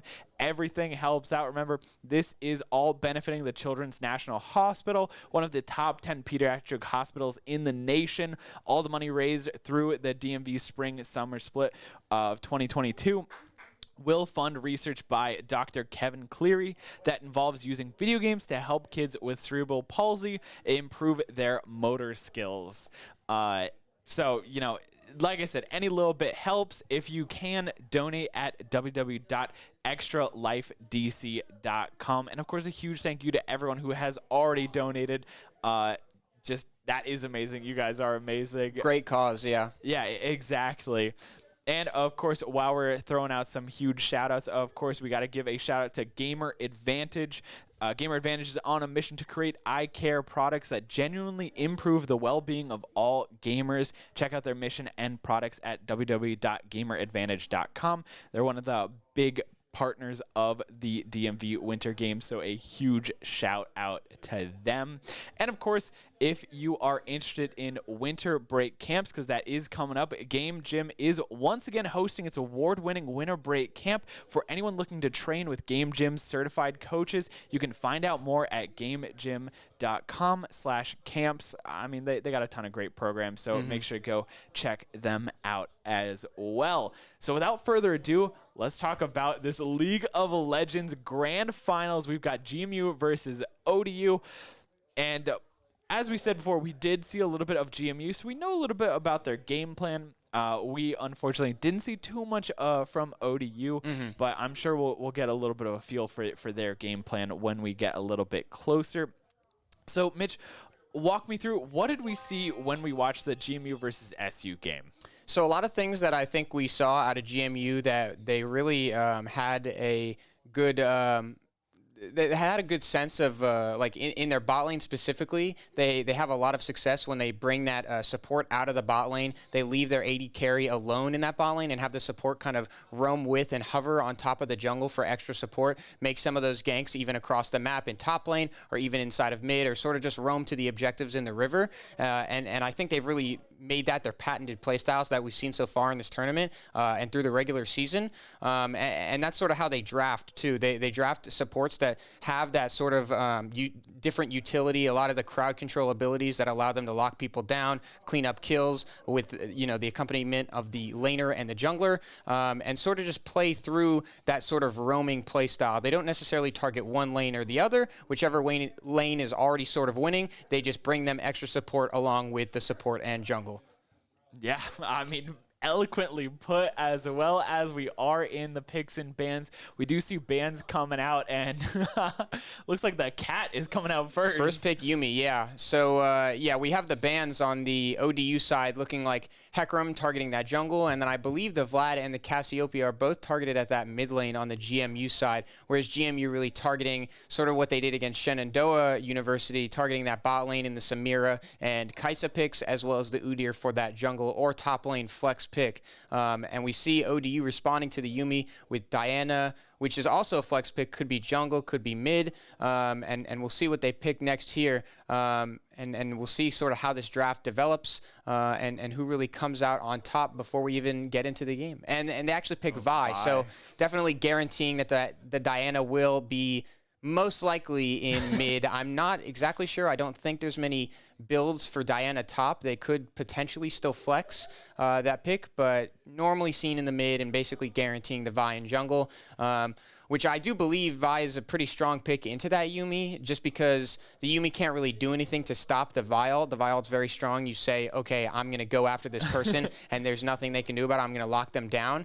And actually, the Karthus coming out from the GMU side, which is a pick that they used in a couple of their regular season games, and that we also saw from George Washington University as well, but sort of opting for what's currently looking like sort of like a scaling comp. Maybe a little bit of brawl, and that they're including the Aatrox in that, and we'll sort of see how the rest of the draft plays out once we get done with these first 3 picks on both sides. Anything you're sort of noticing so far, Alex? Or? Yeah, no, I mean, I'm just really interested. We are going to see the Wukong picked up as well. This is really interesting. Okay, Mitch, I'm definitely going to need you to walk me through this. Before we saw Wukong played in the jungle position, we know that there's a little bit of flex potential there. Where do you think this team comp is going? So on the side of ODU, it definitely looks like they're going for a hard brawl comp. The Wukong is almost definitely now going to end up in top lane with the Diana ending up in mid and the Vi in jungle. And basically, it's just going to be a lot of CC. They have a lot of CC, a lot of brawl ability. Yeah. Each one of those champions, I believe, the only questionable one is Diana, but I believe they're all able to build that Ravenous Hydra, which is something we talked about a lot earlier watching the Shenandoah and GMU matchup. That item being ridiculously broken on this current patch in the preseason. So they're definitely looking to take that brawl angle, take full advantage of that item while it is in this overpowered state. And, you know, they're doing whatever they can to, as we said, get that top 32 berth into CLOL through the draft so far. And it sort of looks like now, you know, the ODU side dedicated 1 pick to the Sivir down in the AD carry spot, which is a strong pairing with the Yuumi, and then also banning out the Victor in that mid lane, while GMU is use their first ban in the second phase on the Ezreal, also in the ADC spot, because ODU only has the support and ADC left to pick in their draft. Where and we'll see what they use the 5th pick on, which is Nami. Yeah, yep. Both targeted at that bot lane, 1 in each role. So we'll sort of see how they finish out this draft. I have to imagine that ODU keeps going with this sort of brawl comp that they're going for. Really going to be strong in the mid game. Varus or MF, both pretty strong picks, especially in those mid game to late game team fights. So we'll sort of see what they pick here, and they do lock in the Varus. Again, adding to the stacks of crowd control on crowd control. You have the Wukong ult, you have the Vi ult, you have the Diana ult, and now you have the Varus ult, and they're all CC. You know, they have a lot of armor penetration on that team as well. You know, just going to be able to burst people down or even just win in extended trades if the GMU side can make it that far. The Karthus is pretty strong at the extended trades if he's able to live that long, which the Yuumi should help with that. And it looks like they might even flex. I think with that Graves pick, they're actually flexing the Karthus to a bot lane pick. So it's going to be Karthus, Yuumi in the bot lane, I believe. And yeah, so it'll be Karthus, Yuumi in bot lane, Aatrox in the top, Graves in jungle with an Akali in mid. So unless they swap up this last pick. But it definitely seems like they have a pretty strong comp going back. Karthus isn't something we've seen a lot of recently in the bot lane, but it's definitely been something that gets played a lot. And that's actually a very smart pick, too, with the Sylas. As I went over with the ODU team, you know, every single one of those champions so far, Ultimate on Diana is CC, Ultimate on Vi, CC, Ultimate on Wukong, Ultimate on Varus. They're all CCs. And with that Sylas, he's able to steal any one of their ults and sort of throw it back at them for whatever the situation fits. If it's top side, if it's bot side, he really has options anywhere if for people he wants to steal. And the Morgana is not the greatest pick to pick back into them either. Yeah, so they go with the Karma, actually, which is definitely a good pick if they're running sort of this melee heavy brawl comp. So now that we have the full drafts together, it's definitely looking like it's going to be an interesting game. GMU definitely going to be playing a little more passive in the early game, as opposed to ODU, who will probably be trying to build up that lead in the early and mid, and then see what they can do once they get to those objective fights. Yeah, so my question is to you, of course, is do you think one of these teams has won out on the draft? I will say one of the big things that I have noticed is that GMU has picked a little bit of a slower composition. When we watched them play SU, they were picking a much faster comps that they could play into that early game and secure a lead early and then just kind of dominate for the rest of the game. Yeah, it definitely looks like ODU's draft is definitely a little stronger going into the game. GMU's been kind of forced into a playstyle that didn't really fit what we saw them doing earlier in their set against Shenandoah, but we'll sort of see how they can adapt and sort of make it work, try and outlast ODU in that early game, sort of outlive them, and be able to sort of scale into their power spikes in that sort of mid to late game. Yeah, it will definitely be interesting to see how these characters, work together and how GMU adapts to a different play style than what we've seen them play already throughout the day. Yeah. They do get to see, we have seen a couple characters that they have played before already, like we are going to see the Graves. Again, we had already seen that Graves jungle, which worked out very well for GMU, but we'll have to see how that kind of plays out. For now, we're going to send it over to our casters who have their own takes on the comp, I am sure. Take it away, guys. Thank you so much, Alex. Here we are, folks.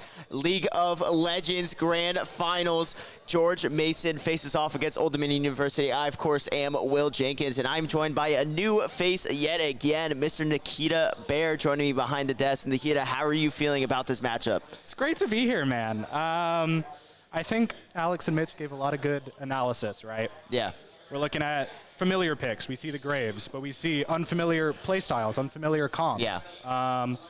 GMU likes to play for the early game, like to play for that early advantage, and we're not seeing it with a slower developing comp. Yeah. Yeah, Yuumi Karthus, I imagine Karthus will take Dark Harvest, continuing to just do more and more damage as the game progresses on.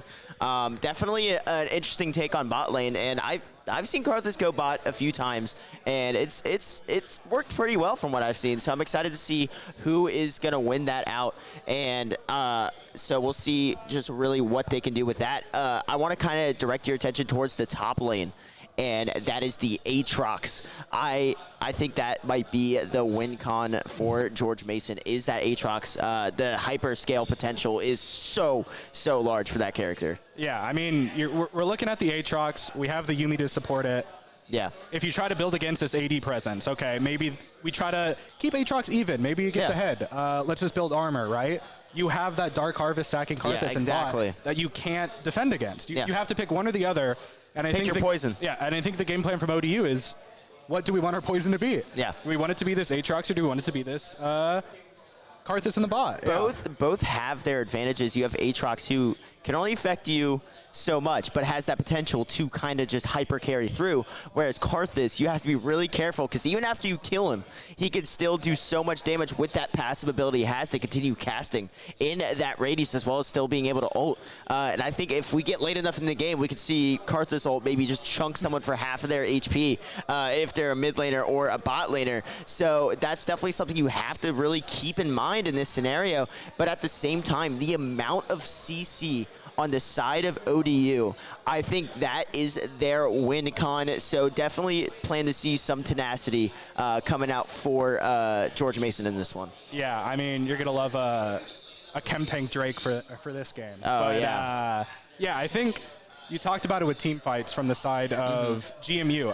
I think the team fights are going to be what we're waiting for. Yeah. I want to wait 25 minutes, 30 minutes, see a team fight at an objective. Exactly. And then see how it plays out. We have this sustained long-form fight from a distance if you're an advantage from the side of ODU. You have this Varus who can control you just control the entire pace. You really Your do. ultimate defines the game, right? Exactly. But you also have this really weird sustained play style from GMU where you might seem disadvantaged, right? Aatrox has to engage to fight and be covered, but you have a Yuumi on top of you keeping you alive. You have a Karthus who could go in first, tank, get killed and then still put out a lot of DPS afterwards. Exactly. Yeah, and I think that's going to really come down to it is going to be conservation of abilities from the side of ODU. Do they get power hungry and dump everything on that Karthus at once, which then they realize, oh no, we shouldn't have done that, and then it leads to their team getting wiped because Aatrox just comes in and cleans it up. And I imagine we'll see the build path that I've seen a few times on Aatrox where they start with Ravenous. They don't even start with a Mythic. They start with Ravenous, which is a legendary, because it's such a strong item. You get so much Omnivamp, and that synergizes so well with that ultimate. Then you go into Jack shows. So the longer you're in combat, the better it is, and that's exactly what you want as Aatrox. So I'm banking on George Mason this game on the fact of the Aatrox. But if ODU can contain it early on, I think they have a genuine shot in this one. Yeah, I think on strict paper, ODU controls their destiny. Yes. I think they control the tempo of the early game. They control the tempo of every team fight. But I think what it is the onus on this Sylas. We talked about how much good hard CC that ODU has. Sylas can just take that and make it his own. Exactly. Yeah, that is by far one of the strongest things about it. And he AFK, or is that a clone? He's going to have to flash out, and is he going to be able to escape out of it is the question. Sylas misses the chain. That almost was really bad start there for ODU. Yeah, that's a little unfortunate because you think you're safe if you're kind of next to your try. Oh, and we're seeing GMU even going aggressive with this Graves Aatrox duo. You can't really contest it with Wukong backing, so that's really a proactive play. Counter jungling is harder in this meta, so Aatrox probably has to stick around a little bit harder, but Graves is powerful enough to take it, and as we already see, Vi's already moving down to her own bot side. Yeah, and if I'm Sylas, I like this matchup against Diana because Diana needs to get up kind of close and personal, farther than, like, let's say, someone like Xerath or Syndra. So you get a lot more opportunities to get your abilities off a lot easier. So I think if you're Sylas, you're liking this matchup, and I think if you're bot lane, you have to be so careful because one mistake, you'll end up dead to that Karthus Yuumi. And we're going to see an early gank here. Is going to force the flash, and the stun from the Sylas is not going to find a kill. First blood is going to go to Diana. And Diana also lives in that scenario as well. That's absolutely massive start there for ODU. Yeah, I think that might be a little bit too greedy from the side of GMU. Yeah. You already know that Optimistic Ego's at their red buff. That is a known thing. So if you're Diana here, you have to be aware of a gank from the top side. I think after you burn that flash, you disengage, and now you have advantage, right? You already have advantage in the jungle tempo, and you would have advantage in the mid lane. That's not being seen here. Yeah, meanwhile, flash is forced by the GMU bot lane on to the Varus, who is able to escape with a little bit of his help. Wukong's going to go back in on the Aatrox and then use his clone to disengage with that one. I think that's going to be the key, is if he can try and fool that Aatrox, I think that's going to be his biggest advantage in this. And we see another gank onto this Diana. Will this one work? I don't think it will. The burn barely gets to Diana at the end. Optimistic Ego with a massive kill to kind of help get his Sylas back in the game.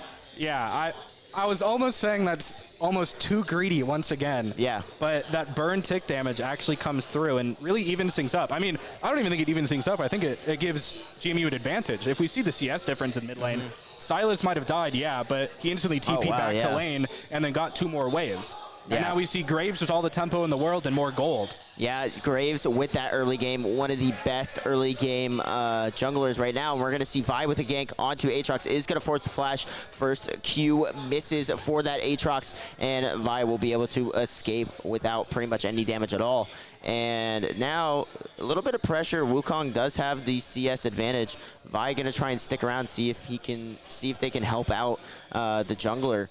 And Varus just trying his best to poke this Yuumi Karthus bot duo, but it's so difficult to do. I mean, Karthus just that Q is one of the most annoying things. And meanwhile, look at that damage from Aatrox. I mean, that is just not balanced. Yeah, we talked about this Aatrox in the pregame.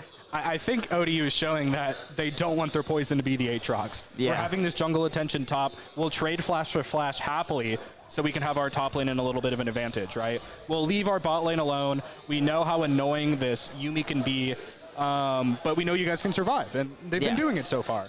Yeah, and Wukong actually for a while had a CS advantage, and now Silas is going to go in on the Diana, and look at that damage coming out, and the heals as well from Silas. I think that's honestly what makes Silas such a strong champion, is the fact, it's just the amount of healing he can do. He can get up close and personal, and he can just steal your ultimate, and if it's a CC ultimate, you're pretty much dead at that point, because he's just going to kit dump on you and you're dead. Yeah, having all of those flex picks in the early phase of the draft for GMU really benefited them with the Silas pick, because I think if they knew that mid was open, they would never blind that Diana. Oh, 100%. If you think there's a chance to play into, or at least cover ban it, right? Yeah. We know we're playing Diana mid. We know they haven't picked their mid. Let's ban the Silas because it fits so well into our comp and into this matchup. Diana is at such a disadvantage when she has to walk into melee range of a Silas with a W and empower Anyone autos. is. Anyone is. It doesn't matter. Like, the only character I would say is fine with that is maybe like a Yone or a Yasuo, and even then, I don't even know if they're safe at that point. Of course, you can make the argument for Aatrox, but Aatrox isn't usually picked in the mid lane. And we're going to see ultimate being stolen, and it looks like Silas is going to maybe try and go in. Not quite going to be able to find anything. Optimistic Ego putting pressure on mid yet again. And right now, George Mason barely ahead in gold. And now it looks like they're going to go in. Big ultimate there by Silas is going to clean up that bot lane. Is going to clean up that bot lane for George Mason as they advance on to pick up the first dragon of the match. Yeah, that's kind of beautiful from the side of GMU. You have LaFossa just walking as a cat in the middle of the river on top of that scuttle ward. Oh, come get me, right? I'm alone on my own. Little do they know, they have two people running from mid to counter gank that. Exactly. I think that's a really good sign of communication from the side of GMU. They're actively talking and playing at two different places at once. Yeah. And another thing I want to touch on is just the absolute amount of damage given to the team of ODU from that Silas Diana ultimate. I mean, that might be one of my favorite ultimates that's going to synergize there. Meanwhile, we see Wukong ultimate finds a kill on to the Aatrox with some help from the Vi. And Aatrox, they're doing a really good job of containing him so far. Yeah, I think that's the exact response you want to be seeing from the side of ODU. Okay, we got tricked. We're at a disadvantage on the bot side of the map.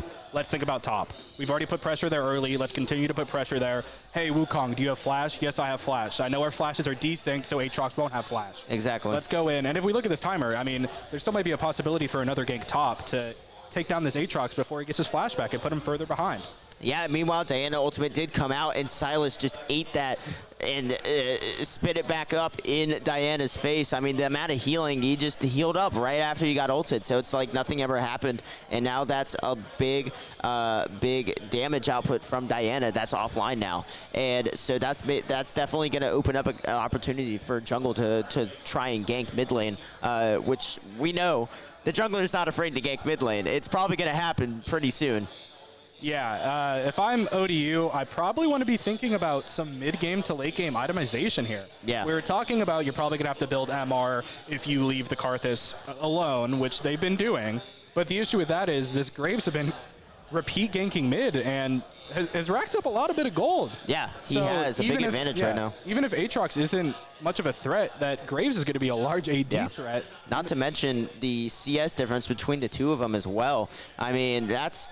in jungle, that's a lot of CS. That's almost like a half a jungle.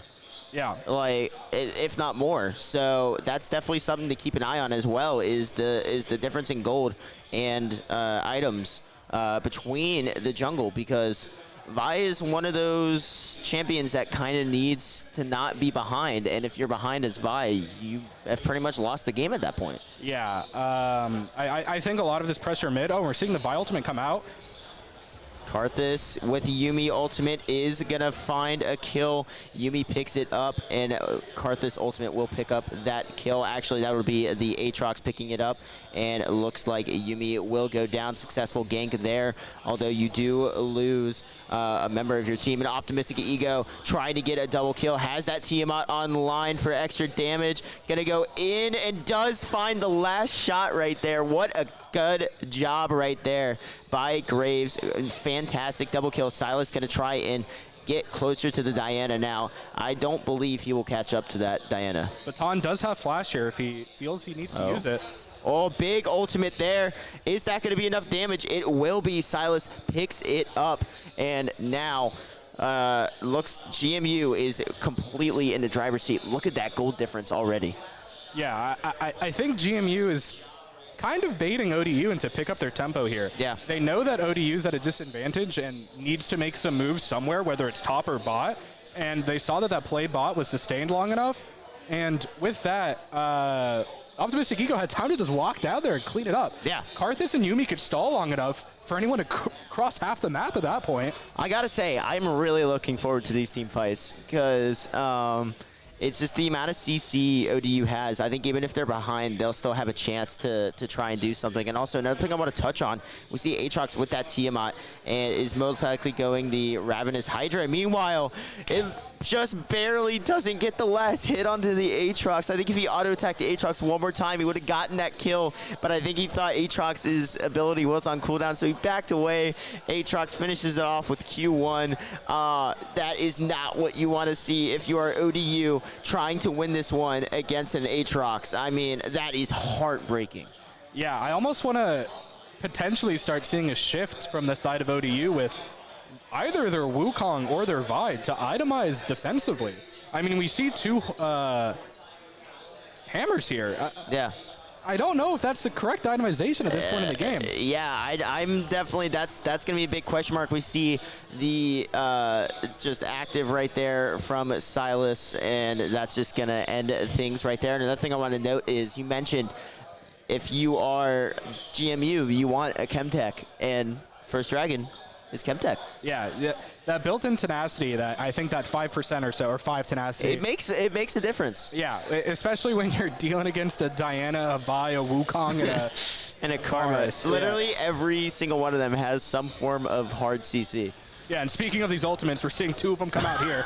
That's just ridiculous. The amount of CC not being able to move, I think that was their game plan, and it looks like bot lane will fall. Maybe Vi staying alive with that shield. And the Vi last will be taken shot. down. Yep, Yumi's going to be picking up that kill, and it looks like Silas will rotate down and also find a kill. Aatrox going to try and get that kill on to Wukong. Successfully does so. Right now, George Mason storming ahead.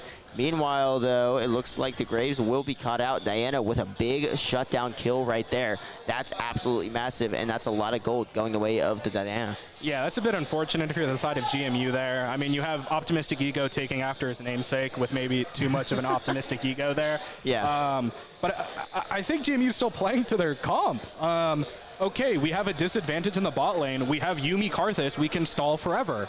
Hey, Ego, Baton, walk down from mid and you can clean this up. And we see it again and again. Yeah, and that active from Silas really adds so much engage onto him, and that's really what allows him to kind of engage, is because you can CC them, you can either slow or root them, and then if they try and like dash away or whatever, you just use your dash and helps you stick to them. So I think that's also going to be something to keep an eye on as this game goes on, is the Silas as well. And I believe we're going to see double Ravenous Hydras come out here from the side of George Mason, and there they are already on the line on both sides. And I imagine we'll see a Jack shows as well for the Aatrox, and maybe either Stridebreaker or Gore Drinker for the Graves, which is an interesting choice. Double Omnivamp here to start things off. Yeah, I mean, with that new Ravenous Hydra, I mean, you're basically just getting the AD version of a Magi's. Oh, and we're seeing Optimistic Ego That's come over with so that much Yuumi damage. and just absolutely delete Basting top. This Yuumi is now online to play anywhere on the map, and almost any person it's on is going to be dangerous. Yeah. I think maybe the only person you don't want to be on is Zach Karthus, but even then you could keep stalling the fight forever. Exactly. And here we see Baton come back mid, go on to Rehappy. Looks like they're going to finish it here.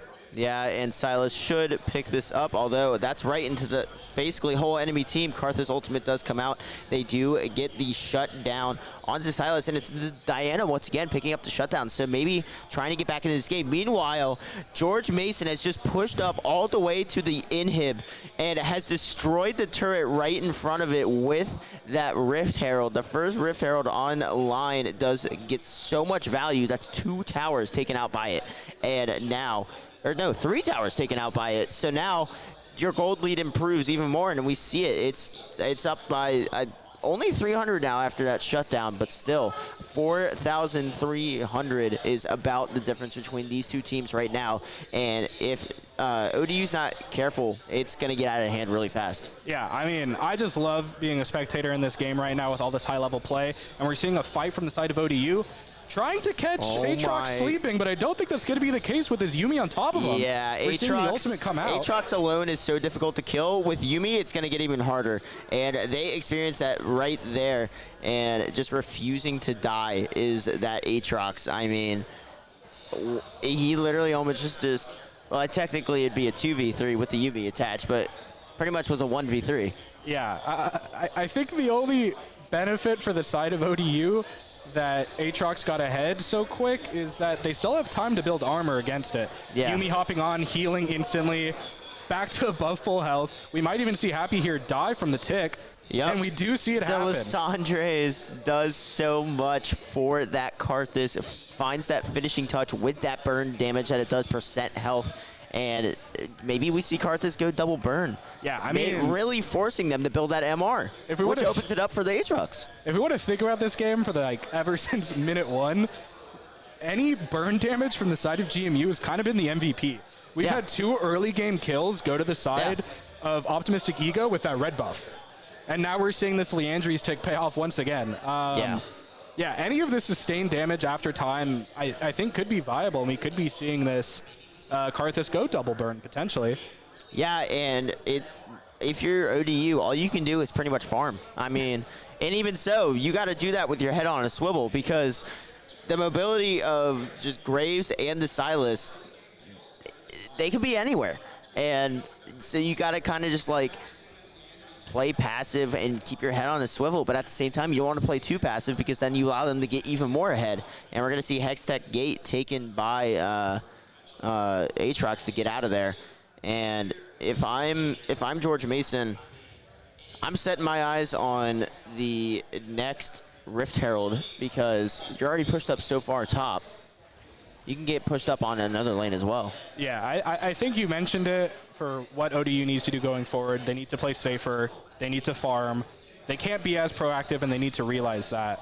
And we are seeing Basting potentially getting cut out here by the Silas. We're seeing the Silas ultimate stealing that Wukong. Although Wukong staying alive, but Silas just so much damage coming out of him. However, Vi will be there to clean things up, but Aatrox is just so strong. 5-1-2 now with a 50 CS lead almost in top lane.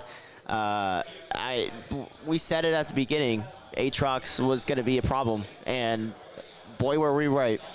Yeah, I mean, in every advantageous position for ODU, there's somewhere else that has a disadvantage. Exactly. And GMU has just been capitalizing that. Oh, okay, you catch me as Silas top. Oh, well, I'll trade with you mid and just have my Aatrox walk at you with a Yuumi on top. Yeah.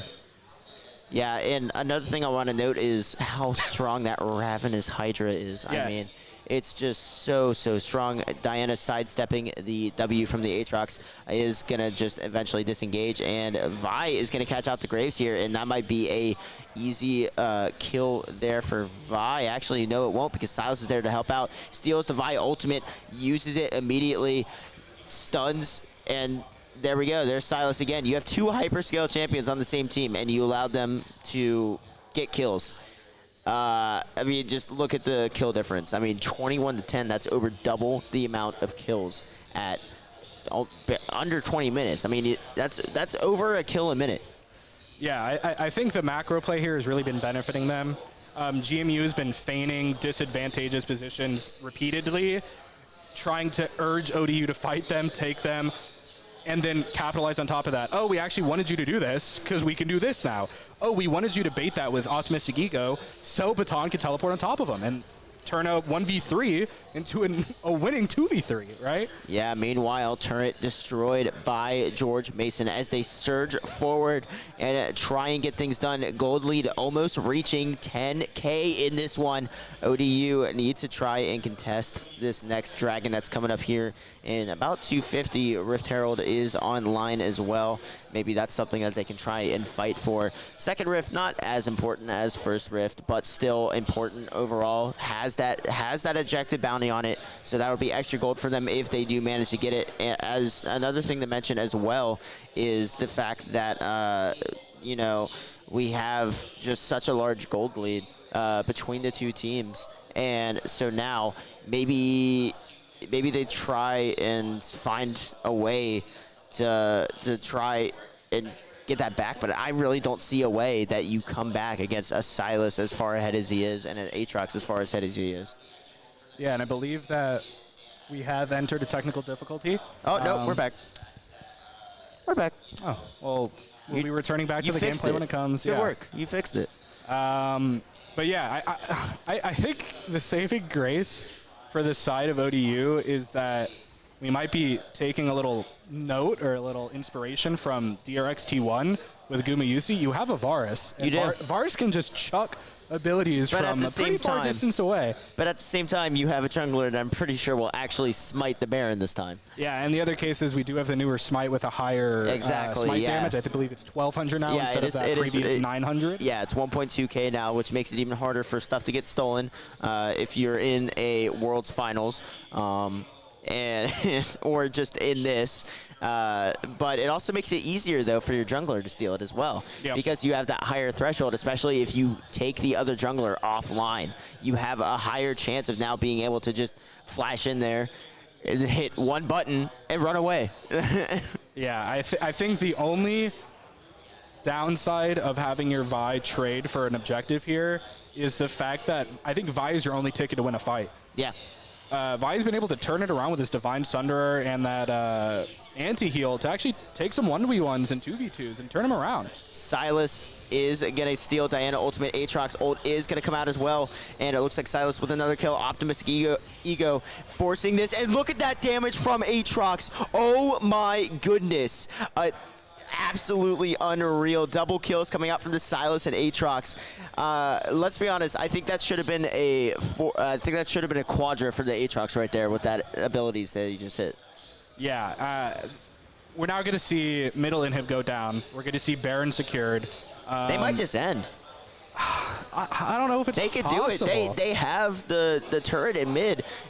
Inhib's pretty easy to grab.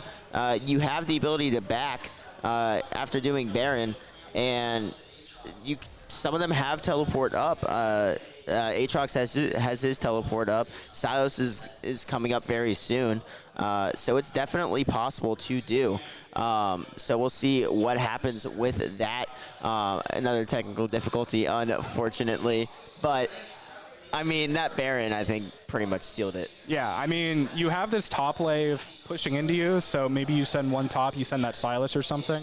Start pushing that out so it goes towards that open inhib. Yeah. You have to defend it. There's no reason not to take the soul that's spawning in 30 seconds, right? Yeah. And But honestly, not, with the jungle changes, you can have the jungler just go on his own. And if you just have like Aatrox and Silas there to kind of just like be the guards just standing there being like, I'm not letting you through. That's also entirely possible. So and Graves just does so much damage with that Ravenous Hydra, also so much healing on it. It's just such a strong item. I mean, we've seen it multiple times already, and I think the only person that benefits it from it more in the jungle than Graves is Hecarim, because Hecarim just does so much damage. He's so strong right now in this preseason. We saw him played against Shenandoah, and we saw him banned. Yep. The last game against Shenandoah, and this game. He's one of the first 3 bans for a good reason. The mobility and CC and damage and healing and damage is just so much. And so I think having that as an option onto these is just so strong.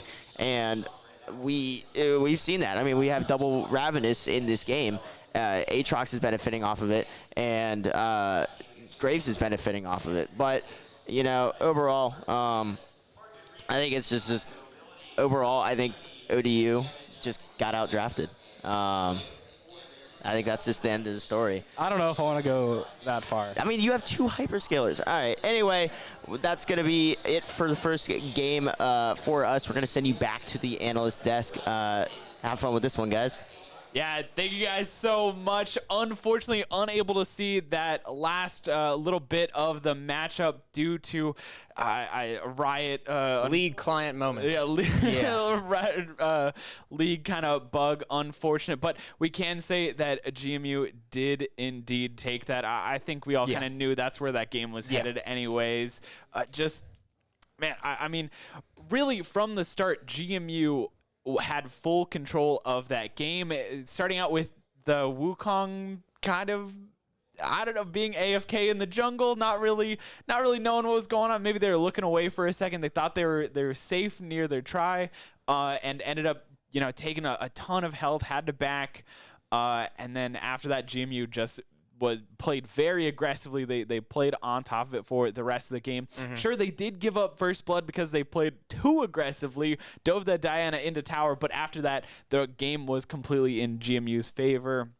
I think some of the concerns that we had were addressed, and GMU just kind of shored up those things, especially that Graves jungle. We talked about it was that familiar pick that we'd seen them play before, was immaculate. Yeah. Had more rotations than the Vi, just had more mobility at the end of the day, really able to be impactful, and they really hit that mid lane hard. The Sylas was able to farm up, and Diana just wasn't able to do much because of how many times Diana just kept getting ganked over and over and over again. Yeah, and we saw some of what we talked about too before the game, the sort of Yuumi roaming around. You know, the Karthus is really able to exist in that bot lane, sort of what that ADC player on the GMU side was able to do in those 2 games in the Shenandoah set in the semifinals. And the Yuumi is sort of just able to tag along on the Graves, you know, hop into the mid lane with Sylas. Anyone on that comp it sort of fits well with that Yuumi pick, and you know, just sort of spread the wealth around the map and have Karthus sort of sit there, scale up, which is kind of what happened, and then contribute to the late game team fights with a large amount of damage just by staying alive and sort of chilling in bot lane. Yeah, I mean, I think the Yuumi really came alive when Yuumi started attaching to the Aatrox, and then it was like, oh god, it is over. Aatrox just fights everyone, fights the entire whole team. As long as Yumi's there, the heal is just too strong, and Aatrox just got far enough ahead that could really just flex that power. Exactly, yep. Yeah, and I feel like we were watching a lot of the Sylas in mid as well. Really, giving up first blood wasn't great, but after that, all of those ganks really just allowed Sylas that free farm, allowed it that CS to just be so high, really allowed the Sylas to be a little bit more mobile in the map, and just really opened up the rivers and mid lane, and allowed GMU to take full control over this game. Yeah, and sort of like, again, how we saw in the semifinals with GMU versus Shenandoah, we saw that mid lane Sylas sort of making those plays, hovering the jungle, you know, just with the ability to steal the ults. Every ultimate on the other side, on the side of ODU, was basically good for the Sylas. You know, all their ultimates are basically all CC, and him being able to steal those gives them a lot of flexibility in some of those team fights. As soon as he hits level 6, you know, we see him taking the ults, you know, of Diana, of Vi, whoever, and really putting them to good use to win some of those early objective fights. Yeah, so interestingly enough, we talked about the draft before the game started, and we said that GMU has picked a little bit of a slower draft. GMU disagreed with us, apparently. Yeah. With 2 double early invades. They were just looking for aggression. They were looking for pressure as soon as the game started.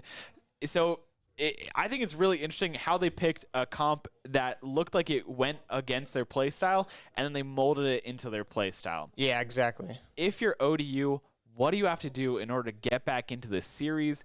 What do you think they should be looking at for coming into this next draft? I think ODU definitely has to, I mean, they already picked what looked like on paper to be a very aggressive comp in this game. I think they need to even double down on or really just make their play style more aggressive. Like, I haven't watched all the VODs, I guess, but based on their regular season performance, it seems like they can play sort of this aggressive style, and they really need to push it to the max if they want to win against GMU, who is making it seem like they have the best pacing out of any of these MAEC DMV winner game, semifinalists or finalist teams. They really just need to put the pedal to the metal, and really just turn up the intensity, turn up the pacing, really look for every opportunity possible, take full advantage of all the time they have, shoving waves in mid, hovering their jungle, looking for the early scuttles, their early invades, looking for that rift, the dragons, everything. They just need to be on top of everything. They need to be looking to take it back to GMU and say, hey, we can do this back. Like, you want to be aggressive? Yeah, we can be aggressive too. We can match this. Yeah, I mean, just looking back at that game, if we talk about objectives, right? I mean, GMU got 3 dragons, basically uncontested, got the Herald. There was a fight for Baron, and it just ended up being a full wipe. When we're looking at the Herald, we saw the first Herald of the game took 3 towers. It was insane. Yeah.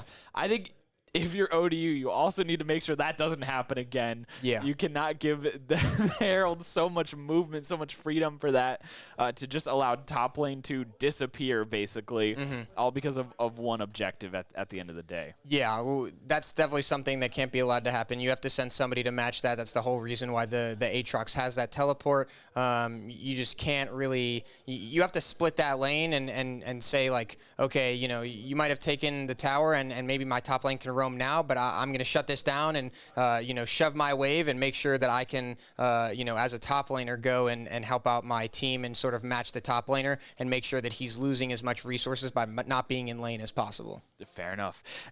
Are there any characters that you think need to be banned out coming into this next game or need to be picked up? Well, I think if ODU tries to look at another comp like this, I think that it would be smart of them to ban the Sylas. It seems like the GMU mid laner has a really deep champion pool. Some of the things that I saw in the regular season matches and some of their drafts were Azir, Cassiopeia. Of course, earlier today, he played the Syndra, the Victor.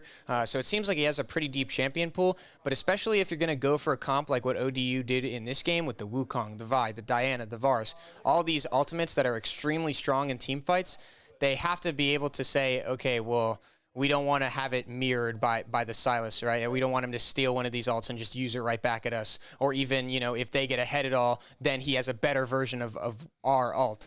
So I think that might be a smart ban on their side. And even potentially the Yuumi too. The way that GMU plays with this roaming support playstyle is definitely boosted by the fact that Yuumi sort of is on the playing board. If they want to remove some of the strength that GMU has in that roaming support, they can definitely remove the Yuumi, and it'll make a lot of these solo carry champions like Aatrox, like Graves, like Sylas a little weaker on that end. And we do see the Sylas, I believe, banned out. Yep. Is that banned out by GMU? I believe that's ODU that banned it out. So it does make sense for them. GMU still opting for the first 2 bans to be towards the Kai'Sa and Samira aimed at the ADC on the ODU side, while ODU used the other 2 bans in that first 3 to ban out Cassiopeia for the mid laner and Vladimir, who I believe is, well, it's either for mid or top, but one of those solo lanes. So we'll sort of see what the last ban is here on the GMU side, and then we will be able to, or the ODU side, I believe, and see how the draft starts. Yeah, and the Yuumi does get banned out as well. Yeah, Hecarim being the first pick on the blue side. Is that for the GMU side? Actually, I believe that's GMU. Yeah, okay. I think the overlay is flipped right now. That would make sense coming out of these bans, right? If you're ODU, you want to get rid of that Sylas, you want to get rid of that Yuumi. They want to get rid of characters like the Graves that was doing so well. We'll get confirmation in a minute here, but yeah, I do believe this is flipped. And we also have seen GMU play the Hecarim earlier today, so that would also make sense. I think actually based on I'm not 100%. I think based on the usernames, I believe ODU is on the left side. I'm not 100% sure, but either way, we see on the GMU side that they've picked the Graves and the Victor, which based on earlier today, 2 comfort picks for them in both mid and jungle. It's kind of interesting that they're picking both in this first 3. Like I said earlier, typically the first 3 is taken up by the jungle, support, and ADC spots, just because those are sort of the most they're the least volatile lanes, right? So jungle is sort of flexible, and then the bot lane you want to have a sort of stability to. And it looks like ODU actually left the Aatrox open and then was able to pick it themselves. And it looks like they might be picking Yasuo with the Hecarim and Aatrox, which could actually be quite menacing. I don't think Hecarim, I don't believe his E counts as a knockup, but surely with the Aatrox on the edge of all of his Q abilities, the Yasuo is able to ult off that, and it's locked in, which is kind of an abnormal pick for team play. But again, at this level of collegiate, we can really see anything work just based on the teamwork on that ODU squad. Yeah, and it is confirmed the overlay is correct right now. Interestingly enough, GMU just banned out Yumi and Silas. They didn't want to try to do what they were doing before. They wanted to go with something a little bit different, and they picked up the Graves immediately as well as the Victor. I mean, we've seen both of these characters already today on the side of the GMU, and they've just been doing wonders for it. On the side of ODU, they took away that Aatrox away from GMU, which dominated last game, as well as the Hecarim. Yeah, and we see that as they're going into the second ban phase here, GMU having this first ban, that they've really just said, okay, we really don't care. We're just going to pick our top, mid, and jungle on the first 3. Not really any flexibility there to flex to the bot lane. I believe this is either what ODU did last game, or I think it is what ODU did last game in their draft. So actually, or on both sides, rather, they've picked the top jungle and mid. So both sides basically saying that they really don't sort of care about, typical draft order or, what could be considered meta. And they're sort of just saying, yeah, we're going to draft our comfort picks. We're going to make sure we secure the strong individual picks that complement our players the best. And we'll worry about the bot lane later. Just because based on what we've seen today in those sets, it does look like for both of these teams, they're heavily relying on sort of those solo lanes, the top side with the jungle and the mid lanes to really impose their pressure upon the other team. Yeah, it seems like a lot of times the bottom lane just kind of gets forgotten at the end of the day. And we've seen, especially from GMU, we've seen a lot of them playing through mid or top. Well, actually, more specifically, like mid and jungle, I feel like. And so, bot just kind of sits there, farms, and then when they need them later in the game, they'll come out to play. But for the most part, there's a lot of focus on that mid area with the jungle. Yeah, and so far, I think from both sides, kind of what we talked about leading into the draft, GMU does, it looks like they are keeping the gas up, and they are just saying, okay, we're going to go full aggressive. They picked the Graves, they picked the Victor, the Fiora, and now with the Varus, they're really committing to a heavy damage, heavy brawl fighting composition. So we will see how this works out for them. No, true frontline. Fiora has a little bit of a health pool, and so does Graves towards that late game. But we're really going to see them come out swinging. And an interesting pick from ODU. This is actually a bot lane that I believe we saw multiple times at Worlds from the Worlds champions, DRX, with the Ashe Heimerdinger, at least the Heimerdinger support, which was heavily popularized by some of those LCK teams performing at Worlds this year. Definitely a strong pick into a comp that GMU has sort of created already, the Graves, the Victor, the Fiora. Not a lot of range on that side. The Varus provides a little bit of range, but most of them are going to be sort of in and brawling. The Karma adding on that GMU side to sort of give them a little bit of gap closing, team engage on that end. And so we'll kind of see how this stacks up. I really feel like ODU's draft is kind of all over the place. We'll see how it works out. It might be comfort picks, or they might just be maybe experimenting, which is something that they could still have success with. But definitely interesting to see sort of how some of those characters are going to work together once they actually get in a game. Yeah, I am very interested to see this. I think the whole picks and bans kind of went in a different way than what I had expected. I think GMU is still playing to their play style. They have the Karma, which we've seen before. They have the Graves, which we've seen before. I think really at this point they are playing to their style while still flexing a little bit. Yeah. But at the end of the day, still showing that they have one goal in mind, one sort of main strategy, and they're going to keep doing it until someone stops them, which Exactly. so far today has not looked like it's happened at all. They are just still allowed to play this very aggressive, a very support roamy kind of play style that just ends up working out wonderfully for them. And I think, as we saw before, the Karma is just going to help that out even more as we get into this game. Yeah. So without further ado, I think we can throw it over to the casters and take it away, guys. Thank you so much once again, Mitch. And after that first game, I'm surprised to see Aatrox slide. However, on a different team now. So that's going to be interesting, paired along with Hecarim, who might be one of the strongest junglers right now in this patch. So you have two of the strongest characters on the same team, but at the same time, you also have really strong counter picks on the other side. Yeah, I think Mitch put it pretty well, where he said ODU's draft might be all over the place. I think they had the plan for first phase, right? We won't ban this Aatrox, we won't ban this Hecarim. We'll force them to ban Yuumi, and we'll take that Hecarim with our first pick. Yeah. They could have Graves. That's probably a decision they had, a conversation they had. We'll give them the Graves. We're happy with the Hecarim. We think we might have to lead after level 3, level 4, right? That fight at first scuttle, potentially. And then we'll happily take that Aatrox. We know they have to respond with that Graves for one of the picks. Yeah. So then it's either they have to pick a jungler early, or they have to pick a mid laner early or a top laner early. They took the comfort pick mid, and we responded with the Aatrox. So I think that first phase is really good. And I think that second phase is where ODU derailed. Yeah, might have got a bit thrown off with the draft from the other side, where we see this DRX-inspired Heimer Ashe. Yeah. We have triple AD in the top half of the map, so I don't know if a traditional ADC makes the most sense. Yeah. But we do see the Heimer. It has a lot of AP damage, so maybe that's the way that they're looking at. It also could be Ashe support. We don't know how they're going to actually play in the bot lane. It can be flexible. That's kind of the unique thing behind it.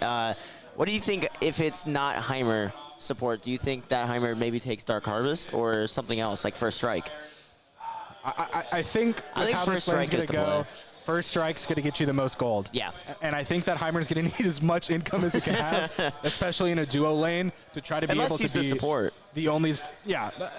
But even then, you still need to build AP. You're not going to build a support item. Heimer needs to have some form of gold income and needs to be able to have sustained AP damage throughout the game.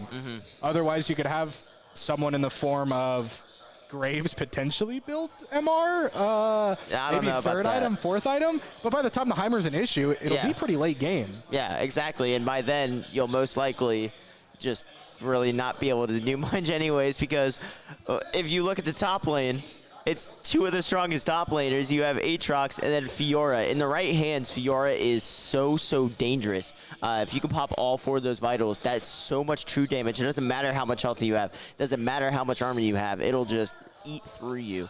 And I think that's going to be interesting. And I imagine we see a similar build on the Aatrox with that Ravenous into the Jack shows. But I'm excited to see what we see out of Fiora, because normally Fiora would go Divine. But maybe we see a Ravenous Hydra on her, as well as maybe a Jack shows or a Heartsteel even. Yeah, I think with this current meta, itemization can vary so much from game to game and matchup to matchup, right? I think the interesting thing that we haven't talked about yet is GMU's team comp that they drafted. Yeah. I think with the champions such as Fiora, when you get to this mid game, you're allowed to just shove her top and or shove her just split lane, have her do what she wants. Yeah. And that's kind of where this benefit of this Heimer comes in. If Heimer has enough damage, he can just chuck turrets, chuck out abilities, and be able to actually, with a low income role as support, hold off this splitting champion. Yeah. But the downside of that is that then if you have this 4v4 and an objective, you have no AP damage because Heimer's the one that's holding him off. Yeah, and you also run a risk of bot. And meanwhile, we're going to see a big invade onto this Heimer. They're going for it really quickly. Doesn't find the slow from the Varus E, and that's going to be a failed commit right there by George Mason. Not going to be able to quite find anything And I'm excited to see just who wins this matchup between Hecarim and Graves, because Graves is so strong early on, and Hecarim, the strongest jungle. I'll say it. He's the strongest jungler right now in this current meta, without a doubt. At any level, whether that be low elo or high elo, he can really be just useful anywhere. Does so much healing, synergizes so well with Ravenous Hydra, and Fiora's back is stopped there. That might help out top lane a little bit. Actually, no, it won't, because minions just spawned. Actually, hold up. I don't think Fiora's going to be able to get back up there in time. Yeah, she might be delayed 5 seconds or so. I just think 2 points that we saw. First point, even if you have a failed little get-together in the bot lane, against a Heimer loves to just set up turrets everywhere. And we saw 3 turrets get denied already, waste a little bit of mana. Not the most of an advantage, but a little bit. Yeah. And then that second thing you talked about, this jungle matchup is what's going to be the most important thing for all of this early game. I think that's the win con. Everyone here knows how optimistic Ego plays. Yep. He plays it's aggressive. in his name. Yeah, he plays aggressive. He wants to be the one demanding that they play at his pace. And with a champion such as Hecarim can be there quicker and decide that pace. I mean, we're already seeing it here. Hecarim's already ahead in the clear, level 2, already moving on to Birds, while we might be seeing Graves move on to a cheeky little top gank. I mean, we're seeing the weird red into Krugs, but a little bit slower.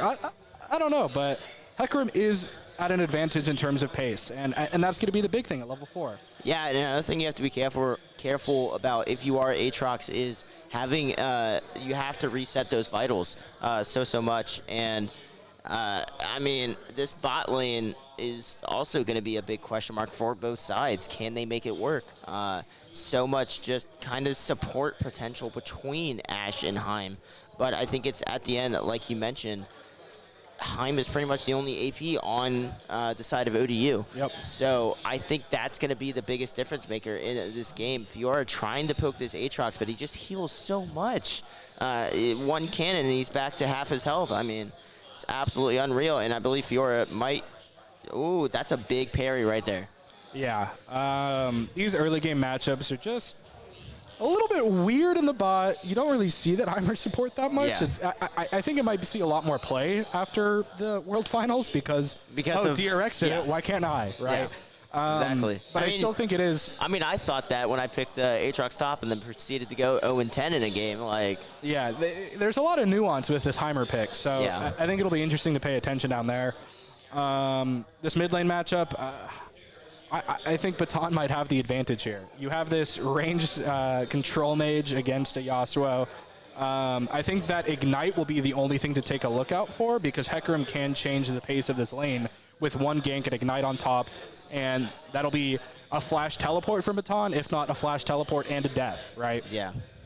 Yeah, and mid is, of course, the one everyone likes to hang out in and usually be a gank fest. So definitely got to keep his head on the swivel, especially with a Hecarim and how fast he is. And meanwhile, we see damage being traded out by both sides. A big parry there by the Fiora is going to be absolutely massive, but Aatrox with the flash and Q is going to find first blood in this game.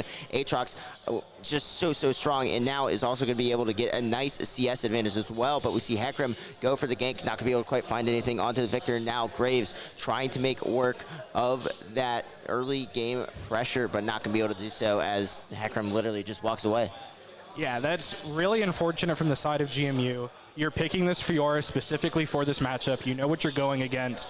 You have the Doran's Blade against the Doran's Shield. You should be in the driver's seat. And Aatrox is just out healing. Yeah. And for the side of ODU, that's fantastic. I'm building defensively. I know I can sustain myself even if you have an advantage in lane. Yeah. So I'm fine being net neutral. I'm happy being above, right? I'm that positive. I got a kill. I got first blood. I have a lot of gold. We might be seeing the Aatrox of last game haunt this game as well. Yeah, it's just on opposite teams. And another thing to note is Fiora typically builds that Divine Sunder. And if Aatrox is building lethality, that's not going to matter. Meanwhile, Ignite onto the Yasuo is not going to find a kill, and actually Karma's going to die under turret from the Ignite from Yasuo and the turret shot as well. And now Aatrox trying to look to get some pressure here, and now we see Hecarim start setting his eyes towards mid. He's hungry. He wants this. And speaking of hungry, Aatrox trying to go to work. but Hecarim is just going to disengage from the Victor. You got to be careful. Graves is coming over after clearing Raptors. Definitely something to keep an eye on. Big parry there underneath the tower, however, isn't going to get hit by turret at all, and also that's a really unfortunate vital spot. Yeah, I think from the side of GMU, you have to be happy that they're sticking with their game plan. They're making these plays regardless of if they're net positive or net negative, right? We like playing risky, we like playing high pace, and we're sticking to it, and that's a good thing to see after that first blood. I think the only downside is this Yasuo has Ignite and could just chuck it on a Karma going under tower. Yeah. And this Aatrox just has so much sustain to be able to stay here. Here, Graves, you could walk at me. I don't really mind. Yeah, and another thing to note is the CS difference between the bot lane. I mean, 43 to 33 is a pretty big gap this early on. It's granted, it's nothing like top lane where if that happens, you pretty much lost lane. But at the same time, though, that's basically an item component that you're losing there. And we're going to see Fiora Ultimate come out, is able to pop a few of the vitals, gets the last one and the healing, and that might be a kill onto Aatrox. What a parry with the last bit of mana on that Fiora, and is able to find a counter kill onto the Aatrox with a little bit of help from the jungler. And now, just like that, top lane is even once again. Yeah, just the little bit of RNG in this matchup went really negatively for Aatrox there with where those vitals spawned. Those vitals positioning to the benefit of Fiora were great, right? I mean, we were able to position on top of Aatrox. I'm going to hold on to this parry, and it worked beautifully. I think there was a slight chance if that parry doesn't go the right way that Aatrox could potentially turn that, get a Triumph proc, and then turn it on the Graves. Yeah, and we see Yasuo go in and get chunked right by the Victor, but is able to dash just out of that field that Victor puts down. That would stun him, and I think that's going to be the key to that matchup is just the mobility that Yasuo has. I think that's why I kind of favor Yasuo into this matchup. And I mean, he's already kill up and also has a 300 gold lead.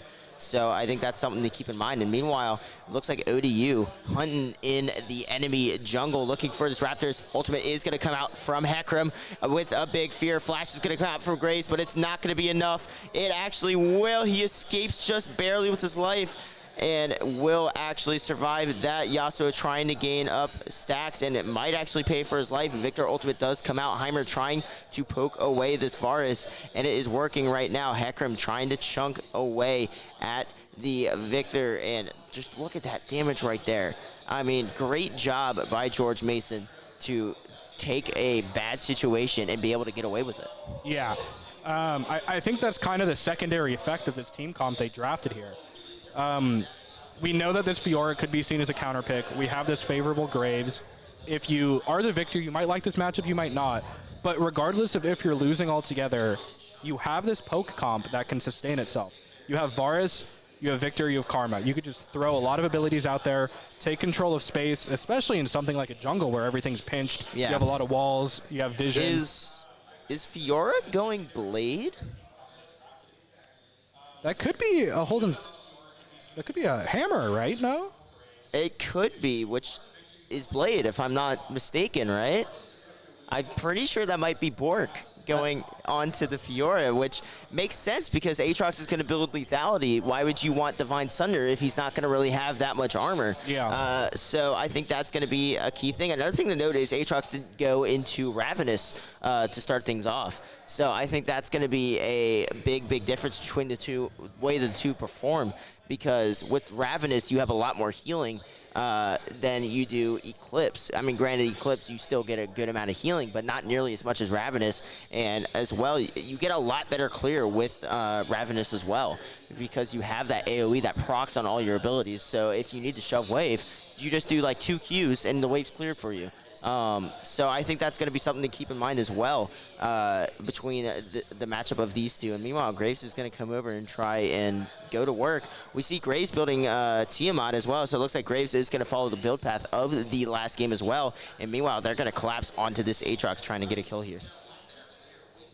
Yeah, we're seeing all three of them come on top of him. And Aatrox with that ultimate and all of these knockups might be able to sustain himself long enough for Hecarim to get involved.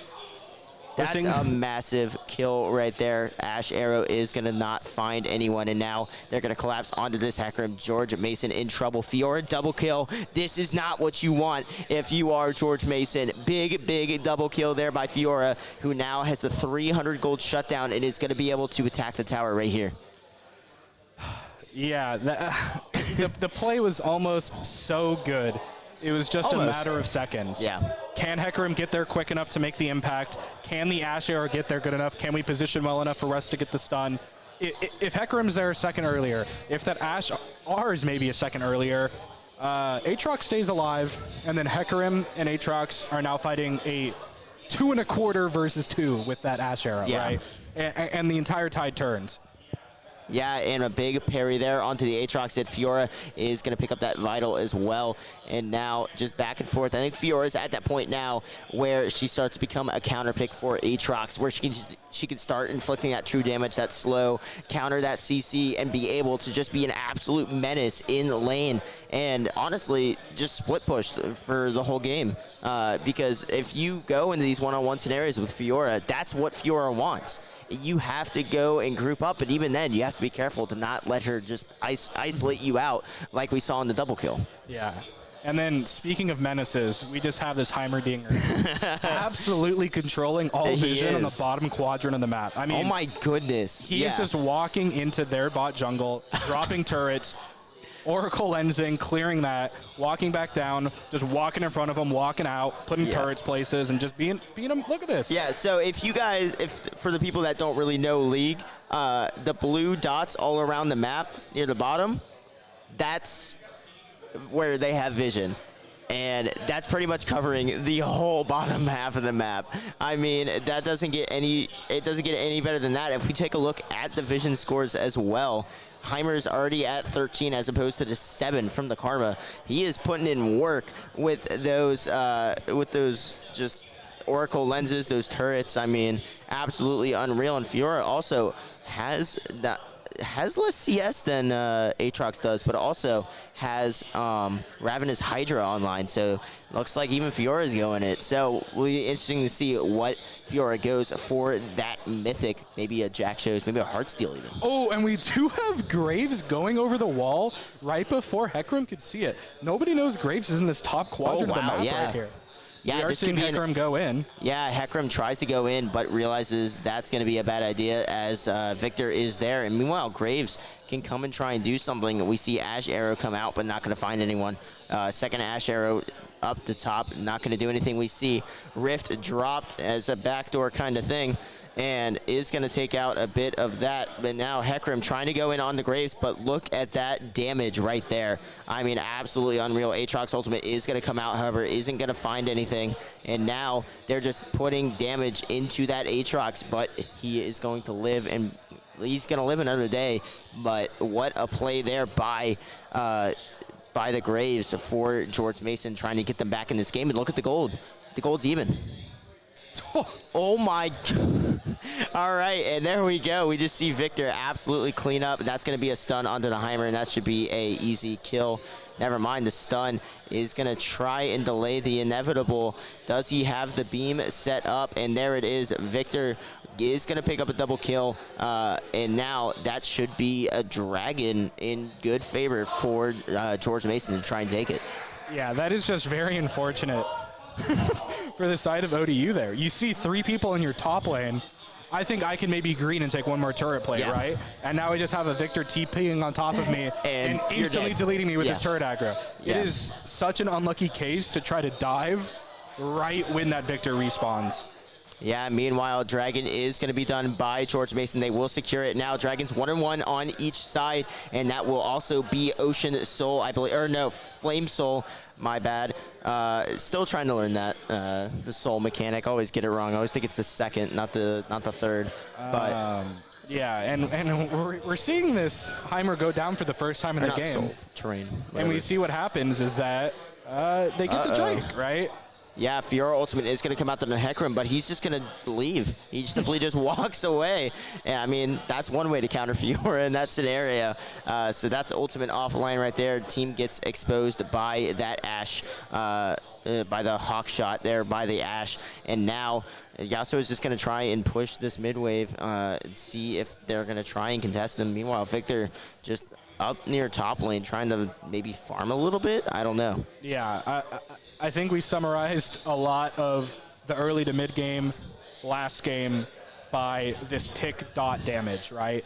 We saw that red buff. We saw that Leandry's come through. I think here it's a game of seconds, and the game of seconds is not benefiting ODU.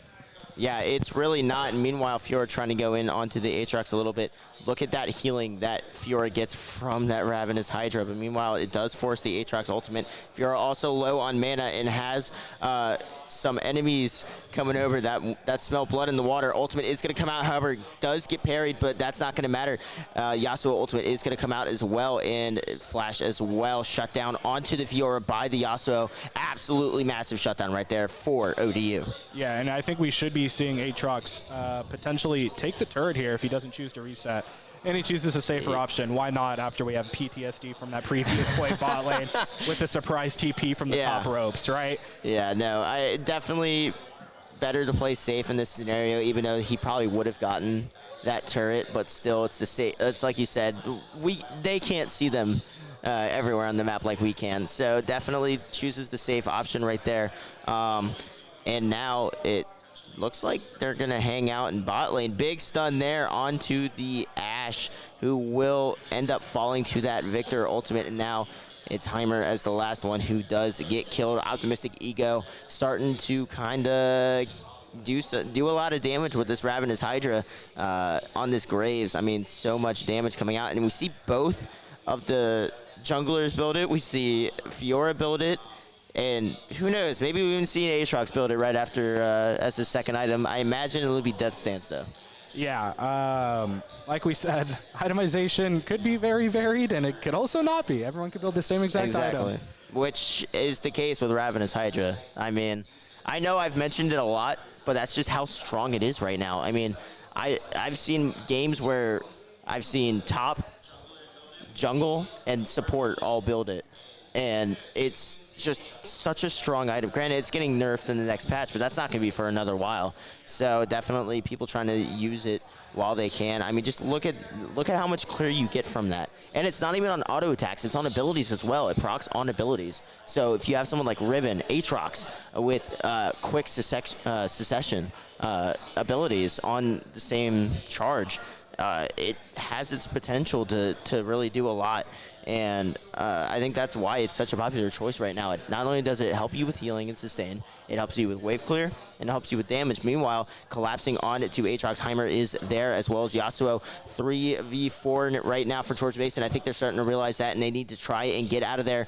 Meanwhile, Victor is there to try and help out. And we see the ultimates come out left and right. Hecarim ultimate, Yasuo ultimate, but the shutdown onto the Yasuo. Meanwhile, bot lane is having a 1v1, and Kamehameha has slain Polaris. But now this Aatrox is trying to clean up right here. And look at that CC. Joni takes out Blasting, and just like that, George Mason loses none, and ODU loses 3. Yeah, I mean, if you're a GMU there, that's a bit scary. You see Basting, this raid boss, come in with one chunk of a Q, and you're already a quarter health. That's great job keeping their composure, though. I mean, so much they stayed calm, used their abilities, hit their CC, and were able to kill him. And it looks like Hecarim doing a little bit of a breakdance there as he tries to get past the minions. But no, like, that bot lane 1v1 was just... Oh, that was superb. The cleanse coming out at the perfect moment to be able to put out that final DPS and finish the fight was great to see from Kamehameha, right? Yeah, if you're GMU... You're on the top of Cloud9 right now. This is great. 100%, yeah. I mean, you have, granted it's only a slight gold lead, but with that team wipe, you now have the chance to get the Dragon advantage in this, giving you one step closer to Soul. And also, we have Rift, no, Rift's already done. Baron's coming up as well. Maybe you consider trying to bait a Baron team fight, and if they don't contest you, I mean, with the jungle changes, it's possible. I mean, we've seen some stuff out of the jungle that wasn't even close to being possible previously. So definitely not out of the question. Although I think it'll be very unlikely. I don't think either one of these teams really wants to make a mistake if they try and go for Baron. Yasuo hits that airborne, but smartly it chooses not to ult onto the person knocked up. Yeah, this game is in a really tense moment because there's really nothing to fight over. Yes. All turrets are up for the side of ODU. Like they definitely want to put some pressure top and bot. But if you put too much pressure in the bot lane, that Baron still is up. So I really think that this game could be completely turned on its head if there's a bad fight in bot lane, or if there's a bad fight in top lane, or if someone thinks they could take Baron overconfident in the new jungle buff. Meanwhile, right? Victor once again just absolutely destroying, and Fiora, look at that damage right now. Ravenous Hydra as well as Sheen. I mean, that's going to do so much right there. And then also the Victor, he's gotten to the point where if you get comboed by Victor, you better just say goodbye to your mom and dad, because oh my goodness. Yeah, this is where these comfort counter picks are actually coming out. Then just look at that space that Hecarim just covers right there. Granted, Karma's trying to recover, but just look at that damage by Hecarim and just mobility. However, we see Baron being just done by ODU. I mean, why wouldn't you? No vision or anything. And now George Mason... no, wait, that was George Mason that did Baron, and ODU now has to backtrack. Yeah, I think that's one of GMU's early tricks that we saw in the first game, where we just have instead of a lonely cat walking in the river, we have a lonely Karma walking in the mid lane. Cool, you want to waste 2 ultimates on me and kill me underneath my own turret while my whole team's taking Baron? Go for it. Yeah, right? Exactly, and that's a big advantage, because not only do you get Baron buff, but you also get the gold, and then you also, with the Baron buff, you could probably just not even worry about that Karma not being there. And I think it's gotten to the point where this Fiora is ahead of the Aatrox, and we see it with the itemization and in the CS. Actually, Aatrox is ahead in CS, but we see it with the itemization. Fiora has 2 full items online, and it's just absolutely doing so much damage. And now George Mason can get a lot of value off this Baron. Yeah, this draft is really paying off for GMU. Like, this Fiora had a bit of a struggle in the early game, gave up the first blood, had a little bit of a lame laning phase until level 6, level 7, where we had some jungle interference. Yeah. And after that, Joni has just taken it over and shown why they drafted this. And I think the same could be said for this Victor, right? This Victor has been dominating for the last 10 minutes. Yeah, it was the same case when they picked Victor against Shenandoah. I mean, it was just the Victor single-handedly was just able to carry George Mason along to victory, even though they didn't really need it. And the Victor almost out-damaged Shenandoah entirely on his own. So that's definitely going to be something to keep an eye on, I think, is the Victor. That might honestly be the win con for George Mason. And now you add that Fiora into the mix, and if I'm ODU, I'm starting to sweat really bad right now, because not only are you game away from being eliminated, you have to deal with the Victor and you have to deal with the Fiora. That's 3 things that I would rather not deal with right now. Yeah, we mentioned the poke capabilities and the sustained long-distance fight capabilities from GMU as kind of a secondary plan in case they're losing. They can also employ that if they're winning. It's only more beneficial.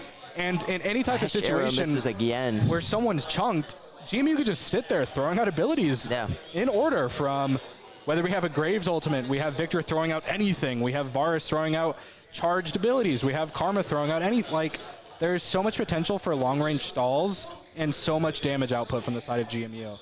Yeah, meanwhile, Karma kind of just left alone by the team, but does manage to get away and will probably be able to recall pretty soon. However, looks like ODU is going to try and set up for Drake in this scenario. However, if you're George Mason, you're fine with that, because you have Fiora, who's ahead, Graves, who is ahead, Victor, who is ahead, and Varus, who we've seen can beat the Ashe. So I think the only question then is the supports, and Heimer can only do so much AP damage on his own. Granted, it's a good amount if he gets his turret set up. So I definitely think that's going to be something to keep an eye on. And it looks like George Mason is going to try and regroup in this top area right here. And here we go. Dragon started by ODU. Let's see who wins this objective team fight.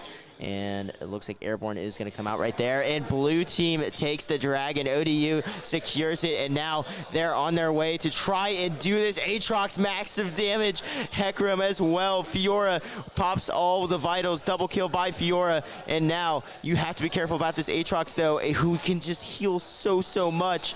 And that is 3 dead for George Mason. And just like that, ODU is back from the brink of destruction. And we're seeing greed for the red buff here, and Joni actually gets taken down by the Ashe. That's absolutely massive. And Graves is now going in as well. Optimistic Ego, maybe being a little too optimistic here. You still got 3 of the other team right here, buddy. You got to be careful about this. Aatrox, so much damage.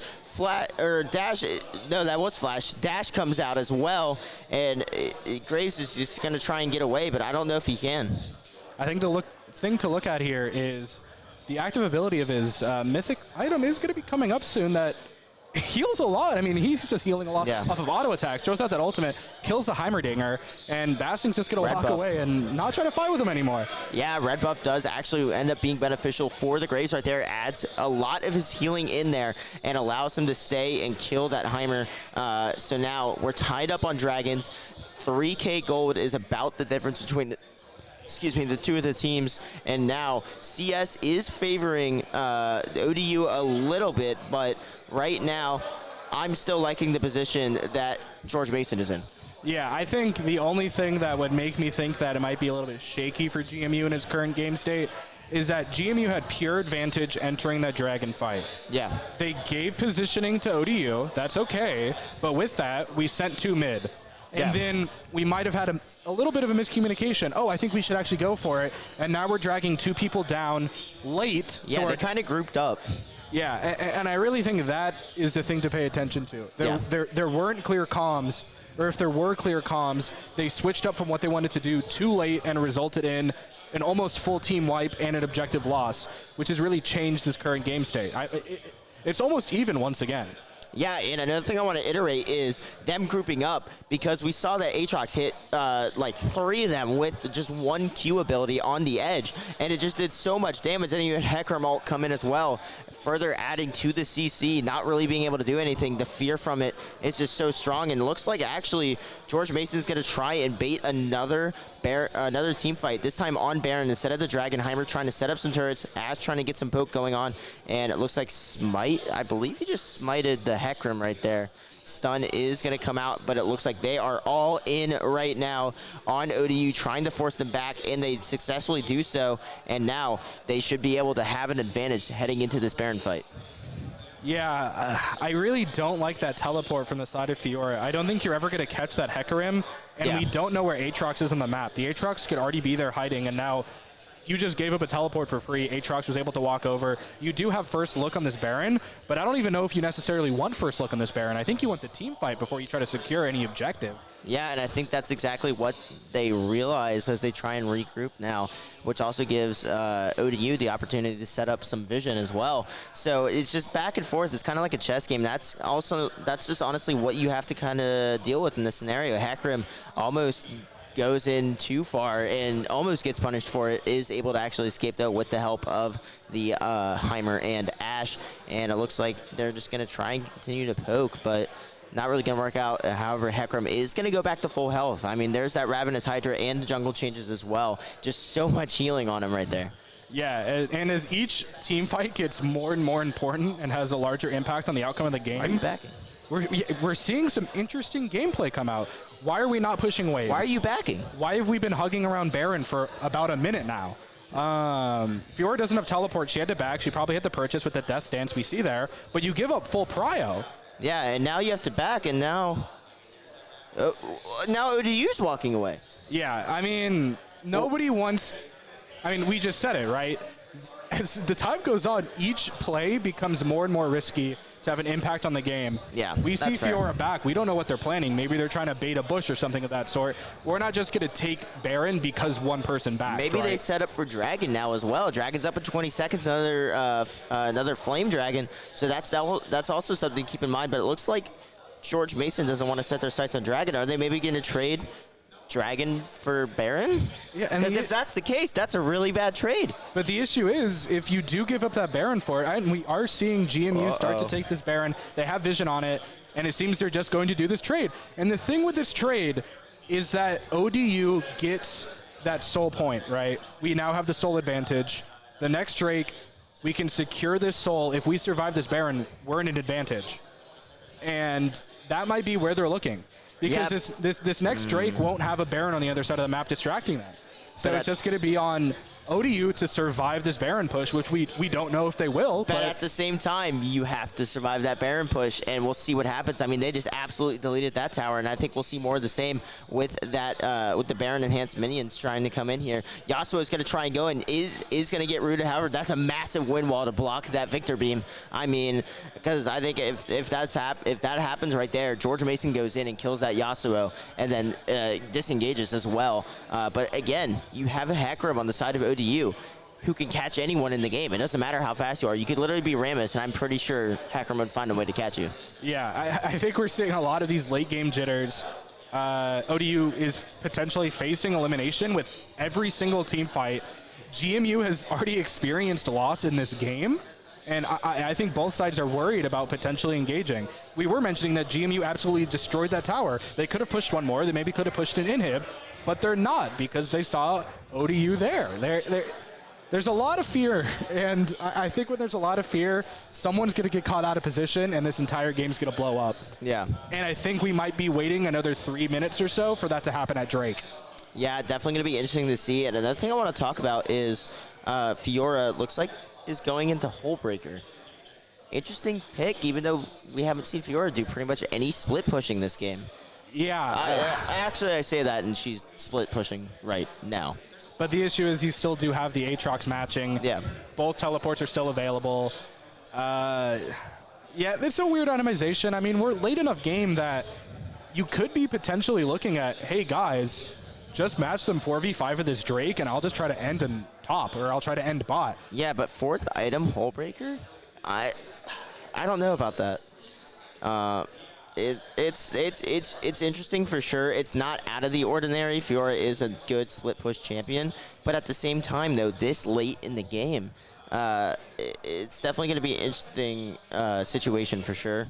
Aatrox not quite having that last one on. We see Hecarim ultimate come out, but not really going to find anything. And now he's in trouble right now. Is going to end up falling. Joni is going to kill Fuzar. And now that's a double kill for the Fiora. Aatrox ultimate is going to come out. Stopwatch there as well. Triple kill for the Fiora. And now full advantage to George Mason right now. I mean, that was absolutely unreal of a team fight. Yeah, that might be it. I mean, we still have this Baron buff up. We have a that's wave. That team wipe. I mean, yeah, no one's there to contest. It was mentioned that with all of this stress, everything matters on one team fight. You think you have it, you go in, you're out of position, everyone gets caught. And yeah, that's going to be the game for GMU. Yeah, George Mason is your not only Overwatch, but League of Legends champions in this one, folks. Congratulations to them. A well-earned victory, a well-fought battle from both teams as well. That second game was back and forth, and it was really just who made the last mistake, and it just happened to end up being ODU. I mean, after such a great match back and forth between top lane, mid lane, between bot lane, jungle even, it was very evenly contested. Big props to all of them. As you can hear, the crowd behind us is absolutely loving it. And I believe that's going to wrap it up for the casters today. We, of course, have tomorrow as well. And I'm sure the analyst desk will tell you guys all about that. So we're going to send it back to them. And so you guys can have fun with this one. Thank you guys so much. Of course, what a fantastic game. Of course, huge shout out to GMU for their win. Of course, they get to walk away with some money, but they also get to a bid into CLOL top 32 as well. So that might be the prize that they were really after at the end of the day. But of course, GMU gets to walk away with $500. ODU, huge shout out to them as well. well. They are not going to walk away empty-handed. They get 250 for their trouble, so not a bad day overall for both teams. But really going into this, I think there was a lot of doubt of who would win, who would really kind of take over, who would kind of oversee the other person. We talked about ODU in the regular season early on did beat GMU, but I mean here it definitely told a different story. Maybe it's just the preseason that GMU has been working on. It fits their play style a little bit better. Obviously they've taken it full advantage of Hydra as well. Yeah. So I think GMU just looked untouchable, honestly. Yeah. All throughout today, GMU, in both the sets that they played on stream, both the semifinals versus Shenandoah and those finals that we just saw versus ODU, they really just showed that GMU, like as a squad, those 5 guys, they have their play style down. They know how they want to play the game. They use that roaming support in the Karma or the Yumi or the Rel, whoever it is, that support loves to roam. The ADC perfectly fine with chilling in that bot lane alone. That's what we saw even in game 2 of those finals just now, and it just proved success for them. And going back to what you said earlier about, ODU might have taken the set off of GMU early into the MAEC season. Of course, we talked about it when we started the stream today. We're a LAN, baby. We're here in Winchester, Virginia, Shenandoah University, the Esports Arena, and you got one team on one side of the stage, the other team on the other side. If, you aren't exactly a type of person or type of player, or even team dynamic wise, you guys kind of crack under pressure, LAN is not for you. And so, maybe online ODU had that advantage early in the season. Maybe it was some of those preseason changes, preparation, whatever. But GMU proved that they were the best team here today out of the 4 squads that competed.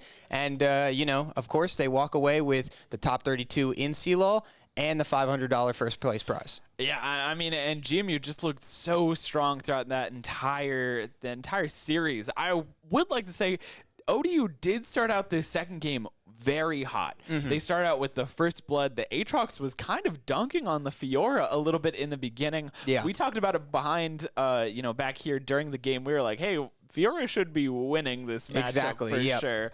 But Aatrox had a very hot start against the Fiora, was doing a lot of work, was getting ODU ahead. ODU got first Dragon. They were looking good. And then something just shifted, something just changed. The Fiora started getting back into the game. I mean, at the end there, we saw Fiora with a triple kill, just fully in this game. But I don't know what shifted or what changed. Yeah, I think that what happened in that early game really is, at least for the GMU side, I believe their top laner has played mostly Aatrox today. So, or maybe apart from the first game against Shenandoah, he pulled out the Jax pick. But apart from that, he's played Aatrox in half the games that he played today.